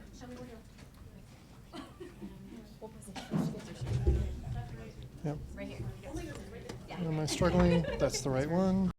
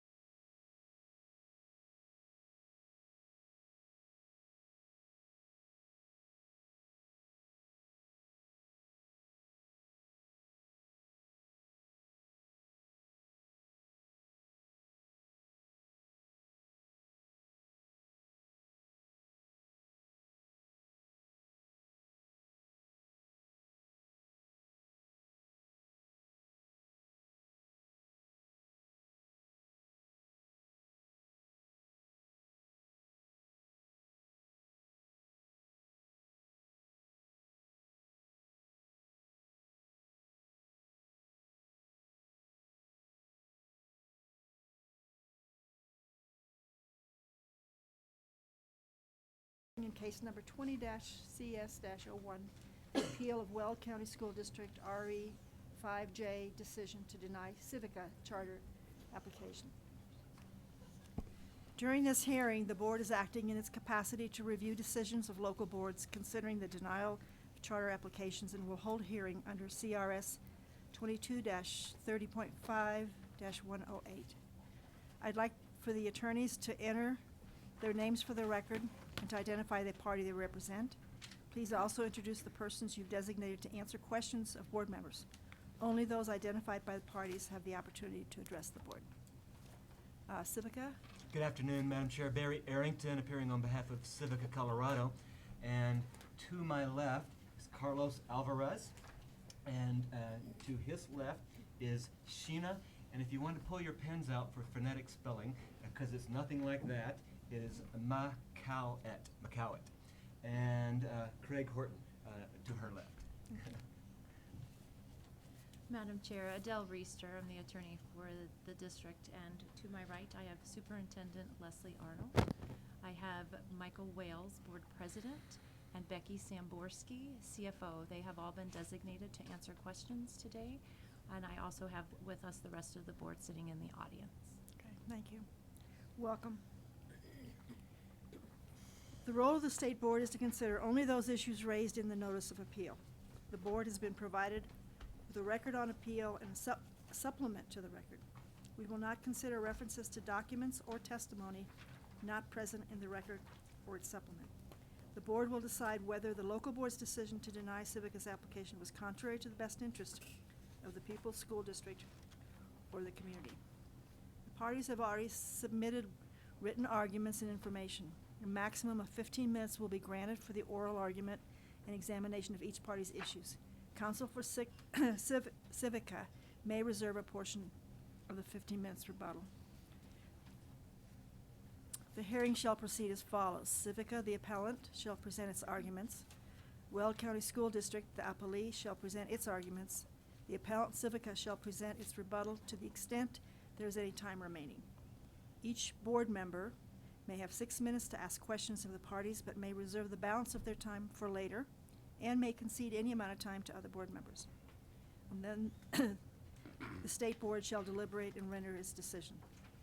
Will adhere to the maximum time limit. Each segment will be timed. You'll be notified by Ms. Maramba when you have 5 minutes remaining in your allotted time. Counsel for Civica, you may reserve some of your 15 minutes for rebuttal. Do you wish to do so, and how much time do you wish to? Yes, Madam Chair, we wish to reserve 3 minutes for rebuttal. 3 minutes, okay, thank you. Are there any questions about our process? All right, Mr. Arrington, please go, proceed. Thank you. So, the board has received our briefs and read those, and so it knows pretty much what this case is about. And one of the things that I would like to do, just very briefly before I get into any sort of argument, is have this group that's representing this charter say a couple things to the board, just to show you kind of their passion for education. We'll start with Carlos Alvarez, who is the founder of the City of Hialeah Educational Academy, which is COHIA, which is the model that this school intends to replicate. Mr. Alvarez. Good afternoon, Madam Chair, Vice Chair, Commissioner, and members of the council. My name is Carlos Alvarez. I am the founder of the Civica Network, being modeled after COHIA. We come before you not with an idea or something that blossomed. We come to you with a proven model. I feel that my calling in life is education and to serve students. And I see that my bigger calling is to serve students throughout the country. We're bringing a model before you that's been open in existence for 12 years. Not a model that's been in an infancy stage or relatively new. We're bringing a model before you that's a high-performing model deemed by the Florida Department of Education. And we bring before you a unique model. Because like in Florida, I believe that in Colorado, all students merit choices, merit options. And that's what the Civica Colorado model brings before you. We are a unique model in the sense that we understand that all children learn differently. Not all children are the same. When I was hired as the founding principal, my directive was to increase the graduation rates in my community. And we've rightfully done so with just recently a 98% graduation rate. But what I found in this journey is that what's more important is the first step is graduating kids from high school. But what's even more important, what happens after? What happens to the post-secondary education piece? And we believe in acceleration and offering students advanced academic opportunities. As are in our application, you'll see with our partnership with Ames Community College, where we'll be able to offer dual enrollment opportunities to students to start earning college credits. But what happens to the students that do not qualify for that, of which may be the majority? What happens to those students? What are their next steps after graduating from high school? So there's a difference between a CTE program and between a career academy model school. And what we bring before you is the academy model. An academy model where students will take a sequence of courses in middle school where they start exploring, leading up to high school as prerequisites to line them up by senior year to position themselves to take industry certifications in those respective academies. So upon completion of high school, they're not only graduating with a high school diploma, they're also graduating or positioning themselves to graduating with an industry certification, which will allow them to go into the entry-level workforce in their respective career pathways.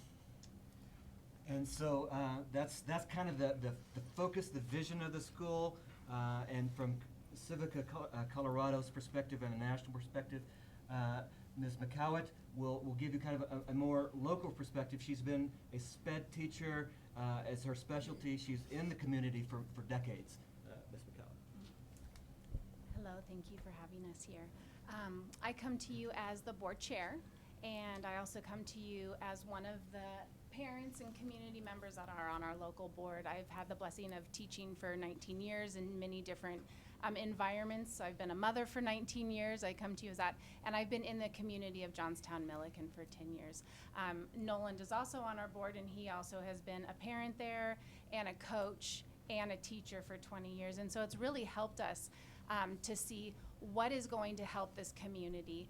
We're a community of 4,000 students, and we have one middle school option with a charter school that goes K-8 that has a waiting list of 450, and also we have one high school. And so as I've been in the trenches for 20 years, I've really seen the need for a character-driven model. I've really seen a need for strong academics, and I've really seen a need to prepare students for life after school. And so to me, over these last 20 years, I always envision a signing day where maybe one's going to college, maybe the other's going into the military, maybe the other is signing with maybe one of our local industry professionals like Harsh Industries. So I just have lived this. I know that community. I know those students. I'm at the high school. And so we stand that this is a beautiful model for Johnstown. And then as we went that way, we wanted to bring something that was going to be so strong. And so the Civica Network helps me all the time with what goes on inside of the walls. Academica helps me all the time with what the district office would do for them. And it's just brought something that I know is going to be amazing for the community. I know it's going to be amazing for the students. And it's going to give parents options that they don't have. 600 kids out of 4,000 opt out every year to go to our surrounding schools. We want to bring them back to their community. We want to keep them in their community. So we're passionate and we stand behind this, and it's been in development for 20 years in my heart, but we stand behind Civica Colorado is going to be amazing. So thank you for that. And so I wanted to give you that background. We have people sitting at this table who've prepared this application and submitted this application, who know what they're doing. We have the Civica model based upon an extraordinary model school. We have a teacher with decades of experience, not just in teaching, but also 10 years of experience in this very community teaching. And SPED in particular, which is, as we know, a challenge in terms of drafting an application. We have Academica, who has 200 charter schools around the country. And they put together hundreds of pages, give it to the district, and the district says, well, this is not even something that we can start negotiating with. I mean, that's literally in their denial application. That this extraordinarily excellent group of people submitted to them an application that they said we can't even start negotiating with. There are two kinds of appeals that this board has seen over the years. One is where there really are issues with the school and the founding group, and they're struggling. And the other kind of appeal is, yeah, that's a good application. There's nothing in that application that indicates that this school can't make a go of it. The district just doesn't want the competition. I don't think anybody in the room today doubts which side of that divide we are on. And you know, it's demonstrated by some of the things that I don't have time to go step by step, point by point. I did that in the briefs and all the things that they said, but things like, how can we give this school a charter? They didn't have a line item for board training in their budget. Or we can't give them a charter, they use the wrong accounting code for this expense. I mean, when a district has real grounds for denying an application, it comes forth with the real grounds and tells you, here's the real grounds. This is why we can't have this school. They're struggling too much. When you see stuff like that, I think that's got to be an indication that yeah, maybe this is we don't have a lot of real grounds. Maybe with a bunch of small things out there, see if something sticks, and that's what has happened in this case. I'd like to address briefly this issue of the whole application for the Department of Education grants. And the district made a lot of that in their denial. There is nothing in the statute that says you have to have a CDE grant in order to have your charter school application granted.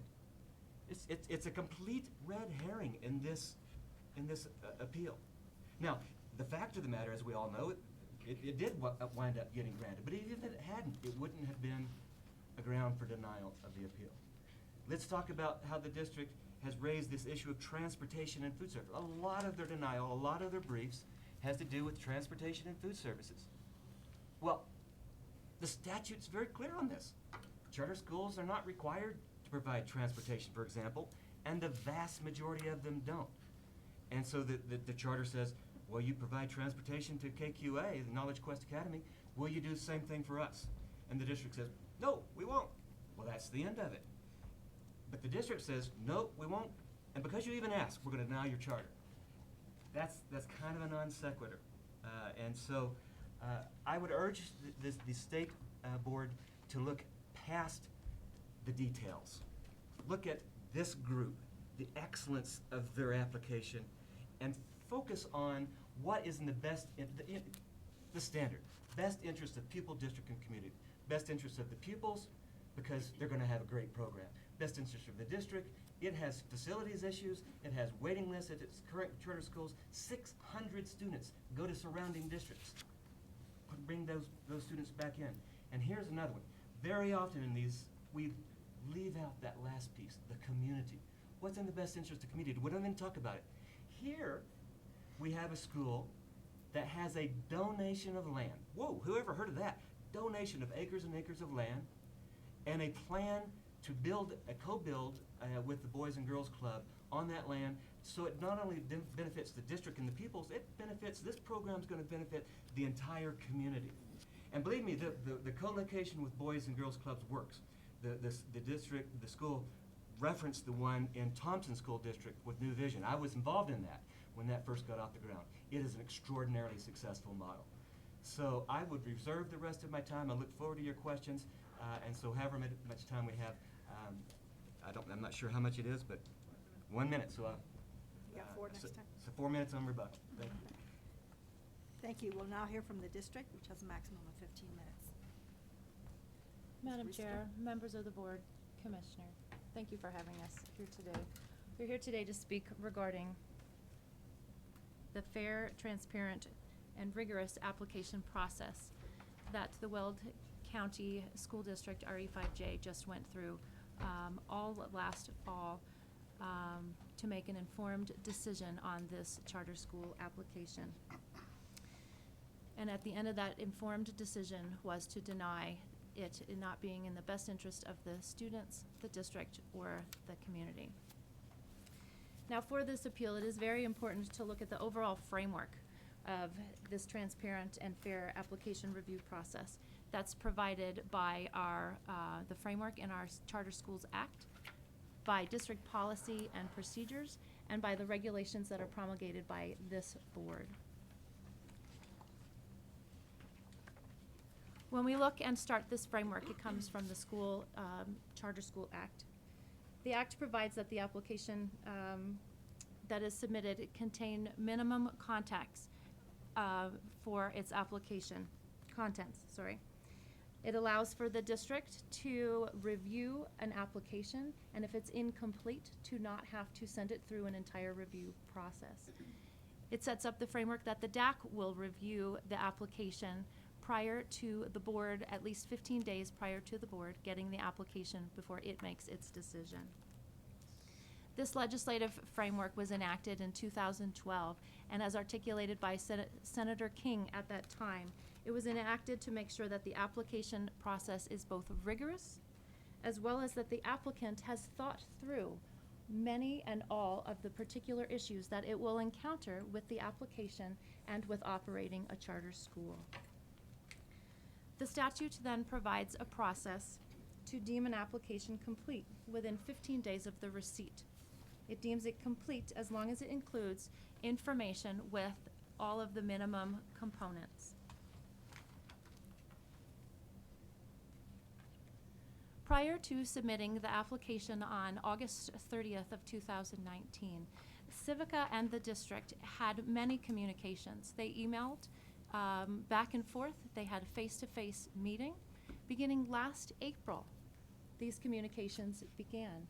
If you look at the supplemental record on appeal that Civica filed, you will see that Superintendent Leslie Arnold offered to meet face-to-face with them, and actually did in August meet face-to-face with them, answered many of their questions. You will see in there that she offered for the district to work and ask questions of Sodexo, the food services, in order to assist. And even if the application had been approved, to work with them and negotiate on a bus for a bus ownership and transportation costs, if that's the way that Civica was going to be presenting its application. Upon receipt of the application then, the district complied with the statutory requirement in the Charter School Act to review it to make sure that the minimum components were included in the application. This is the letter, September 13th, 2019, that communicated to Civica that their application was deemed complete, meaning it contained a section addressing the minimum components, documenting that the application was complete. This is a stipulated fact of this date and this process stipulated for this appeal.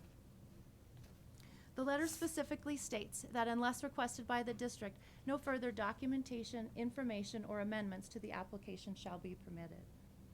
This is something that's directly contemplated by the Charter School Act, so that there's a complete application.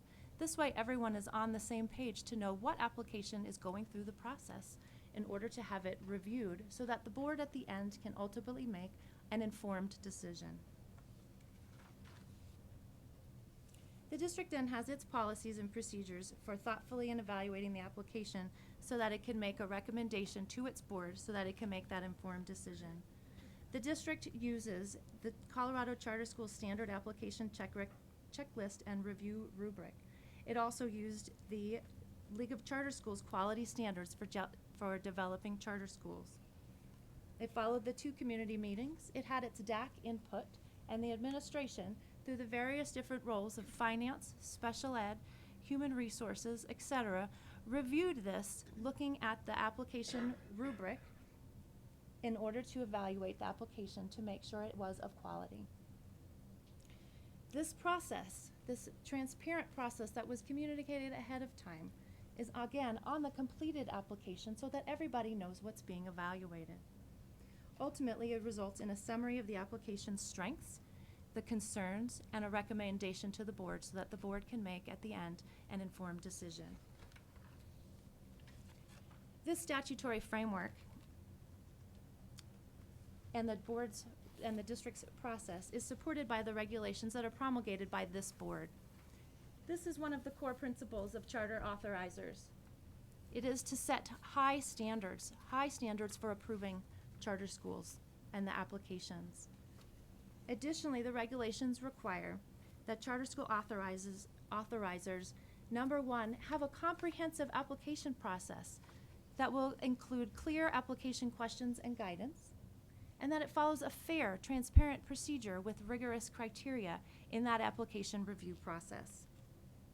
This way, it will grant charters only to applicants who demonstrate a strong capacity to establish and operate a quality charter school. The fair and transparent process is for the benefit of everybody.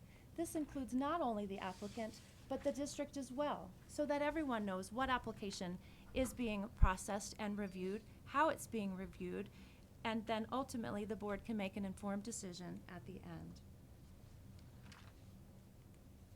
In this case, the informed decision that the board made was based upon that completed application, that it was not of quality and it was not in the best interest of the students, district, or community.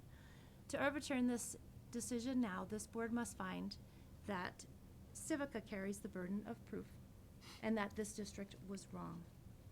When looking at the evidence, this board should be looking at the completed application.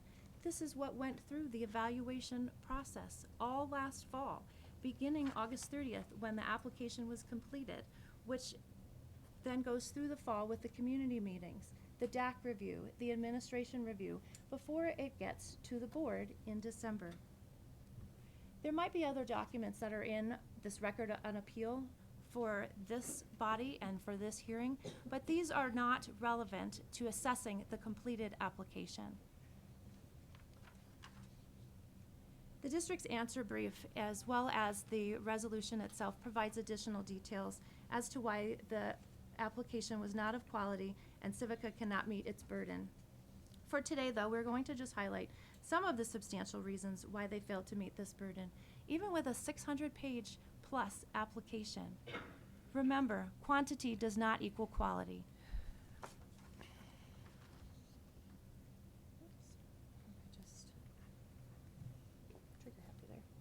All right, so when we turn to the goals, objectives, and pupil performance standards, this up here is a copy of the rubric.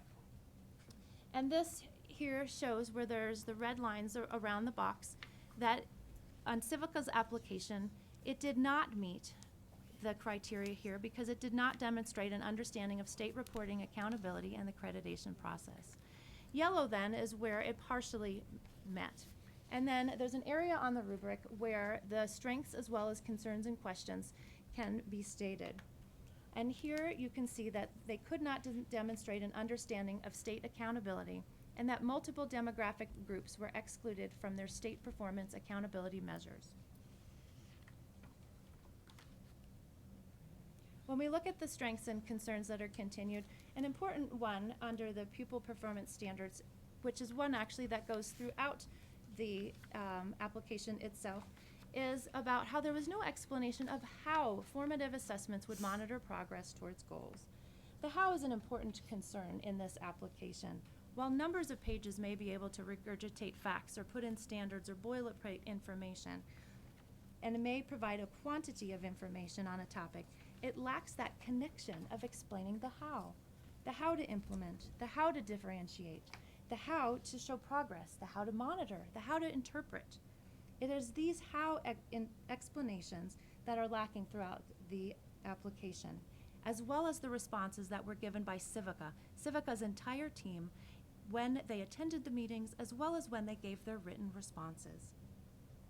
The how is not described by a simple statement of, "We will make it good," or Cohia does it well, or "She has 19 years of teaching experience." Instead, there should be an explanation connecting how the school will do something, the implementation, the monitoring, the progress for these specific students. This, however, was lacking in the application as well as in their responses. It is reasonable to have this explanation and to be relying and asking for these explanations. Again, looking at the rubric. This is the rubric. This is for the educational program. You can see the yellow, there is some green. There were some mixes in some areas. But if you look at this, the rubric itself is looking for the how. If you look at the third one down regarding instruction, describing how instruction will be differentiated to meet student needs, there's a yellow box around it, partially met by Civica. If you look under the meets one, they should be describing the instruction, how it will be differentiated based on the identified student needs. If you would like to exceed this in an application, then you provide examples of that for these particular differentiated needs for these identified students. That was lacking in this application. Not only was it lacking in the application, it was lacking in the responses that were provided by Civica's entire team to the DAC and in the written answers that they provided following up to the DAC questions. There were other deficiencies as well in their application. Some are in the budget where it is not shown to be economically sound. It fails to meet TABOR requirements on an annual basis. It has shifting staffing and fluctuating student enrollments that impact 75% of its budget. It failed to have facility descriptions or to be reviewed or vetted regarding the budget. And the budget does not balance as much as Civica says that the district tacitly agrees it does. It simply does not balance on an annual basis, and a 5-year financials do not make it balance on that annual basis. It lacks information on the how, there's that word again, connecting it, that they will support programs in their budgets.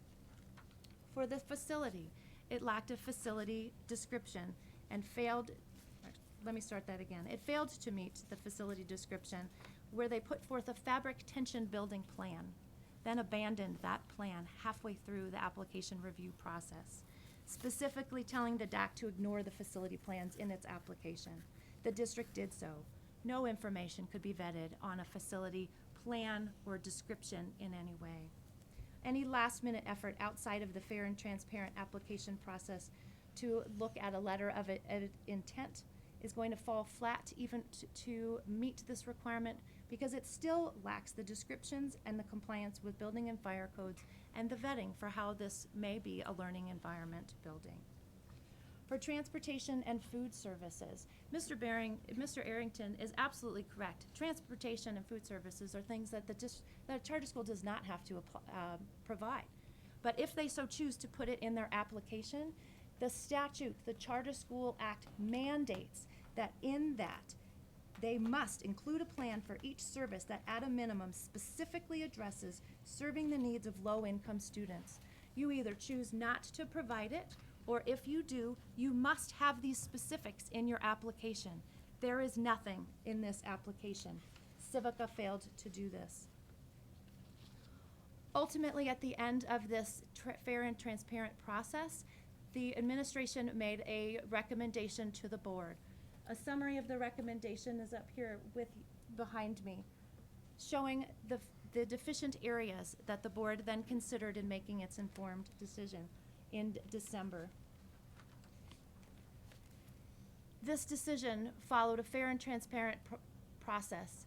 It followed our statutory framework in the Charter School Act, district policy and procedures, as well as this state board's regulations that were promulgated to have a rigorous evaluation process that is fair and transparent for everyone who is involved.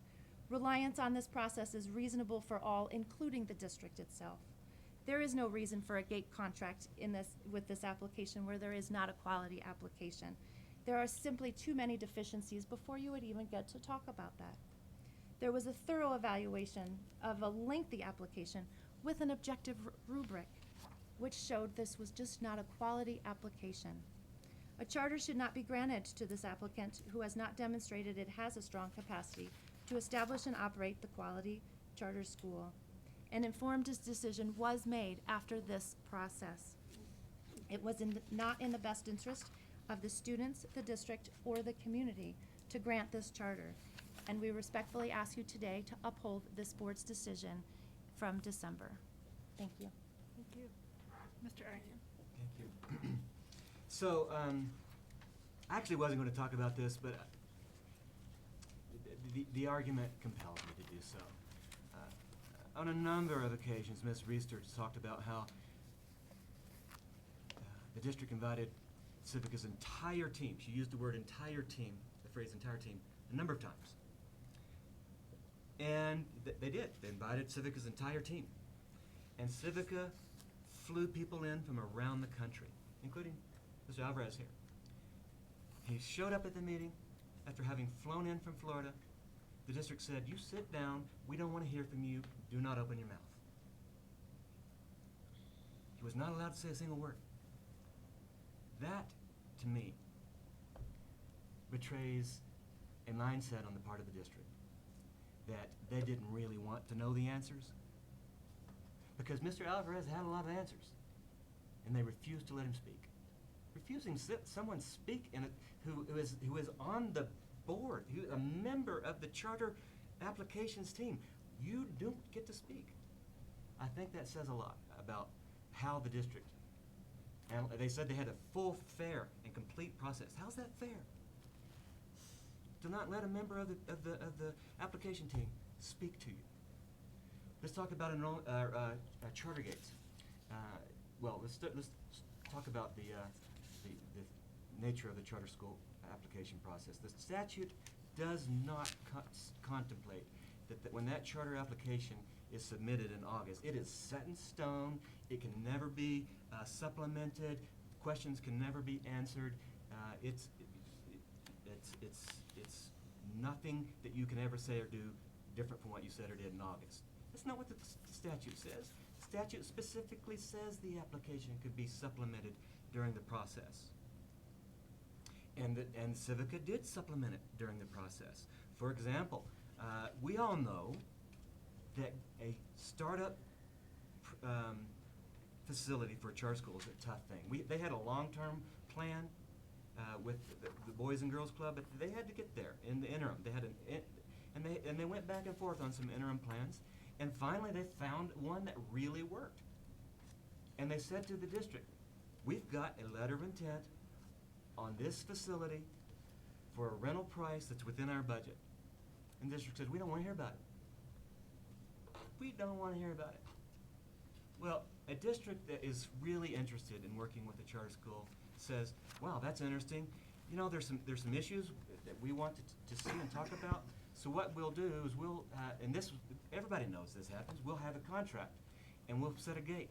You have a lease on a facility that we've inspected by this date, and if it's okay, you can go off to the races." They didn't even want to go that route because they had no interest. There was nothing that this applicant could have said or done that would change the result in this case. Council talked about a full, fair, and accurate, transparent process. Well, there was a process, all right, but I think it's pretty evident that the result of that process was a foregone conclusion from the very beginning. And so, to say that this application was so terrible, so awful, that the people who wrote it had no idea what they were talking about or how to write an application. I mean, let's talk about special education. Ms. Pekowit has been in special education, what, decades? Well, she doesn't understand special education and how to do differential assessments. That's literally what the district is saying. It doesn't meet the SNF test. Thank you very much. Thank you.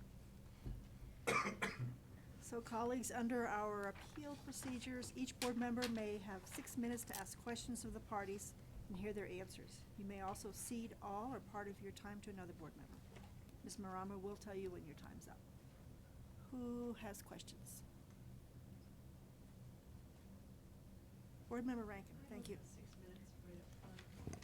But can I ask a question and then get some more minutes? Yes, Okay. that's exactly what So this I have a intends. question for Mr. Alvarez. When you flew in, did you have a paper in your hand that had the rules of what it takes to do a charter school in Colorado? And you had everything, maybe not the answers, but you were well aware of what Colorado state charter schools starting out have to do. Is that correct? Yes, ma'am. And when was that you flew in? Was it in August? November 7th. Okay, so that was later. And your presentation already been given to the district by that time? Correct. The charter application had been submitted already, as Okay. stated by the district. So the application was submitted in August, and there was some review by the district, and the district said, we will have some questions. Get your I team get together. it. We want to ask you some questions about this application. Now I understand. And then that's when you came in, and then you were not allowed to give your responses to their questions at that time. Is that correct? Correct. I flew in a few times. I also attended the community outreach presentations as well, and I was allowed to speak there. But upon the beginning of the DAC meeting, I was told that I wasn't allowed to speak because I'm not from the local area. However, nevertheless, the proposal that you had qualified under our standards and the district rubric, you were well aware of all those details and felt at that time that your proposal would have been accepted, in your opinion. In my opinion, yes. We had reviewed the application. We had numerous Zoom conferences, phone conferences prior to my travel time, and we were prepared to be able to deliver and answer the questions as best we could to the district at the DAC, and then followed up at the district board meeting. And did you have legal advice at that time at all? I don't know, Mr. Arrington. I was not involved in the process at that time. Okay, so was there any legal advice that here's our proposal, this is what this district says, for someone, a third party, to look at that and evaluate it? I was not advised prior to my arrival that I would not be allowed to speak. I was advised 5 minutes before the meeting started that I was not allowed to speak. We were stunned. This team was stunned. The district says, if you can look at the email, because we put it in our papers, we want your entire team to come out and talk to us. We brought our entire team out. They wouldn't let one of our, I'll call them our star members, speak. I just wanted to make sure I had it clear in my mind of what it was you proposed and when you proposed it. Thank you. Board Member Flores? Oh, wait a minute. I'm sorry. I'm sorry. I thought you said She you were had a done. question. I was asking you if you needed to call on her. I'm sorry. That's okay. Point of order. I know your point's order. Well, it's more than Briefly. that. Now that we're on a 6-minute limit, it shouldn't count against. It can, I don't have Ms. that Rankin's much. time, if you allow the answer. 30 seconds, go for it. Ms. Rankin, Mr. Alvarez was invited to the DAC membership meeting on November 7th. He sat up front with the board, and we presented videos that shows that he is speaking during those videos. So it wasn't that he was sitting there quiet. He did speak throughout the DAC presentation. The DAC membership, which is mostly comprised of parents, wanted to hear from the people that were going to be running the school within the community, not necessarily about the COHIA model itself, but what was going to be happening in the community. We did present videos that show Mr. Alvarez speaking on that. Okay, thank you. Thank you. I'm fine now. Board Member Flores?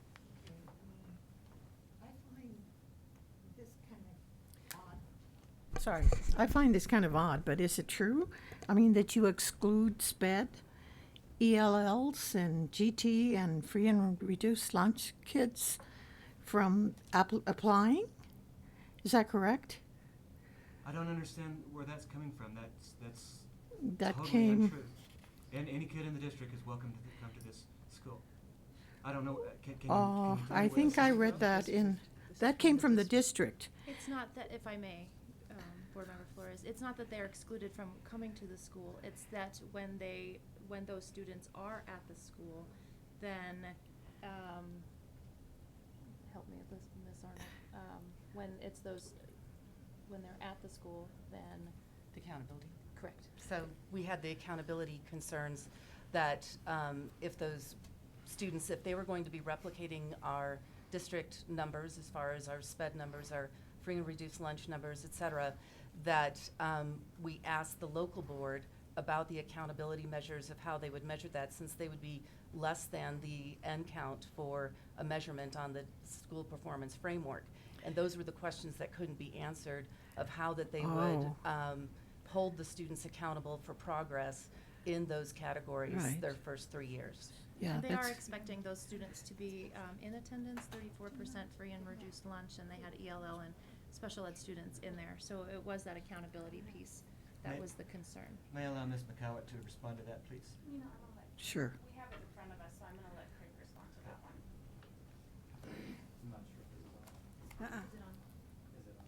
Nope. Ma'am, the district's contention at the DAC hearing was that because we had a small population of special education students enrolling, because we're a small school, the state wouldn't report those students on the school accountability tests, right? Because we'd have maybe 9 or 16 kids and they don't reach the threshold. But in fact, the district was almost entirely wrong about that. As you saw in our reply brief, we'll have plenty of students, free and reduced lunch students in year 1 that will be reported out on CMAS, and so, or on the school performance frameworks. And in year 2, we'll have plenty of SPED students to hit that report, and in year 3, we'll have enough ELL students to hit that report. So their contention that we wouldn't, for the first 5 years they wrote, have enough students to report out, and what would be our alternative measures was simply incorrect. In fact, we have very few years that we have to make alternative measures, and what we said was, well, we have lots of things. We have iReady, and we have NWEA, and in IEP students, we have their IEP plans, which spell out their goals. And those are the things that would report and make sure that those kids are meeting achievement and growth for the years. Yeah, but iReady has been shown not to really be a good test to measure kids that are, SPED and such. So maybe that's why the district, kind of denied that you weren't really kind of fulfilling the role of these evaluation Thank you, ma'am. instruments. Mr. So- Alvarez has exact experience with iReady. I'll let him respond. Well, you'll take up my time, but I had more questions. It was just found in our group. We just went through a big study on the READ Act. And so what our stakeholders stated was that iReady wasn't a good measure. And so I just served on that committee. And so the stakeholders are pretty smart kiddos. I mean, they were some of the top teachers in the state. And so I just, from a group of people like that, I know Mr. Alvarez, but I have done some work in the area, so, I don't believe it is. So so you're correct to a certain extent. If iReady is not implemented with fidelity and the correct way, then the outcomes can be what you measured. If schools do the different diagnostics throughout the year, iReady Diagnostic 1, which is a baseline, iReady Diagnostic 2, which is a mid-year, and iReady Diagnostic 3 with a summative, each of those diagnostics will give you a report card, if you will, for that individual child's performance. Now, with the responsibility of the teacher and what we'll see in Civica through our different tiers of instruction, our different layers, because we know that all students learn differently through our 3 different tier systems, is that that becomes a customized education plan for that child. Now, what do we do in between iReady Diagnostic 1 and Diagnostic 2? Well, those schools that implement the program with fidelity know that they have to assess standards mastery assessments between the diagnostic, where the prescription that was given by the first diagnostic would be measured in, if you will, they're like assessments in between the diagnostics, and it would measure if the child is progressing based on that customized education plan. I believe that Civica, with the support of COHIA, will be implementing the iReady program with fidelity to best serve the kids in that community. But Mr. Alvarez, you didn't hear me when I said that the state of Colorado is not going to be using iReady because it has shown not to prove that it can do the work of identifying kids and their levels. So she's correct. I mean, But currently, we're using iReady. I know, but what's going to happen? You're with all due respect, you're saying what they will be implementing, and once the state of Colorado implements a new type of intervention program, then we'll receive that information. But Yeah, as but of we're- right now, currently the program that is being implemented is iReady for intervention and to provide customized that's your education. program, but our program is going to start this fall, and it doesn't have iReady. So, you know, she's doing the right thing. Board Member Flores. Yes. Okay. Other questions? Board Member Durham, I can see that you're ready. Mr. Alvarez, your first school was in Miami-Dade, and how many schools are now participating in the Civica model? So Colorado and North Las Vegas are our two current projects that we're working on. And so you have the one school at the present time? That's correct, sir. And your one school at the present time is high performing, is that correct, by Florida standards? And That's correct, sir. It's a high-performing school. and Florida has made, if I remember correctly, significant progress in improving outcomes in recent years? Yes, sir. Thank you. So, do you have Ms. Arnold, do you have a problem with the Civica model? Thank you for the question, Mr. Durham. No, I don't have a problem with the Civica model, but what we were really trying to establish in asking the questions is for the local board, the people that would be working in the school in our district, how they would be implementing the model itself. And I think we all stipulate that Mr. Alvarez is a high-performing educator. Well, I mean, We what do you mean, couldn't what do get you mean the by, answers. what do you mean by how you're going to implement it? I presume there's a curriculum that goes with the model. That's exactly right. So they give you a copy of the curriculum, is that enough? That was not enough to What's meet the enough? standards on the rubric, is how that they would do interventions. Well, how do you do it? You teach the curriculum. Not necessarily for Oh. English language learners, sir. You would do something So you don't a have a little bit different. curriculum, Mr. Alvarez, for English language learners? Sir, we have a curriculum for all subgroups that we would service. Thank you. Mr. So, Durham. I mean, Let her answer, you're trying to Steve. tell us that there's nobody out that if you have a curriculum and you teach it, that somehow is an inadequate explanation of what you're going to do. We use the edreports.org from the Charter School Institute to look up the curriculum that they provided, that they are going to be providing for their Civica, and it's partially effective. So we had a lot of how questions about this. This was through the Charter School Institute that we used their reporting piece to see how it was independently rated, their curriculum. But the questions that we had that we could not figure out from the board itself was the how. How would they be using that? How would they be doing interventions with students who can't access the curriculum? How would they be even doing this with special education students? It was these were the questions on the how that were important. But the partially effective rating of the curriculum that they're using was a concern, and it was brought up. So it's highly effective in Florida, but in a state that hasn't quite made the progress that Florida's made, somehow it's inadequate. That isn't from our state. It's a national research, independent research base that the Charter School Institute said to use to look at curriculum. Okay. When do you plan on opening if you get approval, Mr. Alvarez? 2020, sir. So this fall? Yes, sir. How much money do you think's been involved in producing this application and getting ready to get to this point? Do you have any idea? And I'll defer to Craig for that question. Is it building built? Well, outside of the flying, Mr. Alvarez and his two vice principals out, this is my job, so we don't really count that. I work all over. But this is a function of a local board working very hard. So we've had a lot of bottles of wine and a lot of dinners together. But the amount of money that was spent really involves the air travel for the several people that we brought back and printing and those kinds of things. Do you have the ability to sustain and plan for a 2021 opening if that were to be something that this board were to suggest, and that you might be able to by then be further along with your location and those kinds of issues, the school facilities?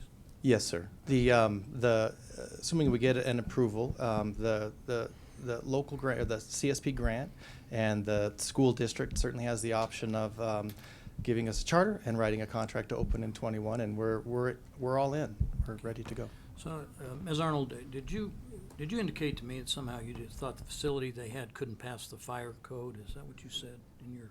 Or I'm sorry, is that what I did not say that. Ms. Reister said? So the facility, in terms of the completed application, there's not a facility description and a plan that could be vetted. Did they? I thought they provided something that they had a lease for. Am I mistaken on that, or had a letter of intent? So what happened when we go back and look at it is their application had for the fabric tent that was in it, and that's what was submitted on August 30th. Then in November at the DAC meeting, they withdraw and say, don't look at that, we're not going to do that, and they had nothing. At the public hearing itself on December 9th, they handed new documents directly to the board, circumventing the DAC, circumventing the administration, and the review process, and handed in a letter of intent for a particular potential building then that could be used. This board rejected receiving the additional information, because if you do look under the Charter School Act itself, Mr. Arrington is incorrect. The framework does set it up so that the board is not required to accept additional information, and then a completed application So you goes have a through. procedure over substance argument. So we have a thorough. So you have a procedure over substance argument. No, we do not. We have not gotten to any of the substance because it has not been reviewed. You've refused to accept it. Based upon the policies, the procedures, and the regulations from this board, we have gone through and vetted the completed application. If we need to look at a new application that comes in next year that has something better and different, then yes, we can definitely do that with a new quality application there. But for this, no, there is no, in the record on appeal for the completed application, there is no facility for this. A letter of intent on the record on appeal, outside of the completed application, there are still a lot of questions that need to be answered for that, for what that facility is, for whether there's enough bathrooms there. My understanding is there's not enough bathrooms there, that it hasn't been looked at for building code requirements and so forth, which is a requirement of the Charter School Act. My time's up, but I will take serious issue with that when we get to remarks. Go ahead. Okay, thank you, Madam Chair. Thank you both for your presentations and for the time that you took to provide us with the exhibits and the materials that you provided us with. This was one of the larger cases in terms of materials and arguments and supportive materials that we've seen. I wanted to give the district an opportunity to touch on any financial concerns you had with respect to viability for the school, and I also wanted to give the applicant an opportunity to comment on that as well. And if other board members have follow-up questions, I will cede the floor for that. And please feel free to take the time you need to touch on those issues on both sides, provided it doesn't go over my 6 minutes. Thank you. Board Member Sheffel. No, they have to answer. My apologies. Not a problem. I was 5 minutes ahead of you guys, and that's not good. Go ahead. I now have Ms. Samborski, our CFO, answer the financial pieces. Thank you. Yes, we did have concerns with the budget. We believe they were using funds that weren't approved. When you go through the rubric, they said not to use any soft costs. So then we were directed to use their contingency budget. Their contingency budget included rural school funds, which we know is a one-time allocation, and as far as I know, we will not receive it again next year. So we would take that out. Oh, that's what They also had a capital construction grant, and I did call CDE several times for the various grants to see if they should be included in the process, even though the rubric said that PPR should be able to sustain all operating costs without regard to extra revenue. So in doing so, over the 5-year budget plan, even in their contingency, they're saying they have a balanced budget. While they do have 26,000 about left over at the end of the 5 years, but by law, you have to at least have the 3% contingency reserve. So they're about $78,000 short of meeting the required Tabor reserve. So I'm gonna speak quickly so you'll have more than your 6 minutes, and I'm happy to hear their response. Thank you. So this demonstrates, in my view, just how picayune some of the district's criticisms are. $78,000 short at the end of 5 years. I absolutely agree. If you look at the budgets on their face, you pull out all the soft cut costs, it balances. We have money left over, so we paid all our expenses, but we don't. We're $78,000 short on that Tabor reserve. But that's after nearly $12 million have been spent over 5 years. So it's the district's position. Remember, the standard isn't perfection. The standard isn't pristine, utter perfection. It is this school financially viable? And the district's saying, well, they've got to make up $78,000 over the course of spending $12 million in 5 years, and they just can't do it. Well, that's just silly. They can. That's about 0.5% that they have to adjust over the course of 5 years, not each year, total. And so, yes, if you give this budget a fair shake, it is certainly demonstrates financial viability, paying all expenses, and the district says it'll pay all of the expenses. And this Tabor issue is a non-issue. Everybody knows that. If I have time left, Ms. Maramba, I wanted to kick it back to the Chief Financial Officer for the district in case you had more to say as a follow-up. I forgot one really quick important comment. We were not able to view the cost of the facilities because there was not a real facility at the time. So we really can't say that that's the real number because we don't know what the facility cost would be. So that's huge. So I apologize, I forgot to mention that. Thank you. And what every district who's actually interested in working with the charter school does is say, here's a contract, you go out and do a facility that works, and if it meets your budget, you can open. If it doesn't, you can't. That's an easy fix. Thank you. Board Member Schaffel? I just wondered if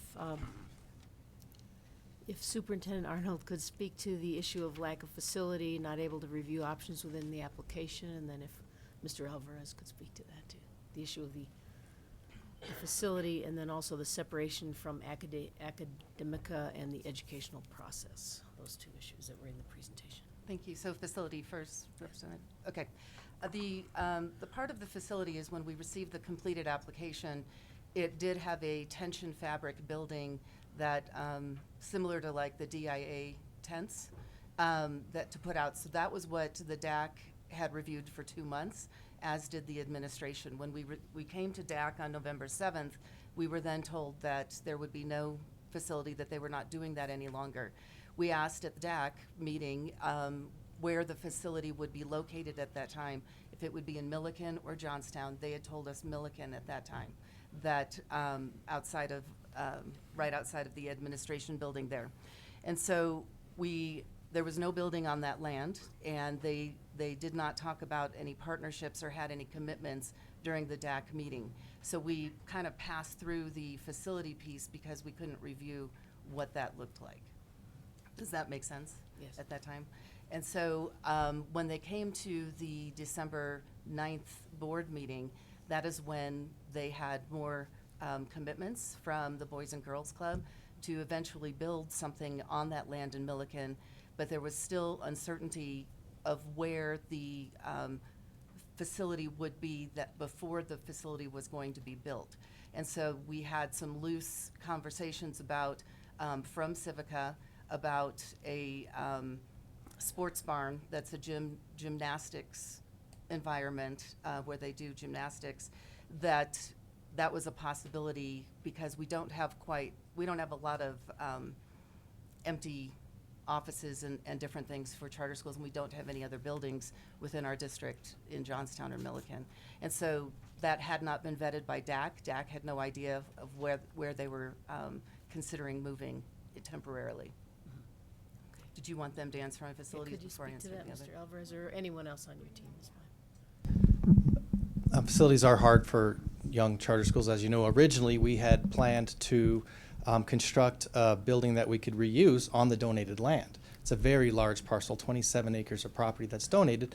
And we thought if we can build a structure that we can reuse or repurpose, then we can build a smaller school later. So we had planned to build a practice facility. Like if you think of Dove Valley, big bubble. Those are, well, as the superintendent mentioned, the DIA is rated for plenty of people inside. It's well within the ratings that you can put a school in. There are many that are in that kind of structure. And then later we could build the school and get rent out of renting that out. So again, trying to think of the business model that's going to work best for the school. That was more expensive than we could afford in the first year. And so one of our board members is the owner of the sports barn that we're discussing. It's a large gymnastics facility, and then in adjacent to that is a very large triple or quadruple gym for basketball courts. And we have a commitment from the owner, that the district was aware of this, to rent us that space within the cost that was in our budget allocated for rent. That they put that number specifically in the letter. We'll rent you this for this amount of money to go forward. So that was a difficult negotiation for us with the owner, and we had to make sure that he wasn't seen as a party to the transaction. He was in the middle of a sale. It was a big mess, and we couldn't just go talk about that to everyone. It wasn't responsible on our part. And so, but that turns out to be the best option that we have now, and we'll continue to move forward with that. But in all reality, even that may change. Right? Because charter schools have to be nimble, and luckily we are. And we may find a church that comes open and offers us some space in their church, or a big box store that all of a sudden comes open and we can get in there. So we'll take the very best place we can for the students that we can make a sustainable school. Thank you. Dr. Scheffel, Yes. also, Mr. Horton is incorrect. The district did not know about the sports barn, nor did the DAC when we were doing our presentation on December 9th. That came out after the fact, so that wasn't something that we could have evaluated with the parents on the DAC committee, nor for the administration as well. Yes, sir. And the reason they couldn't evaluate that is that the school, Civica, showed good faith in continuing to work to find a temporary facility for its year one of operations. But when those supplemental documents were submitted to the district in December, they refused to accept them. And then one more question. Yeah. That, the one about the board oversight and separation from academica and the educational process. Maybe you could I'll start with that start and with then that, yeah. hand it to Mr. Alvarez. This is a complete red herring. You notice that they didn't even try to defend that one in their brief, because it's not supported by the documents. We gave them a draft contract that says Academica serves at the will of the local board, which is a standalone Colorado nonprofit corporation, and if the local board believes that they're not doing a good job, they can fire them, and so that's just a non-issue, and here again is something that I've seen over and over and over with districts that actually want to work with their schools. Contract gate. You got a service provider here. We want to look at your contract. And I did this just last year in Cherry Creek. We want to look at your contract, and if it does not show that you are negotiating in an arm's length relationship with this service provider, you don't get to open. And so another contract gate. Mr. Alvarez. I think I should speak to this, Okay. being the local board. We've addressed it so many times. It's very clear in here how we work together. I think it sometimes gets skipped over the power of it. Every time our board needs to be advised on anything, we have experts that advise us. Ultimately, it's our decisions, but we have experts on everything that happens inside the walls, everything that happens outside of the walls. I think there's so much power in it, but we are very clear on how we work together, and ultimately, Civica Colorado is responsible for our own decisions. Okay, thank you. Did you have a follow-up, sir? We do. I apologize. I haven't talked all day, and I had the flu last week, so my voice might hang in here. It might not. And I know. on top of that, I'm sitting on this table, lady. So, and so from the board's perspective, Ms. Schafel, was one thing we never saw. We never saw the contracts between Civica and Academica. One of the questions that continually came up at the Board of Education meeting was, we know, I mean, this is an unfortunate thing about anything. Nothing lasts forever. We know that someday this relationship between Civica, or the Civica school, the charter school, and Academica will most likely come to an end. I mean, that's just the way, that's just the nature of everything.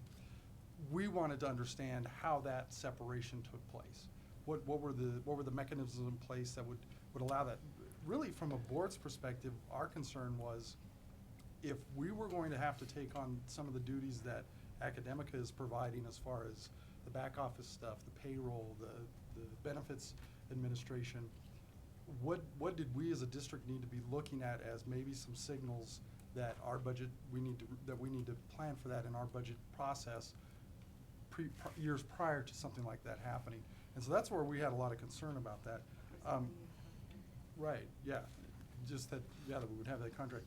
And we never could get an answer from the applicants at the time of how that would look. And so that was a major concern for us, because we are a small district, and those costs are real. I mean, if we have to absorb the payroll, if we have to absorb the benefits administration, those are actual costs that we have to incur. And from a budgeting perspective, it would be nice for us to have some sort of insight as to how that may transpire. Can I have 20 seconds? Yes. The district just admitted they didn't even read this application. He said, we never saw the contract. The contract's in the application. It's Appendix S, page 483, page 381 of 433. It's in the application as Appendix S. I did review the contract, I apologize. It was a one-year contract, and the question we asked at the DAC was, the contract said they would charge them based on the number of kids they had. So if they didn't grow in enrollment, they were safe because the budget would stay the same. Academic would only charge them more if their enrollment increased. So then we said, well, how are you going to maintain your budget if you don't renew the contract? Because your contract says very clearly that it's 1 year that can be renewed or not. So that was another concern, how they're going to handle their administration if that union, for some reason, ended. So I hope that helped clarify a little bit. Sir, yes, and then I'm finished. The district has just demonstrated it doesn't understand basic Tabor concepts, because all contracts with all service providers are one-year contracts. Board Member Goff, do you have any Thank you. questions? That's correct. Sorry. I can't reach this thing. Apologize. Just a question, Mr. Horton, what other states or major cities or urban areas is Academica connected with? Academica has 200 charter schools in 11 states. Have you ever been in Colorado before with either meeting us or having some interaction with some other districts? Yes, ma'am, I understand your question. I'm actually from Fort Collins. I'm a charter school guy for the last 20 years. I founded a little school called Liberty Common High School and chaired that for many years. And then started consulting with other schools. I hung a shingle. I worked for your department. I was a CSSI auditor for a few years, and I've been successful in 3 charters that I've written. I live in Fort Collins, about 20 minutes from Sheena and from the school. Okay, well, welcome back, and it's nice to see you, and I was not trying to be coy. I just thought. That question is I know asked all the I've time. I understand. seen this gentleman before. Yes, so, ma'am. I guess related to that, I guess I would ask, not compared to any particular charter school or even with Civica or not, some other organization, what would you say is, what would you say are two things? The best thing about this application from your professional, objective point of view, and also what would be, if you can, the current stumbling block to it? What do you think has been the thing that's got to be overcome for this to work out as best as possible? From my experience, and I'd be anxious that Mr. Alvarez could also respond if you would allow it, I believe the strength of this school is how it fits like a puzzle piece in this community. The Boys and Girls Club in Milliken is maxed out. They rent space in a community center, and they're absolutely maxed out of room. We approached them and we said, hey, you know what, my company has experience building schools and Boys and Girls Clubs next to each other. And there's a great model right across the highway with New Vision Charter School. We think we can help you build a school. And then a community member, Mr. Irwin from Hall Irwin Construction, said, I'll give you 20 acres of land if you guys build a Boys and Girls Club and a charter school together. The model that this school offers in terms of Career Academy for kids that aren't all bound for college, and I think we can all say now that not all kids are bound for college, but those kids that aren't need a tool. They need a plan. And the Career Academy model starts in 9th grade, and it takes those kids to graduation with a certificate. And in some cases, the salaries that those kids can get with their industry certificate, like machining, are greater than the salaries they could graduate with a liberal arts degree from college. And so these kids from sometimes predominantly rural areas have a bright future. The school offers multiple graduation pathways. So instead of one diploma that fits all students, there's 3 diplomas for whatever kind of student meets us, and we try to meet them as well. In terms of fit, I can't imagine a better fit. When Sheena and I met, and she said, hey, I need you to help me get a charter school. We need one in this community, and she described her needs, and I said, I know of one in Florida that you need to see, and I introduced her to Carlos. So I think the beauty of this charter school, it's a charter school that's been brought before you all and brought before the district by the people, for the people, as our representation. I am the only one that does not currently live in Colorado, but we do have strong local representation. Johnstown and Milliken are in need of a community school, a school that they can partner with, where there's educational opportunities and a seamless 6th through 12th grade transition, which currently does not exist there. We find that often kids get lost in the transition of middle to high school. It's very common. And what Civica is going to bring is they're going to bridge that gap with their academic curriculum, the rigor that we're going to provide to our students, the curriculum frameworks from our career pathway models.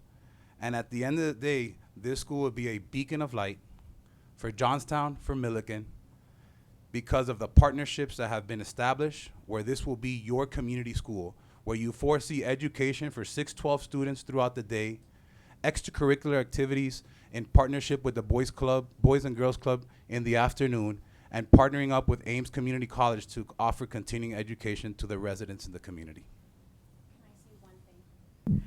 I just want to say one more thing. We only have one high school. We need another high school. I've thought that since I started there 10 years ago. But I'm a mother, and it's really important, our character-driven model. We wear uniforms. By 10th grade, you wear a uniform for your college and career academy. We stand for the pledge. We have an honor code. We shake hands. We look each other in the eyes. Social media is really bad for our kids. You will not have a cell phone during the day. Our one-on-one technology is Chromebook sets.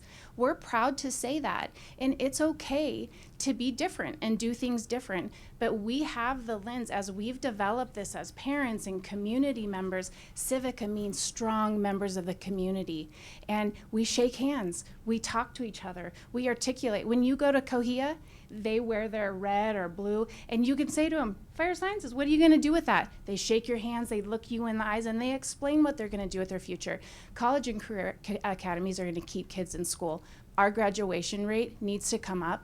I want to be there. I want to be 99% graduation rate. And I would have gone to Civica, and we all would have gone to a Civica, and we all would have taken different paths. Maybe one of us is just more well-rounded because of it. Maybe one of us did go to college. That's what's going to make this so strong in our community. The second part of your question, ma'am, was what was our stumbling block? And I think probably a little belief that we can do it. We were lucky to have the Department of Education review our grant and reconsider it. I think it was responsible based on some things that we pointed out. And with a different lens, we looked at the grant and it was awarded to us. We would really like you to compel the local board to reconsider this, to look at, well, there is a grant in place, and there were these errors in the budget that can be fixed, and we do need to work on this facilities thing because they're hard for charter schools, and a reconsideration is the stumbling block, ma'am.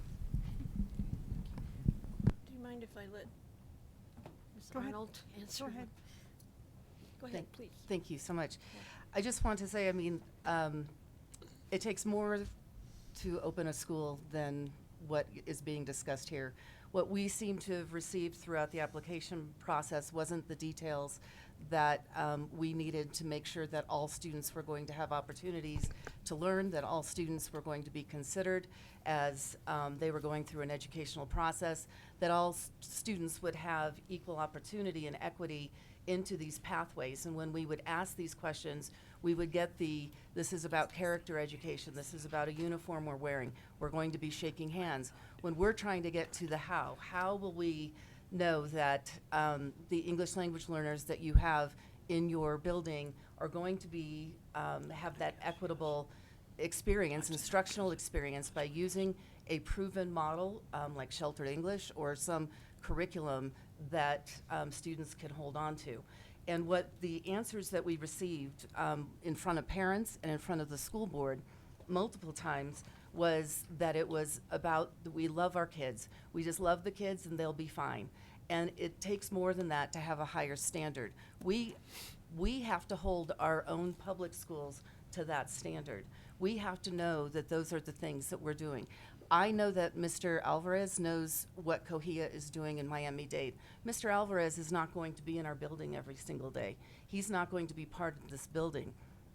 We have people that are local that don't live in Johnstown that are going to be part of that school. Those were the questions that we were asking to those people, just like we would for a principal interview for any opening that we would have in our school district.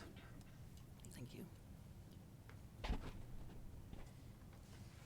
Somehow this frustrates me a little bit because I forgot what the terminology was that Mr. Durham used, but it was some seems to be about procedure versus substance, which is that doesn't sound like your group quite had their act together in order to get the materials in on a timely basis that were needed. Some of those materials have now been provided. We need to think about what's more important, whether we provide another opportunity for kids or whether we want to hang on procedure. And so I think you know where I'm going on that.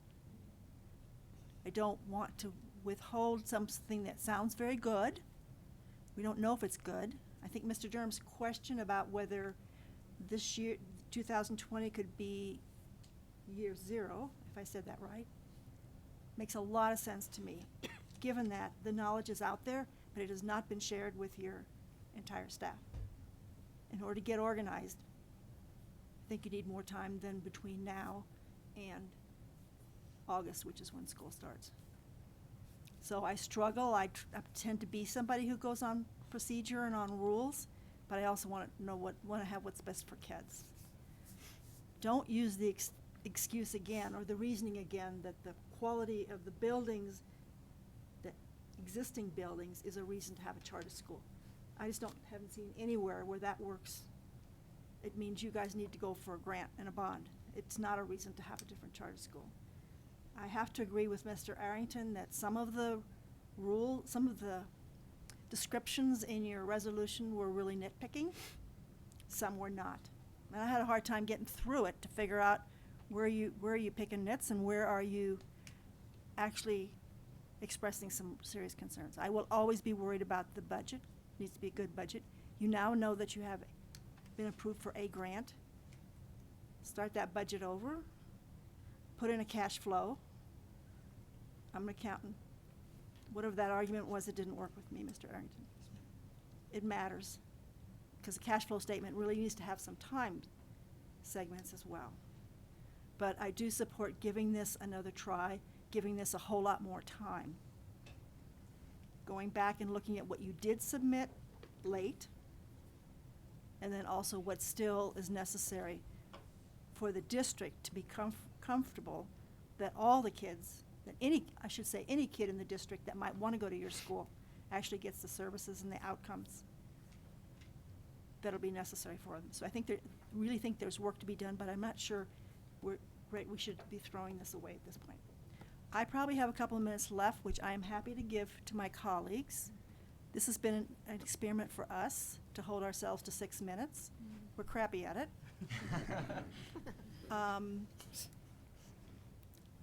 We'll figure that out. You have some time left, but I'll also give you a little.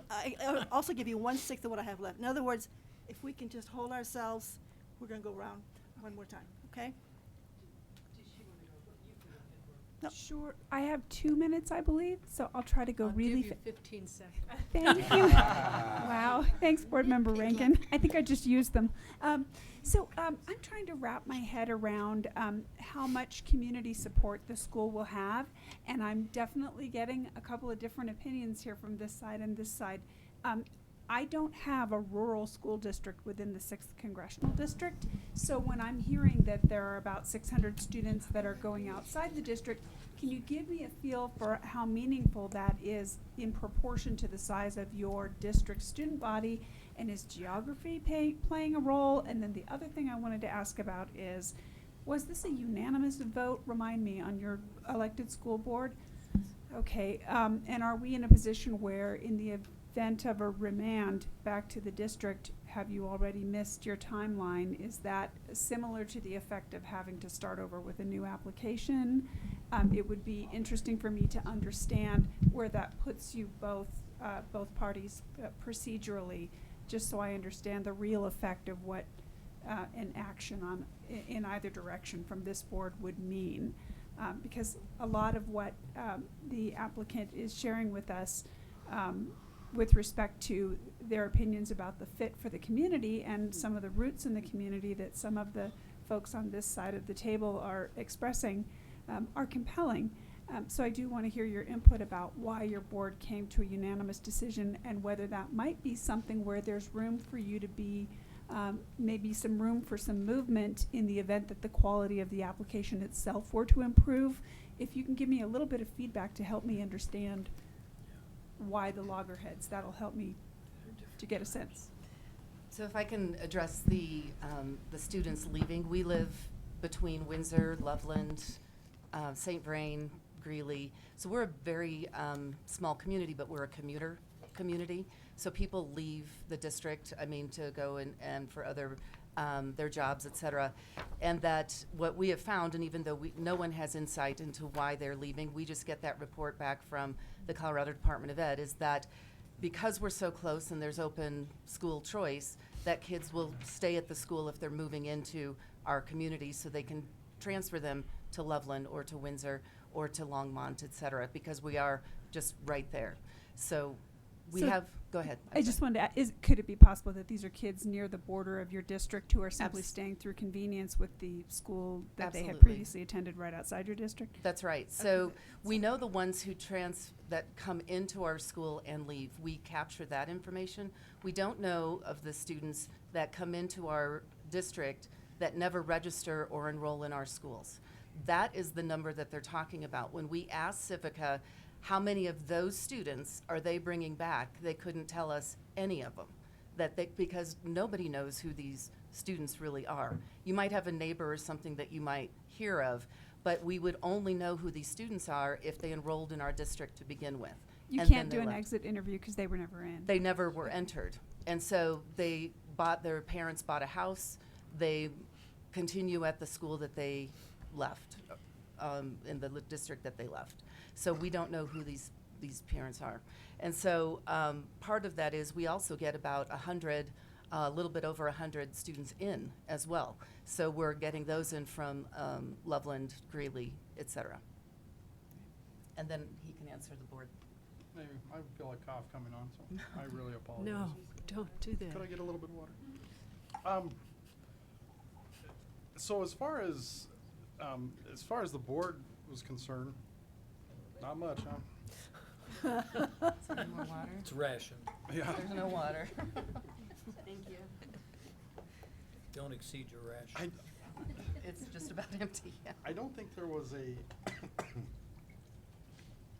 sorry, I can't do two things. I don't think there was any argument that what Civica's proposing is a unique and viable option within our district based on our demographics. In fact, I think I went on the record at the Board of Education meeting saying that I probably would have been, like Sheena was saying, I probably would have been an ideal candidate student for that type of programming. For the board, for what the board wants to do though, and I'll go back to something that Mr. Arrington said in his rebuttal, is saying he asked you to look past the details and look at the people. And I have nothing but the highest respect for the applicants.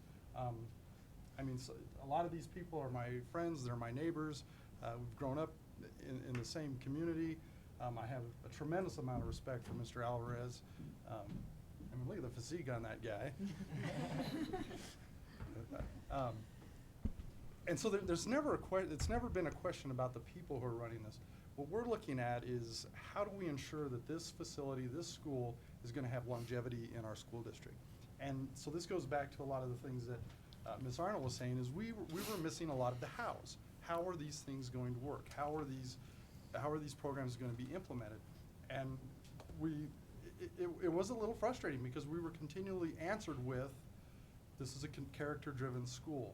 We're going to shake hands. We're going to say the Pledge of Allegiance. We're going to wear uniforms.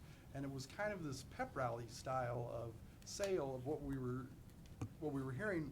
We weren't getting the substance that we needed to say, hey, there's going to be longevity. I'll go back to that statement I said before. Things end. Ms. McCowd has 19 years of experience. She's probably not going to be at that school in 50 years. We hope to God that school is there in 50 years.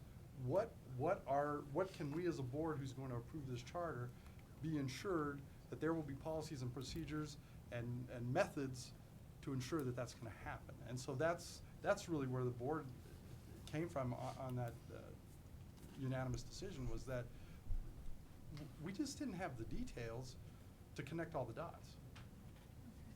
Board Member Rankin. Thank you, Madam Chair. I just feel that I'm in the third-party place where I can look at both things, and throughout this conversation, I weigh one way and then I weigh another. So there's some interesting things going on here. You do not have a charter school right now. Is that correct? We do. You do have Yes. one? Or, Yes. Okay. I didn't hear any reports on that one. I assume that one's doing well? Very well. Okay. So I hear experience of charter schools down here almost to the fact that, look, we've done this before, this works, trust us. And I hear here some hesitancy, hey, we're too small to trust just anybody. And I kind of feel that pulling. But let me just pose this to the district. Is it possible, do you think right now, that they could go back and rewrite their proposal and they would have a chance to have it pass in your district? Or is your mind to this that this is so far apart it's never going to happen? So I'd like an answer from each one of the people representing the district. You want to start on the button? Sure. I think that time is running really close to starting the next school year. But the grant makes a huge difference, the CSP grant, and if they can get more grants, or that, I think that will probably help them through the application. I think they have a very strong chance for, like I said, maybe probably 2021 would be more realistic. I'm an accountant as well, and I'm conservative, and to rush and start something in 3 or 4 months would really make me uncomfortable. But I would be more than willing to review another application. Thank you. I'm so sorry. Of course, I'm speaking as one board member. Absolutely, I think that's possible. And that was our hope, was that we could provide some feedback to the applicants for them to come back and reapply in the fall window. Our concern is we're not a tiny district, but we're still a small district. And we're really trying to take this role of charter authorizer serious, but what we don't want to do is turn into a charter developer.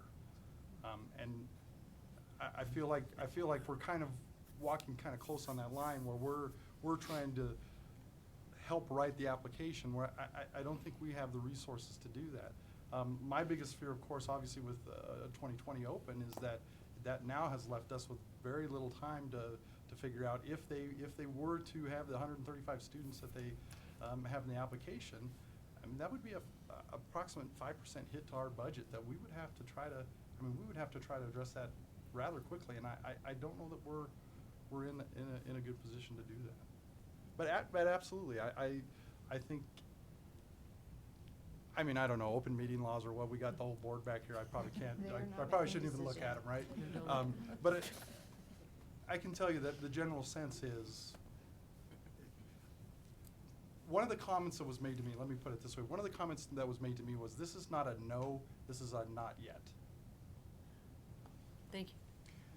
And Just a minute. No, we're going to go down this line. Okay, I'm sorry. Thank you. So I think it's a great question, and thank you for asking it. I think that there are very specific comments and questions from the DAC that had concerns. One was about leadership of the school and not being developed enough to lead, especially a brand new charter. And I think the comments were made repeatedly that if it was Mr. Alvarez doing it and opening it, where he's had experience doing it, it would have probably been a no-brainer, that it would have been something where we could have some confidence in that. The DAC and the administration did not have confidence in the local leadership as far as being able to establish a instructional system for all students, because those were the things that we couldn't get any answers to. And so I think that with some tweaks and with some stronger leadership in there, and support, because it is a little bit different when they are looking at, you asked about our other charter school, they use us for payroll, they use us for the accountability, the auditing, they use our auditor. So we are very, very connected with them. And so we know what they're doing, they're very transparent with that. We didn't feel that there was a lot of transparency with working with Academica because they're in Florida, for one, and that the auditors and other things wouldn't even be the ones that we would be using. And so even though we're accountable for their budget at the end of the day and accountable for the instructional program at the end of the day, that we wouldn't have any insight into it like we do with the other charter school. And with that charter school, we do partner with training. That principal comes repeatedly to our trainings. We do a lot of joint things together. The Civica is that they would be really a standalone, and that is, I think, made us nervous because of the leadership that they've already selected. Thank you. You have some very valid concerns. Mr. Arчин, you want to get a quick note in? Mr. Alvarez would like to respond, Madam Chair. So in our application, we do have a robust principal leadership professional development program that would be in place through the Civica Academy Foundation. And as she was explaining, we would partake in principal development through the district. We partake in principal development through the district as well. The only difference is this would be an additional principal preparation development program that would be housed internally and provide shadowing opportunities, modeling opportunities, collaboration, and best practices to make sure that our principal is prepared to open up. In addition to the question that you posed, it would be in the best interest of our students if that was an option to defer to 2021, which, as Madam Chair had alluded to, would give us another additional year of preparation and planning and collaboration with the district. My only hesitation of resubmitting an application is that we would lose the CSP grant, and we do have dollars during the incubation period from year 0 to year 1 to year 2, and year 2 to year 3. So I think it's in the best interest of our entire board to position ourselves for a possible recommendation of approval with a deferral for 21, where then we can still access our CSP grant, start the incubation period, if you will, and prepare to open our doors to the students in Johnstown and Milliken in 2021. Board Member Flores, I'm going to give you 1 of my minutes, if you need it. Well, If you need it, otherwise pass it on to your colleagues. well, I am concerned about the time, I mean, and the monies, of course, whether the CDE, and I would have probably referred or asked Commissioner or if someone here can answer that.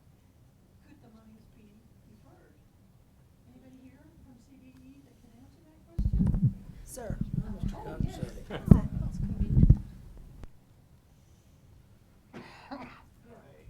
Bill here. Let's see, am I coming through? Trying. Hello. I'll just We are use not this one. gifted with these darn things, are we? So we do have a requirement that you need to sign charter contract before we would release funds. In a situation like this, we strive for that to be established by April 1st. So we're on a tight timeline.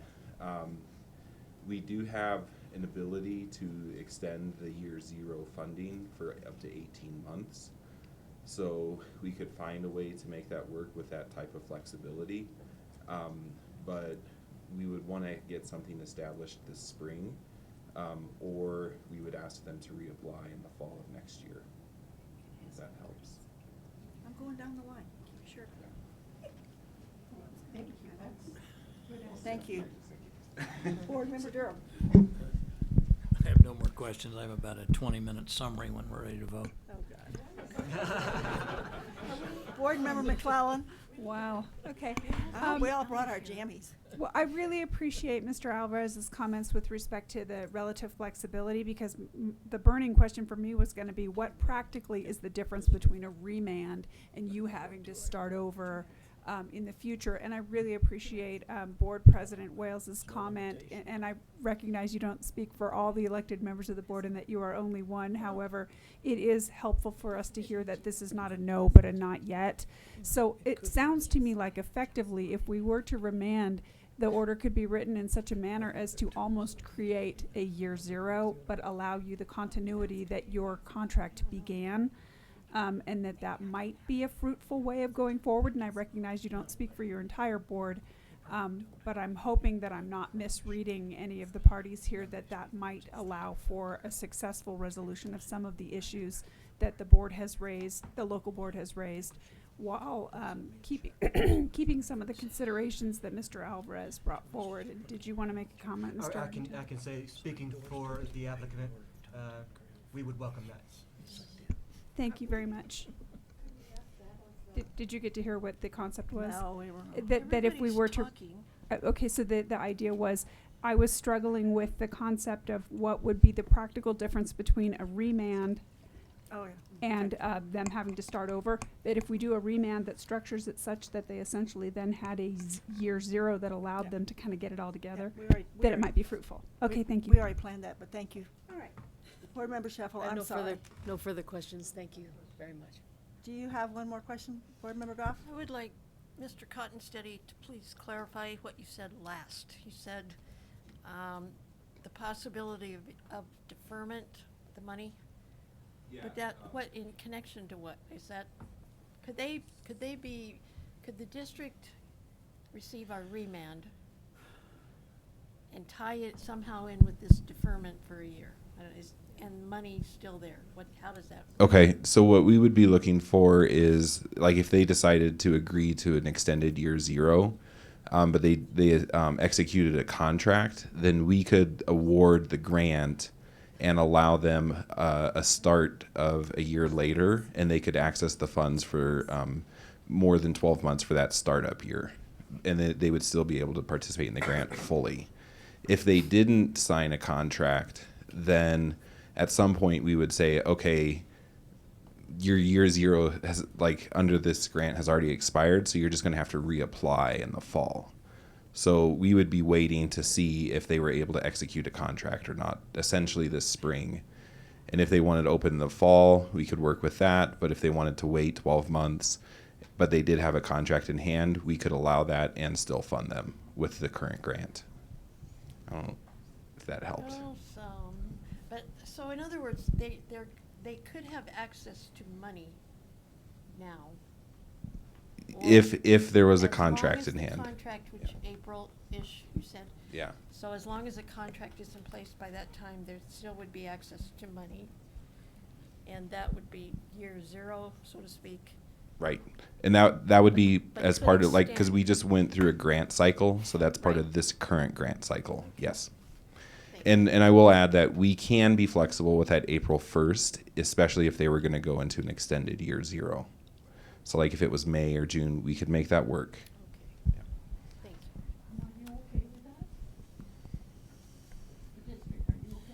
Yeah, as long as it's not April 1st. I mean, I think that is pushing, trying to get a contract when, if you've read the board's denial, there were quite a few reasons of why they were denied, and I would hope that we would have an opportunity to work those things out, and we would need time to do so. Did I give you any more time? Could we There's have always a- a way around that whenever you're ready, Dr. Flores. Yeah, I am ready. I am ready. No, but there are no minutes left. Ms. Maramba is pretty pissed at us. Can we always get a motion? Get a motion out. Once we get a motion out, kids, Question. then we don't ask question of others. We just ask questions of each other and. No, I'm entitled to 20 minutes. You're not giving me anything. Go for it, sir. I move We've been here too to, long today, guys. Sorry. I move to grant the appeal and remand the application to the Weld County School District RE5J on the grounds the decision of the local board was contrary to the best interest of the pupils, school district, and community, and that this be implemented not later than the 2021 school year, and with the emphasis on the words "not later than." 21, not 20. Yeah, 21, 22. I'm sorry. Did I get that right? It's all good.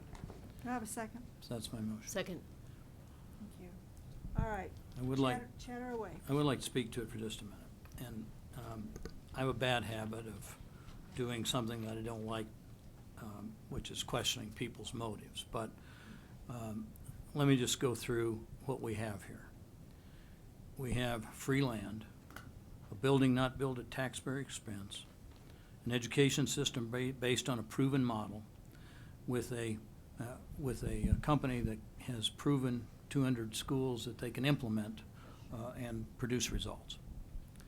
Now, if it were me, I'd want to know where I could sign to get all that free stuff because there's so little of it floating around.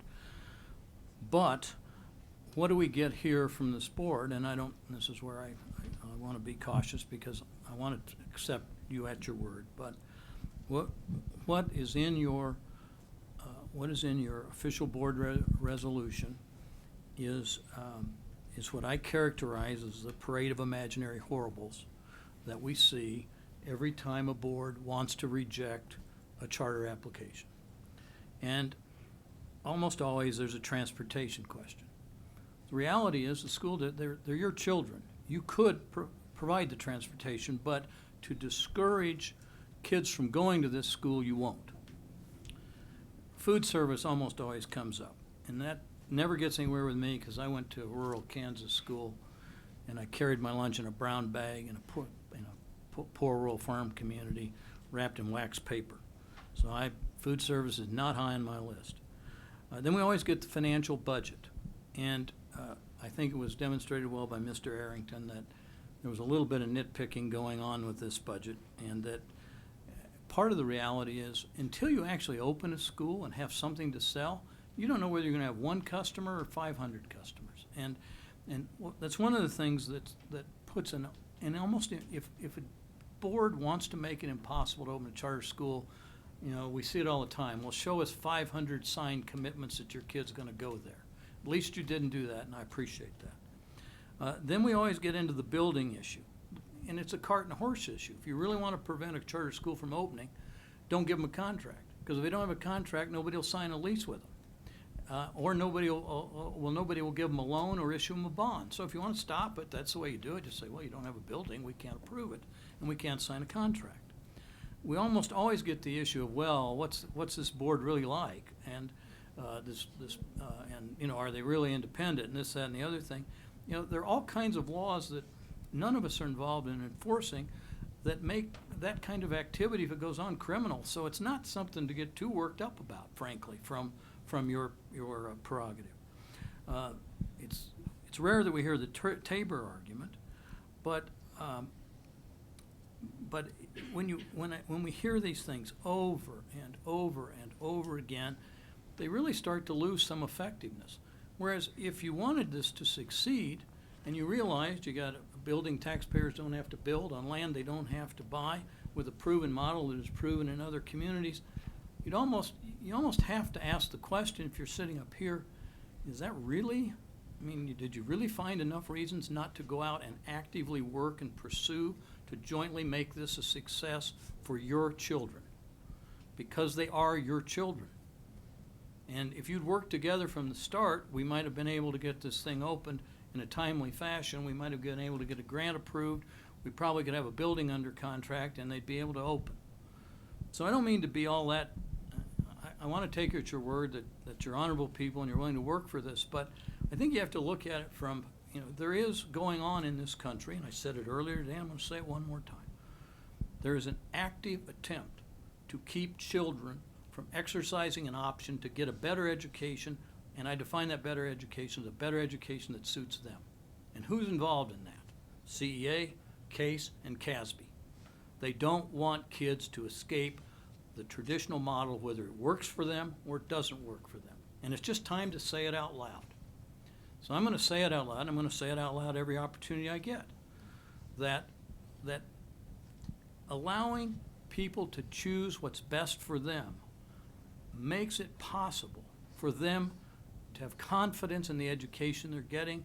It increases parental involvement. And if there's one thing that I think is absolutely essential for success, it's parental involvement. And if parents want this option, they're likely to work harder to make it successful.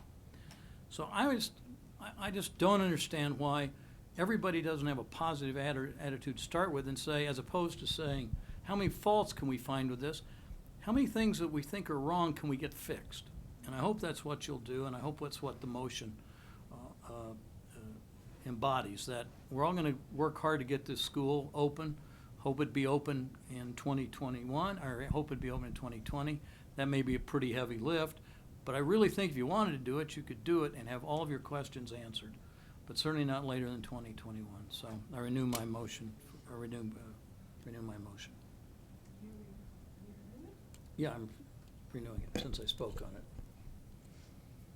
Yeah, I now have a problem.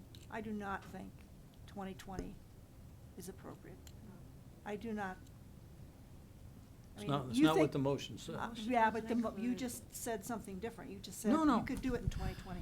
I said they could if they wanted to. No, not if they wanted to. Has been hard for you all to put in a really strong application. And you ain't seen nothing yet. It is hard. It is hard to do a secondary school in particular. It is more expensive to do a secondary school. Or a middle school, I think is what you're starting at. So I think if that's, I think I want to change the motion. Well, isn't that secondary? 6 through 12? Yeah, I thought that's secondary, but maybe not. That's the opening. It's a middle school, high school. So our first year will open 6 through 9, and then we'll grow out.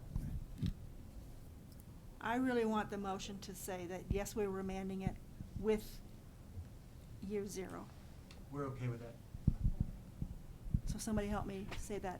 I want to Well, amend. if you're going to say that, then you need to I need to amend. remind them they don't have long to enter into a contract. And keep in mind, contracts can always be amended, so if you can get one in place that you're reasonably confident with. I think there's urgency among everybody here. I don't think you want to hurt these people by not having funds to have a productive year zero, right? Because year zero, you're going to be doing a lot of work. So I want to amend your motion said that school would not be open later than 2021. 21, 22. 21, 22. I want to suggest that that is when it is open, but that you do have a year zero in year 2020. Does anybody second that? No. I'll second it with the understanding that they recognize they have contractual obligations, and that if this grant goes away, that's a problem. I agree. I agree with you. Right, and so we've got to vote on my amendment.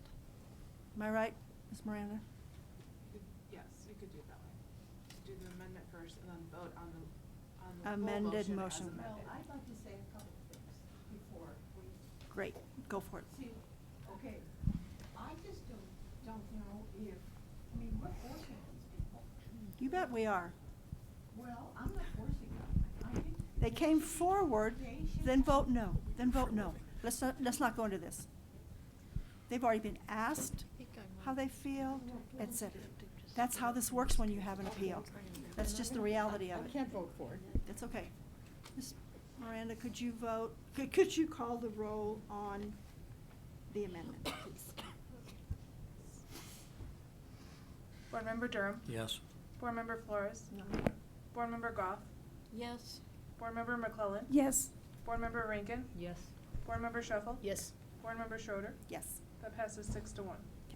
Now, we're going to vote on the motion as amended. Correct. Any more comments? Please call the roll. Board Member Durham. Yes. Board Member Flores. No. Board Member Goff. Yes. Board Member McClellan. Yes. Board Member Rankin. Yes. Board Member Shuffle. Yes. Board Member Schroeder. Yes. That passes 6-1.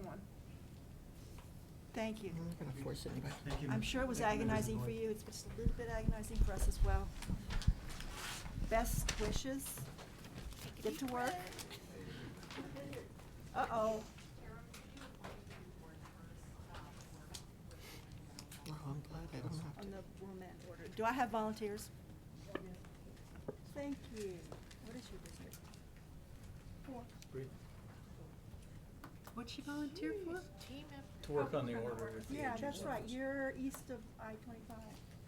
She's south of C-470. I'm actually kind of wondering if I don't have, well, anyway. No, Yeah, please you do it. should do it. And I'll do it. Yeah, Yeah, you perfect. should do it. Okay. The person who just. Milliken Johnson? No, this is a person. As well, who Kel. kills me, okay. It's near Green. Huh? This is a person Yeah. who kills me. I don't have Welder County though. No, you don't have one. It's not. Well, but Johnstown is along I-25 on the east side, on the west side. that whole little line. Yeah. Because I was reading stuff. Yes. Thank you, folks. You do, we do, we really do believe. Oh, we can. Why? You'd be surprised, you'd be surprised. I would be.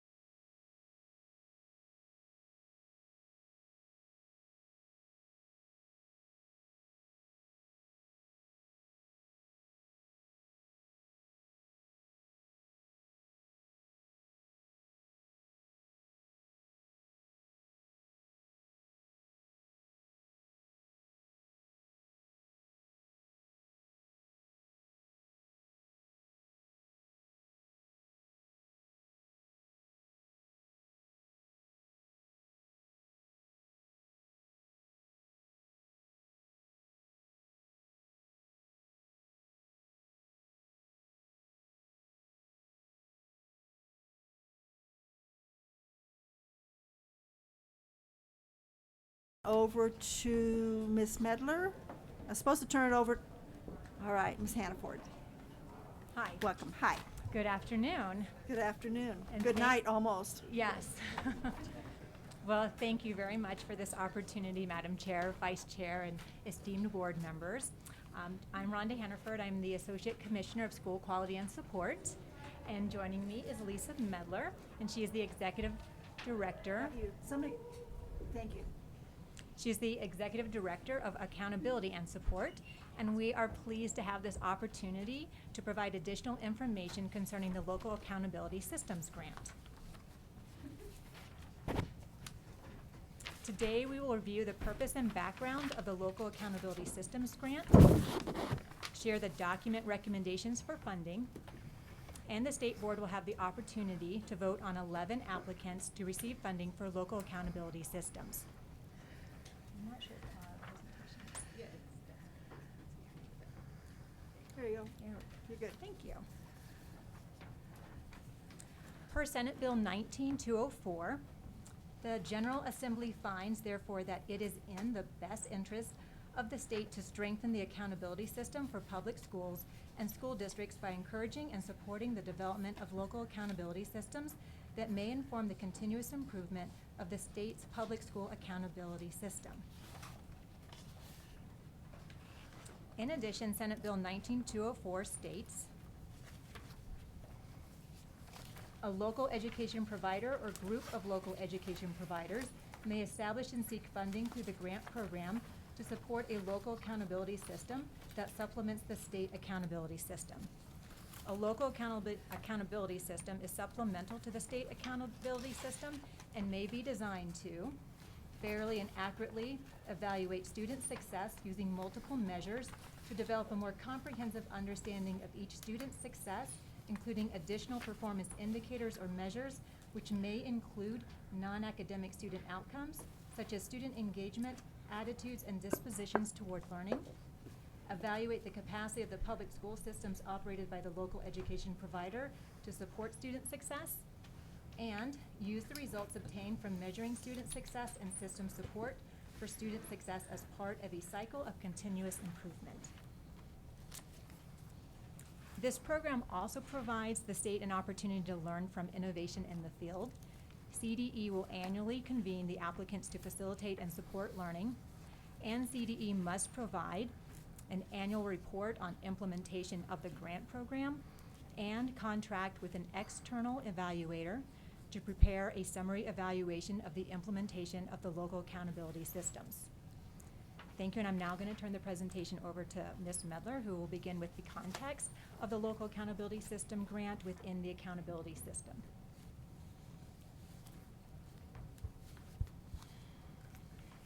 Madam Chair. Okay, so thanks for having me back again since last month. I have thought quite a long while about your questions, and so I wanted to take a little bit of time to provide a little bit more context about our state accountability system. As you were asking questions, it did strike me that you, as state board members, have intimate knowledge of the performance frameworks, the state performance frameworks, and you're very involved in the accountability clock. So those performance hearings with schools and districts that are at the end of the clock.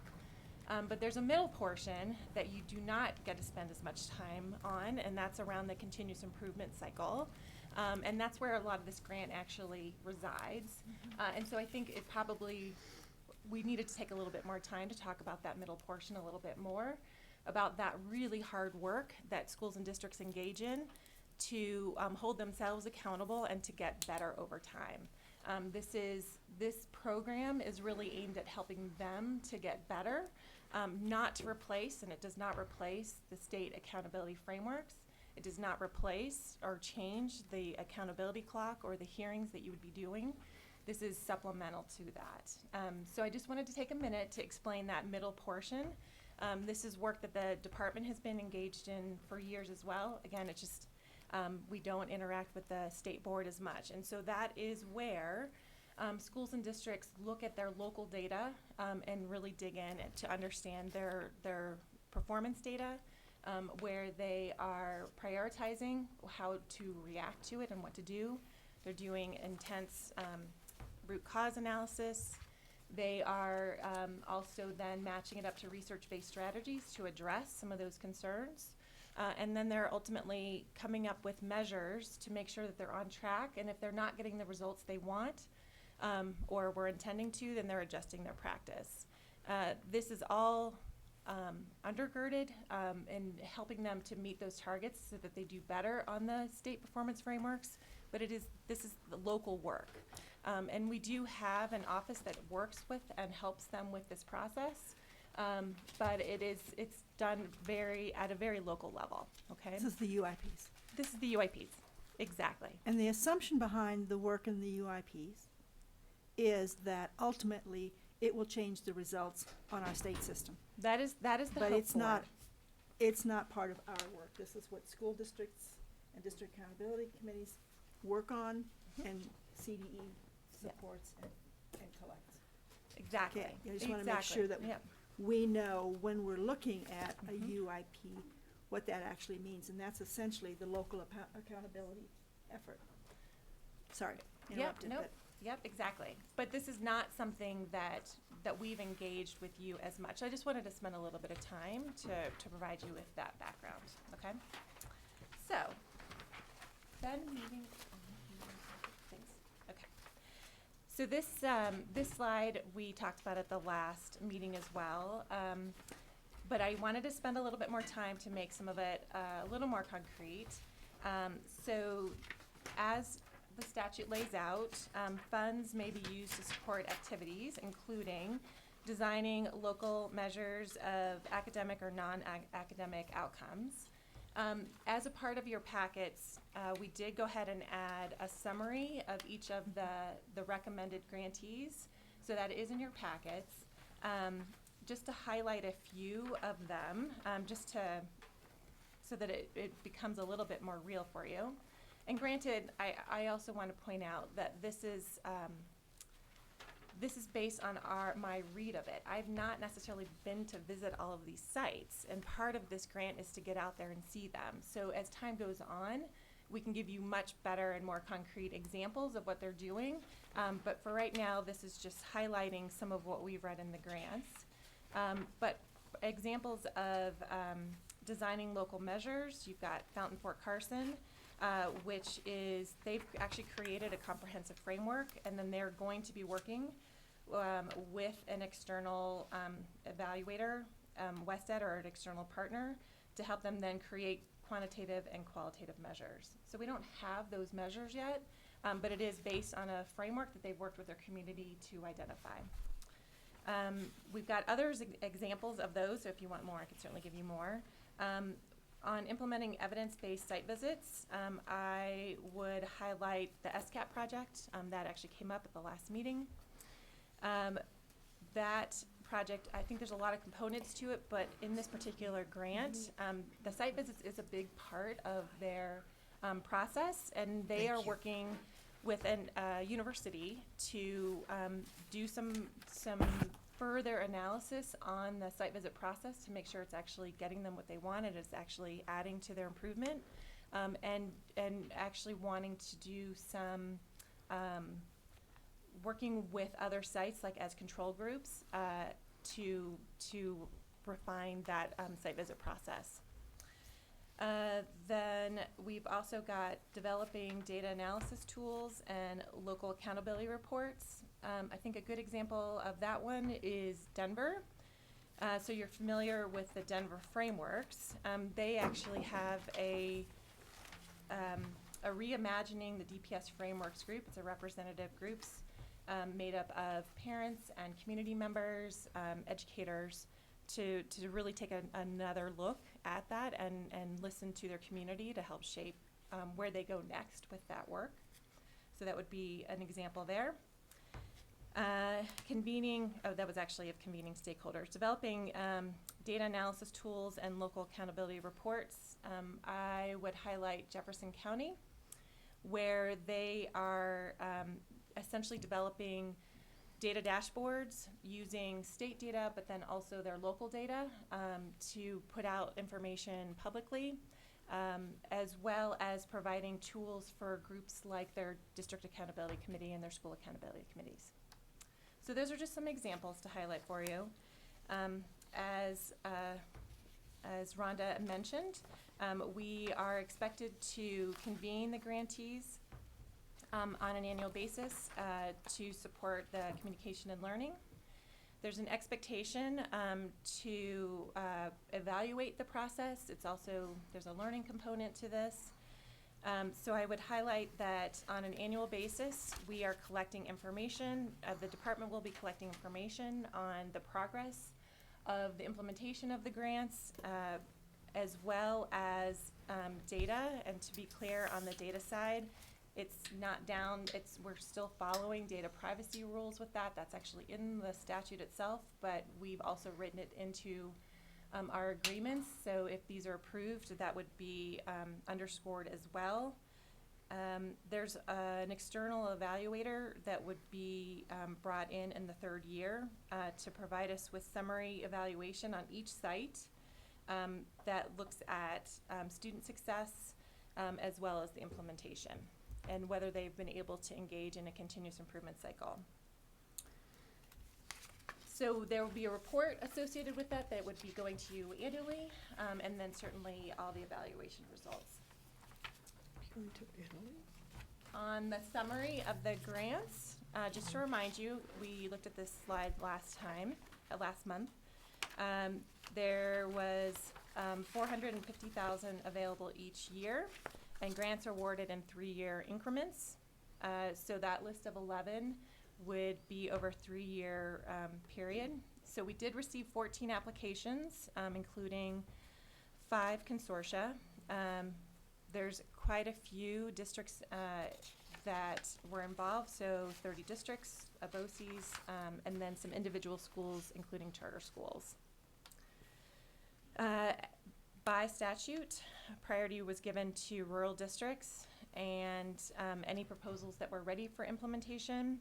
We did consider geographic representation and then looked for a broad scope, so a wide variety of projects. So there you.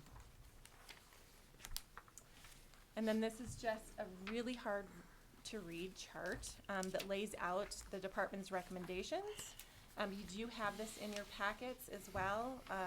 So you've got a packet with the recommended sites and their amounts, and as well as an executive summary based on their executive summaries to look through. And then finally, if these grants are approved, then we will work with the districts right away. They are anxious to get going. So we would have award letters ready to go. We would be convening them as is expected in statute in the summer to participate in the first annual learning summit, and then we would be providing that first report as of January 2021 to both you and to the House and Senate Education Committees. Great, thank you. Board Member Goff. Yes, I saw this twice. I thought I had it figured out what the answer is here. Jefferson County on the back, this chart. Mhm. It's got all the New America School, is that the hub, sort of the hub of it? And then all of these other entities participating LEPs. Then why is Jeffco just blank? Why is there a line for it, but there's nothing there for it? Did it not receive money? Right. So let me just clarify. So you're seeing Jefferson County listed twice on the list. So you've got So you've got the way it's set up is that you've got a group of alternative education campuses, so single schools and charter schools that are working together. And New America Schools through Jefferson County is taking the lead. So they're working with a partner to help them with their measurement. You also have Jefferson County as a district applying. So that's why they're separate. They're 2 separate grants, actually. Did Jeffco get its own grant? There's no money here. I mean, And- I'm oh, seeing this, yeah. I'm seeing the NA listed for other districts and applicants over here with money attached. Why is there no money? Yep, so we had talked about this last time, and it is a little bit unusual. So Jefferson County requested no money. We did follow up with them to double check that, and that was indeed what they were wanting. And the answer was that they so wanted to be a part of this learning agenda and coming together and learning from other sites that they were willing to act as a grant recipient. So we clarified that that meant they were participating in the reporting, they're participating in the external evaluation, but they really wanted to be a part of this cohort, so we approved it, but we're holding them accountable just like any other grantee. Interesting. So in other words, they're reaping some benefit. It has no price tag on it. What are they expected to do in return? Just be there? Is there some kind of minimum standard on what they're gonna contribute to this? So the way I understand it, and again, this is where we had followed up with them to double check that we understood as well. The benefits they are seeing is being a part of this and learning from others, so getting to come to these convenings. But then we are still, we're treating them like any other grantee, so they will, like, we are learning from them through these evaluations, and they said that they would willingly participate and understand that they would be incurring any costs associated with the activities. Yeah. Board Member Flores? Well, when I spoke with the superintendent and the person who's responsible for evaluation, one of the things that they want to do is they want to have sort of a choice program within Jefferson County so that they can have like magnets. I'll call them magnet schools, okay? But that they're just different so that they're giving the population of Jefferson County a choice of different schools that are like charter schools and such.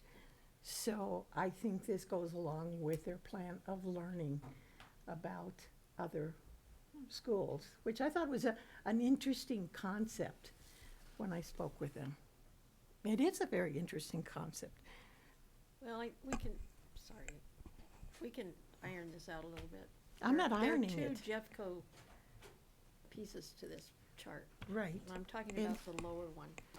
If you're talking about the lower one, then we're on And the I'm same. just saying And I what, don't know what you- with my discussion with them, that they were very interested in Interesting. providing. No, it's interesting. It is interesting.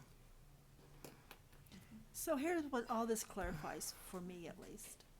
We have had, at the national meetings, discussions about the accountability and what should be in accountability. And there's long been a discussion about what California does, although I haven't kept up to figure out what they finally decided to do.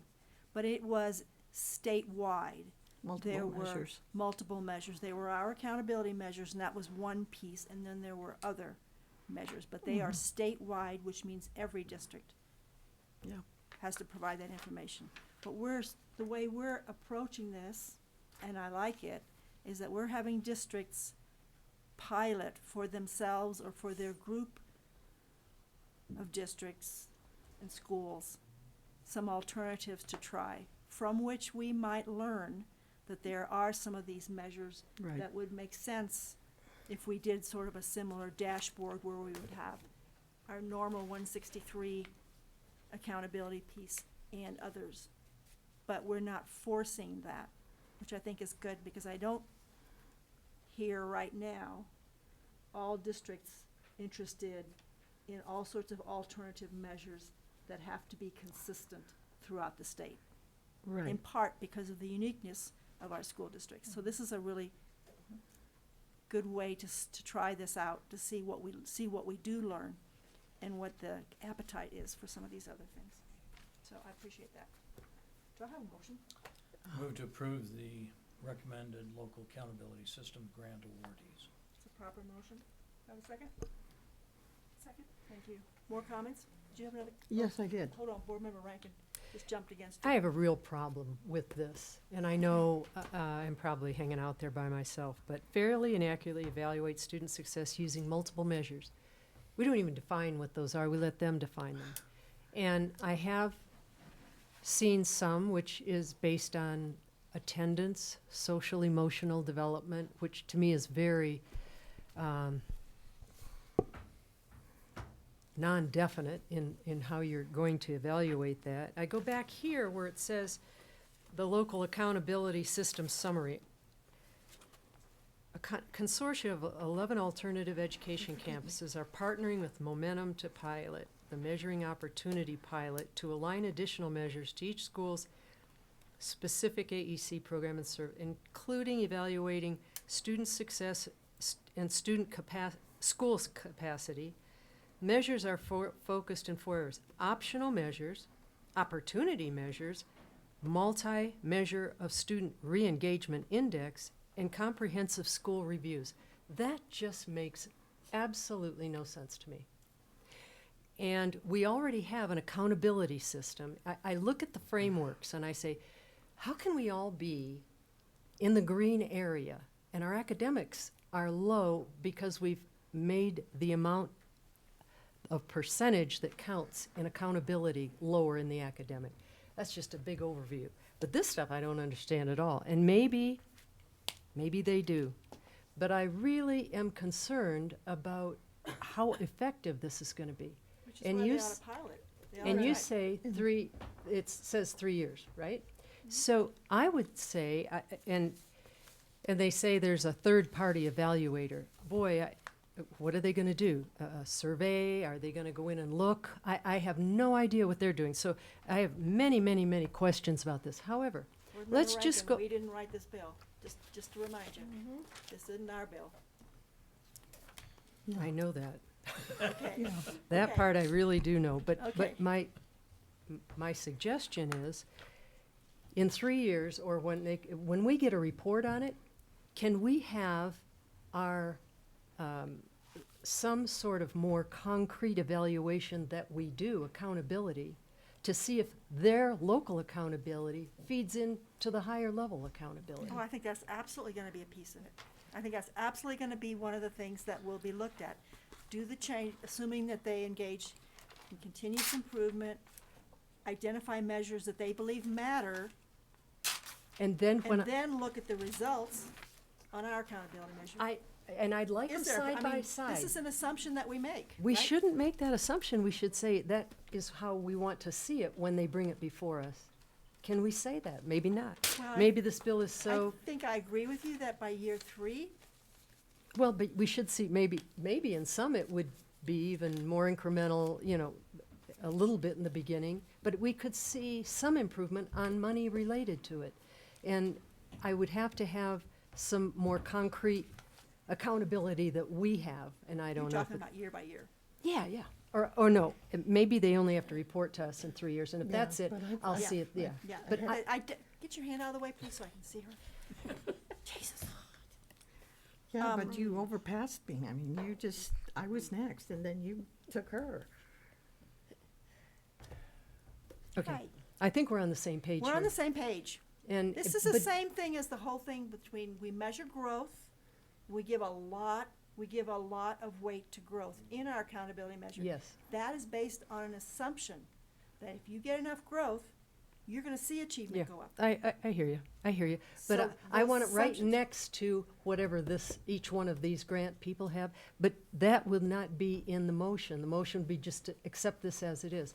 I don't know if we can just say, and for the review, we would like to see ours next to I it. think we would've had to put that in the rules. I think I'm just, okay. Joyce, I think we would've had to have put that in the rules.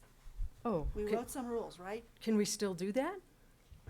Or do I have to Did we vote write some no? rules? Don't vote, oh, whatever, you can vote whatever So, we want. there were not rules that you adopted for this grant. No. There were, Rules uh, just for the application. for the application where we laid out exactly Board Member You're right. Rankin, I hear what you. you're looking for. And it is about the implementation and did they implement as expected, but it's also looking at student level data and the results from that. Outcomes. Each year, so you will get a report each year, and then there will be an overall evaluation in that third year that is looking at both, the implementation data, but as well as the performance data. But I like I know, our but performance you data forget. next to it. Yep. Yeah, and because I'm looking at outcomes. I mean, it's one thing to present the program, it's one thing to give a book to a parent, but if they don't read it to the kid, how's the kid? Thank So- you. Okay. Yes. Okay, all right. Okay. Board Member Yes. Flores. So I think you're going on the wrong assumption on a one score. And I think multiple measures really means that we have to train teachers. I mean, we started this in 2015 when we have this idea that a standardized test and a standardized test score means all this stuff, and it doesn't. And I mean, here we are, we're measuring skills. We're measuring skills. That's what our test does. It is not about knowledge. Many teachers are not teaching social studies, they're not teaching science, they're merely teaching reading and they're teaching math, and that is it. What about the knowledge base? That's terrible. They should know more about science and social studies. What's the gist of the other? That's why we have kids killing themselves out there. That's why we have kids committing suicide, because the curricula is so, no, it's because we don't have music. It's because we don't have arts. We don't have plastic and performing arts, and we don't have science, we don't have social studies. And that's terrible. And when teachers are not allowed to teach, and usually we get anybody from the streets that has a degree, and then we just tell them, go into that classroom. No, it takes steady training of our teachers, and it's gonna be training almost every year because things are changing so quickly. And I really do believe that, I'm glad that we got that ESL in there. I'm glad that we're doing work on the reading. I really am. And I think we need to get working on these other areas as well. We've taken all the joy out of a curricula. And yes, they can do whatever, but, I mean, most of these poor school districts don't even have the monies to buy books, textbooks and stuff. And so, I mean, they're just getting stuff from Google and whatever. I mean, we don't have anything. And we don't spend the money. We're cheap. We're damn cheap in this state. Let's face it. We just do not want to spend the money. And we could be spending the money on these books for kids, to take these young kids to take home. And here we're saying, oh, we can't do that. It just costs too much money. Why don't we let, the private sector do that? Okay. I think so. That's it. I went on a rant. That's what I think. And I think we need to completely think this whole thing out, and we need multiple measures. We definitely need them. We can't just have one score. Sorry. I'm not gonna vote for it. Thanks for the presentation. I just wanted to say, my biggest concern is just do parents have any input on these sites that are receiving these funds and are doing a pilot study? And so when you look at the grant summaries, for example, the third bullet says, 4 districts and 2 consortia are working to develop community-driven measures and indicators in areas such as social emotional learning, whole child, culture and climate, stakeholder engagement, operational efficiency, and content mastery. And then when you look at the way those words are typically defined, for example, the non-academic piece usually defined as engagement, dispositions, and social emotional skills. And then when you look at how people are gonna score that, I mean, so the district no gets the content. grant, and then to indicate whether or not it works, somebody's gonna have to come and assess it. And so when one looks at the assessment for those kinds of things, which are very ambiguous, it's scoring simulated scenarios where you're presenting kids with scenarios and asking how are they responding to the emotional content of this scenario, or observations where somebody's coming in and looking at best behaviors, who's defining that, and then some are asking that it be included on report cards ultimately. And so I'm just concerned that So these districts get these funds, parents don't have any input as to what's being gathered on their students. And because of the ambiguity of the language, there's just such an open door for data privacy issues. And I guess I remain concerned with the way the rubric is written and the way the language is attached to the districts receiving the funds in this cycle, that I think we just open a door to really invading the privacy of students and families and parents. And I don't see any safeguard for that apart from Don't send them to school. the statute in our state, but I don't see that covering any of these assessments, which are recommended by the SEL Assessment Guide, the RAND Education Assessment Finder. If you look at the details there, it's highly problematic for many parents. Board Member Durham? Thank you, Madam Chair.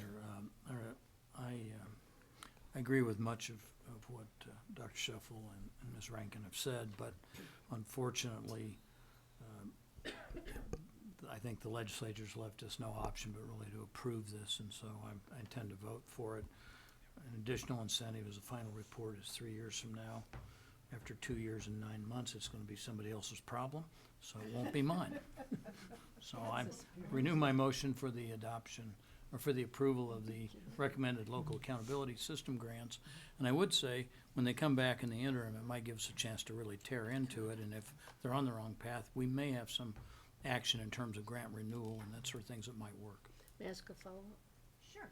So is there any way, though, to have something that really ensures that parents know what's happening, they know the content of this grant, they have agreed that this type of data can be gathered on their students? I mean, do we have any leverage with respect to that piece? So I had mentioned previously the award letters that would go out. So essentially, that's an agreement between the department and the awardees. We do have provisions that we laid out in the grant application, expectations, things like that they would be following the department's policies on data privacy, for instance.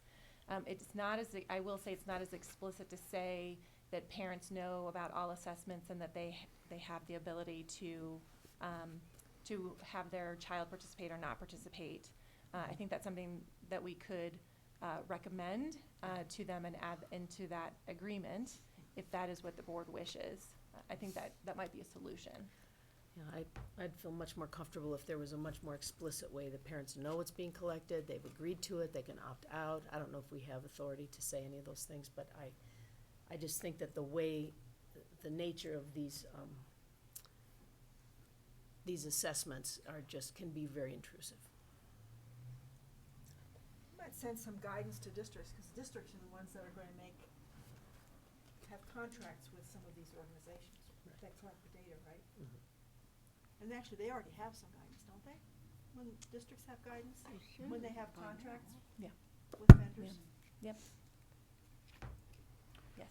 I think they're bound by the data privacy provisions already in law and in our policies. Exactly. And we But- underscored that again in there and But I think reinforced that. if there's a way to emphasize that parents should be given the opportunity as a suggestion, if that's all we can do. I think that's reasonable. To opt out, if in fact they're actually involving, I get the feeling this is not an interview process or that sort of thing. I don't know if students, is it or is it? Or is it tracking or is it? It looks different in each site. From my read of them, on some of what you're talking about around learning dispositions, I think it would be more of a survey approach. But there's nothing in there that would preclude an interview. And that wasn't I think listed maybe in- when we get our first year's report, a lot of times those just get shuffled around. Maybe we just ask that staff bring it to our attention, make it an agenda item, and let's review specifically the issues that Ms. Rankin and Dr. Sheffel have raised to see if they've met those concerns. That'll give us at least an interim opportunity. Board Member Rankin? I just have another quick question for you. The third-party evaluator, everybody's doing something different. They have to look at each one to see if, okay, I just wanted to make that clear. Because if one's doing something better, it might not relate to anything the other one was doing. Yeah. Thank you. And that is explicit in the statute, that they're looking at each individual awardee.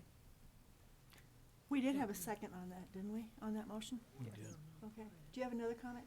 Yeah, I was just responding to Mr. Durham. real quick. I mean, if you look, your question is, are they going to be assessing students? And the answer is, when you look at the language here, I don't know how they wouldn't be. When you look at this, you know, they're looking at student engagement indices. Well, they're collecting data on who knows what, eye gaze. I mean, how do you know if someone's engaged? I mean, you could ask them, you could look at. Participation usually. Yeah, Showing but up. there's, It's attendance. there's just a Yeah, lot it's of data that attendance and could be participation. associated with that, and I just think if parents don't know exactly what it is and haven't signed off on it, I think that's a big problem. Call the vote, please. Board Member Durham. Yes. Board Member Flores. Yes. Board Member Goff. Yes. Board Member McClellan. Yes. Board Member Rankin. Yes. Board Member Shuffle. No. Board Member Schroeder. Yes. That passes 6-1. Thank you. Thank you. Colleagues, do not think we are anywhere near done. Item 16. Notice of rulemaking for the rules for the administration of concurrent enrollment program. Oh, boy. Ms.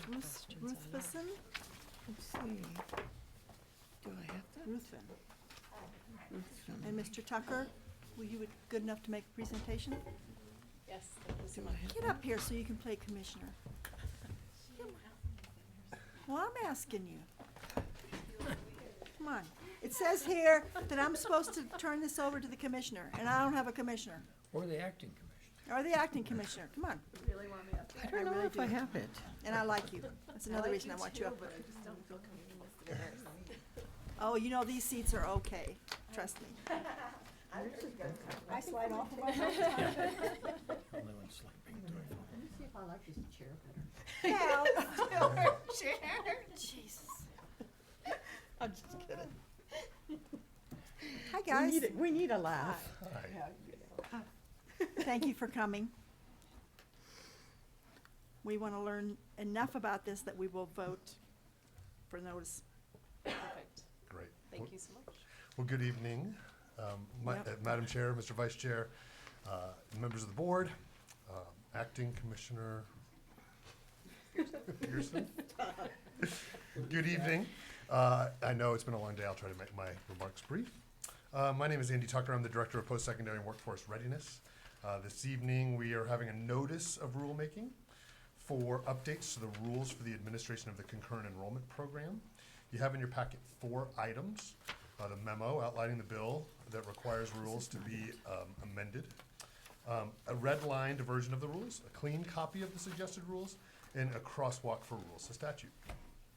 This notice of rulemaking is a direct result of Senate Bill 19176 that requires the Colorado State Board of Education to update rules for the administration of the concurrent enrollment program. Please note that these updated rules are only for the concurrent enrollment program, not for related programs like the Concurrent Enrollment Expansion and Innovation Grant Program or Early College or PTAC, just for the concurrent enrollment program. These rules amended those originally drafted pursuant to Colorado Revised Statutes 2235-101, the concurrent enrollment program. Senate Bill 19176 changed the definition of concurrent enrollment and requires updates to the rules to include this new definition, as well as requires the state board to define the number of post-secondary credits in which a student must be enrolled to qualify for part-time and full-time funding. In addition, updates to these rules include a change in language regarding developmental, formerly called remedial, courses to align with current statutory language. In order to prepare for this notice of rulemaking, these rules were sent for informal comment to many concurrent enrollment stakeholders. We received only questions and clarifications in response, and have incorporated all of these comments into the draft rules before you today. So, turning your attention to these rules are the same rules that were approved last in 2012 with the required updates. You will notice that sections 2.02 and 2.03 are not included in the rules to simplify this rulemaking process, as there were not changes to these sections. The red line version that you have in your packet reflects all proposed changes. So the definition of concurrent enrollment included in these updated rules mirrors the definition in statute. The summary of the changes are reflected in the memo that you have in front of you. The definition of developmental education has been updated to align with the definition in statute. And finally, the number of post-secondary credit hours in which a student must be enrolled for funding purposes aligns with the Accelerating Students via Concurrent Enrollment Program, or ASCENT program, to provide consistency for the field. Those are all the changes. So today we ask the board to approve this notice of rulemaking so that the board can vote on these rules in May in time for the upcoming 2021 school year. So with that, Madam Chair, are there any questions? Question? I move to approve the notice of rulemaking for the rules for the administration of the concurrent enrollment program. It's a proper motion. Do I have a second? Second. Thank you. Any questions or comments, colleagues? I have a question. Yes, Oh, Board Member Rankin. On 2.00 paren 5 on the first page, it says, which may include coursework related to apprenticeship programs or internship programs. I have recently heard where, in the past, a student is working as an apprentice, but now they're getting paid for that. Now, can they get paid while they're doing that apprentice work and get free tuition because of the government giving them tuition also? Yes, the answer is yes, they can. Thank you. Call the vote, please. Board Member Durham. Yes. Board Member Flores. Yes. Board Member Goff. Yes. Board Member McClellan. Yes. Board Member Rankin. Yeah. Board Member Yes. Shuffle. Yes. Board Member Schroeder. Yes. That passes 7-0. Thank you. Thank you. Next item is item 17. Action item regarding kindergarten school readiness reporting system. I want to recognize that the Colorado Director of, Scott, what is your title? Assistant to the advisor. You're an advisor. Special advisor On regarding, ECE. to the governor on early childhood. So Assistant Commissioner? Yes, thank you. We'll turn this over to Dr. Colesman. Thank you. Madam Chair, Mr. Vice Chair, members of the State Board, good evening. I think this might be your last item. Is that right? Correct. Okay. So I'll try to. You're between link- us and adjournment. So I'll try to make sure this is nice and. There's no public comment. Yeah. Oh, yes. So- Kind Oh, of yeah. daring, no. No. So this is a follow-up to the presentation at the previous meeting in February. We provided more background on this. My intention was not to cover that same content again and instead answer questions that you may have. Our purpose today is to recommend changes to the kindergarten school readiness reporting system to improve the utility of the information for policymakers and district leaders. Just as a really brief reminder, State Board does have responsibilities under Cap for K to adopt the system for state level reporting that can provide aggregate level results for students' kindergarten school readiness, measure overall improvements across the state and districts, and the department uses this information to produce an annual report required by the legislation. Our current system is districts submit only aggregate readiness information with basically the domains masked. They don't indicate which domains they are, and so in the way that the reporting actually looks indicates the number of domains in which children are meeting age expectations. That doesn't indicate which of those domains that students are meeting expectations.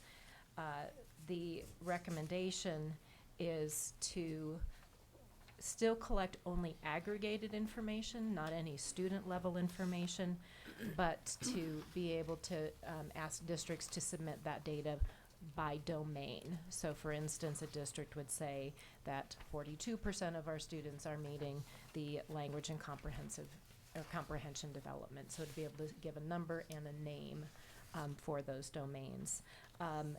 We also are required to disaggregate that by school district, school grade level, free reduced lunch eligibility status, gender, and ethnicity, which again are required in statute. So the recommendation would be to make that change to the reporting system. Thank you. Do I have a motion? I can make it. I move to approve kindergarten school readiness reporting system. Thank you. Proper motion. You want to second it? Second. Thank you. Any questions? We've already been down this road before. Board Member Sheppel? So the district and the school already has the data disaggregated. They have the data, student level data, they aggregate it and send it to us. They also do aggregate, they disaggregate their data and send it by the disaggregations required in statute already. So the district and the schools are in the best position to do something with the data, make it actionable. I mean, they can use the data to address whatever domain, because they have all that data. The districts have this data and the schools have this data, Right. and the teachers do as Yeah, well. and so the policymakers want the data. Is that right? Who wants this data at a more disaggregated level, but a higher level than the district? That is our understanding, is that policymakers would want this data so that there could be a look at, for instance, I'll give an example. Adams County reached out in the past to say, we have a number of districts in our county. We want to see, as a county, how could we use our county resources differently to address any common areas? For instance, if language and comprehension wasn't a common area, that they could put their resources there. But can't they already do that? They can already answer that question, So because they have the data. So when we were asked for that information, we could direct them to reach out to their counties and have their districts and have them submit that data. Right, so they could get it that way. That is one way that can be So accomplished. why is this necessary? I guess who's calling for it?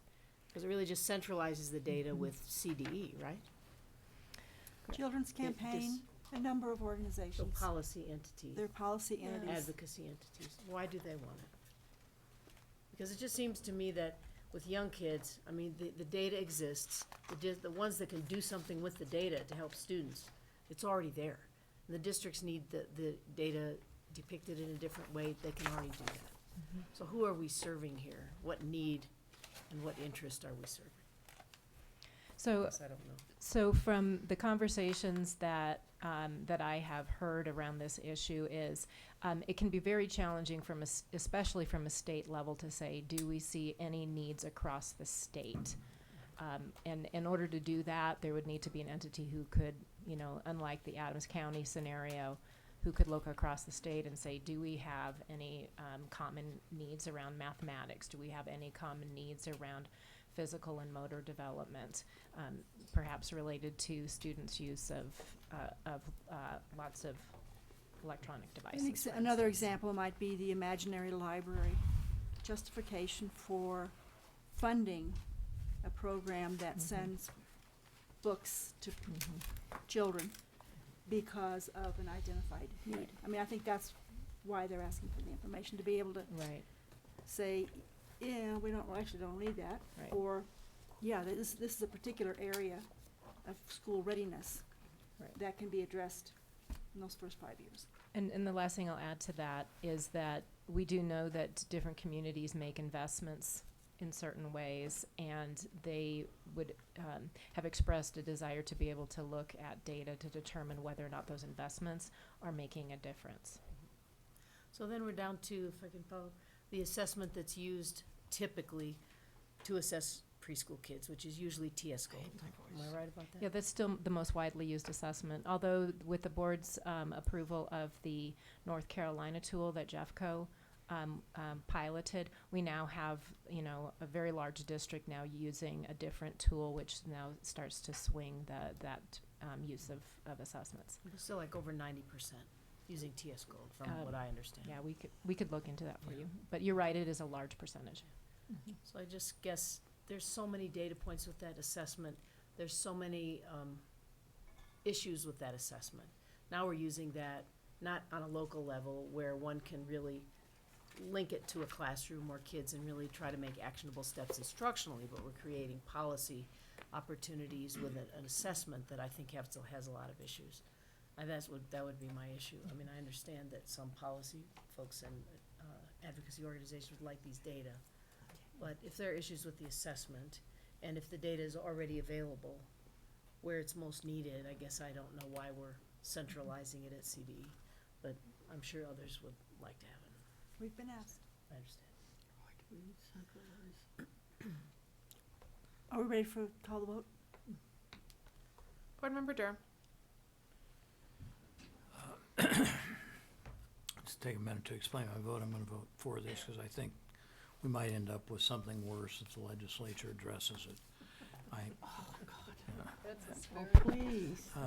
It's hard to imagine, but, and I think the practical matter is, I think Dr. Shuffle hit exactly the right note. People who can really use this data and benefit from it and help kids with it already have it. I think at this point, we're providing it to professional voyeurs and do-gooders who get funded by trying to come up with cures for the problems, and I think that's really probably what we're doing, but I'm gonna vote yes because I think it's the least of a bad set of options. That was a yes vote. Board Member Continue. Flores. Ringing endorsement. That's a dissertation. Ringing endorsement. Yes. Board Member Goff. Yes. Board Member McClellan. Yes. Board Member Rankin. Yes. Board Member Shuffle. No. Board Member Schroeder. Yes. That passes 6-1. Thank you. Public comment? None. Adios. We stand adjournment until tomorrow morning at 9 o'clock. Thank you, folks.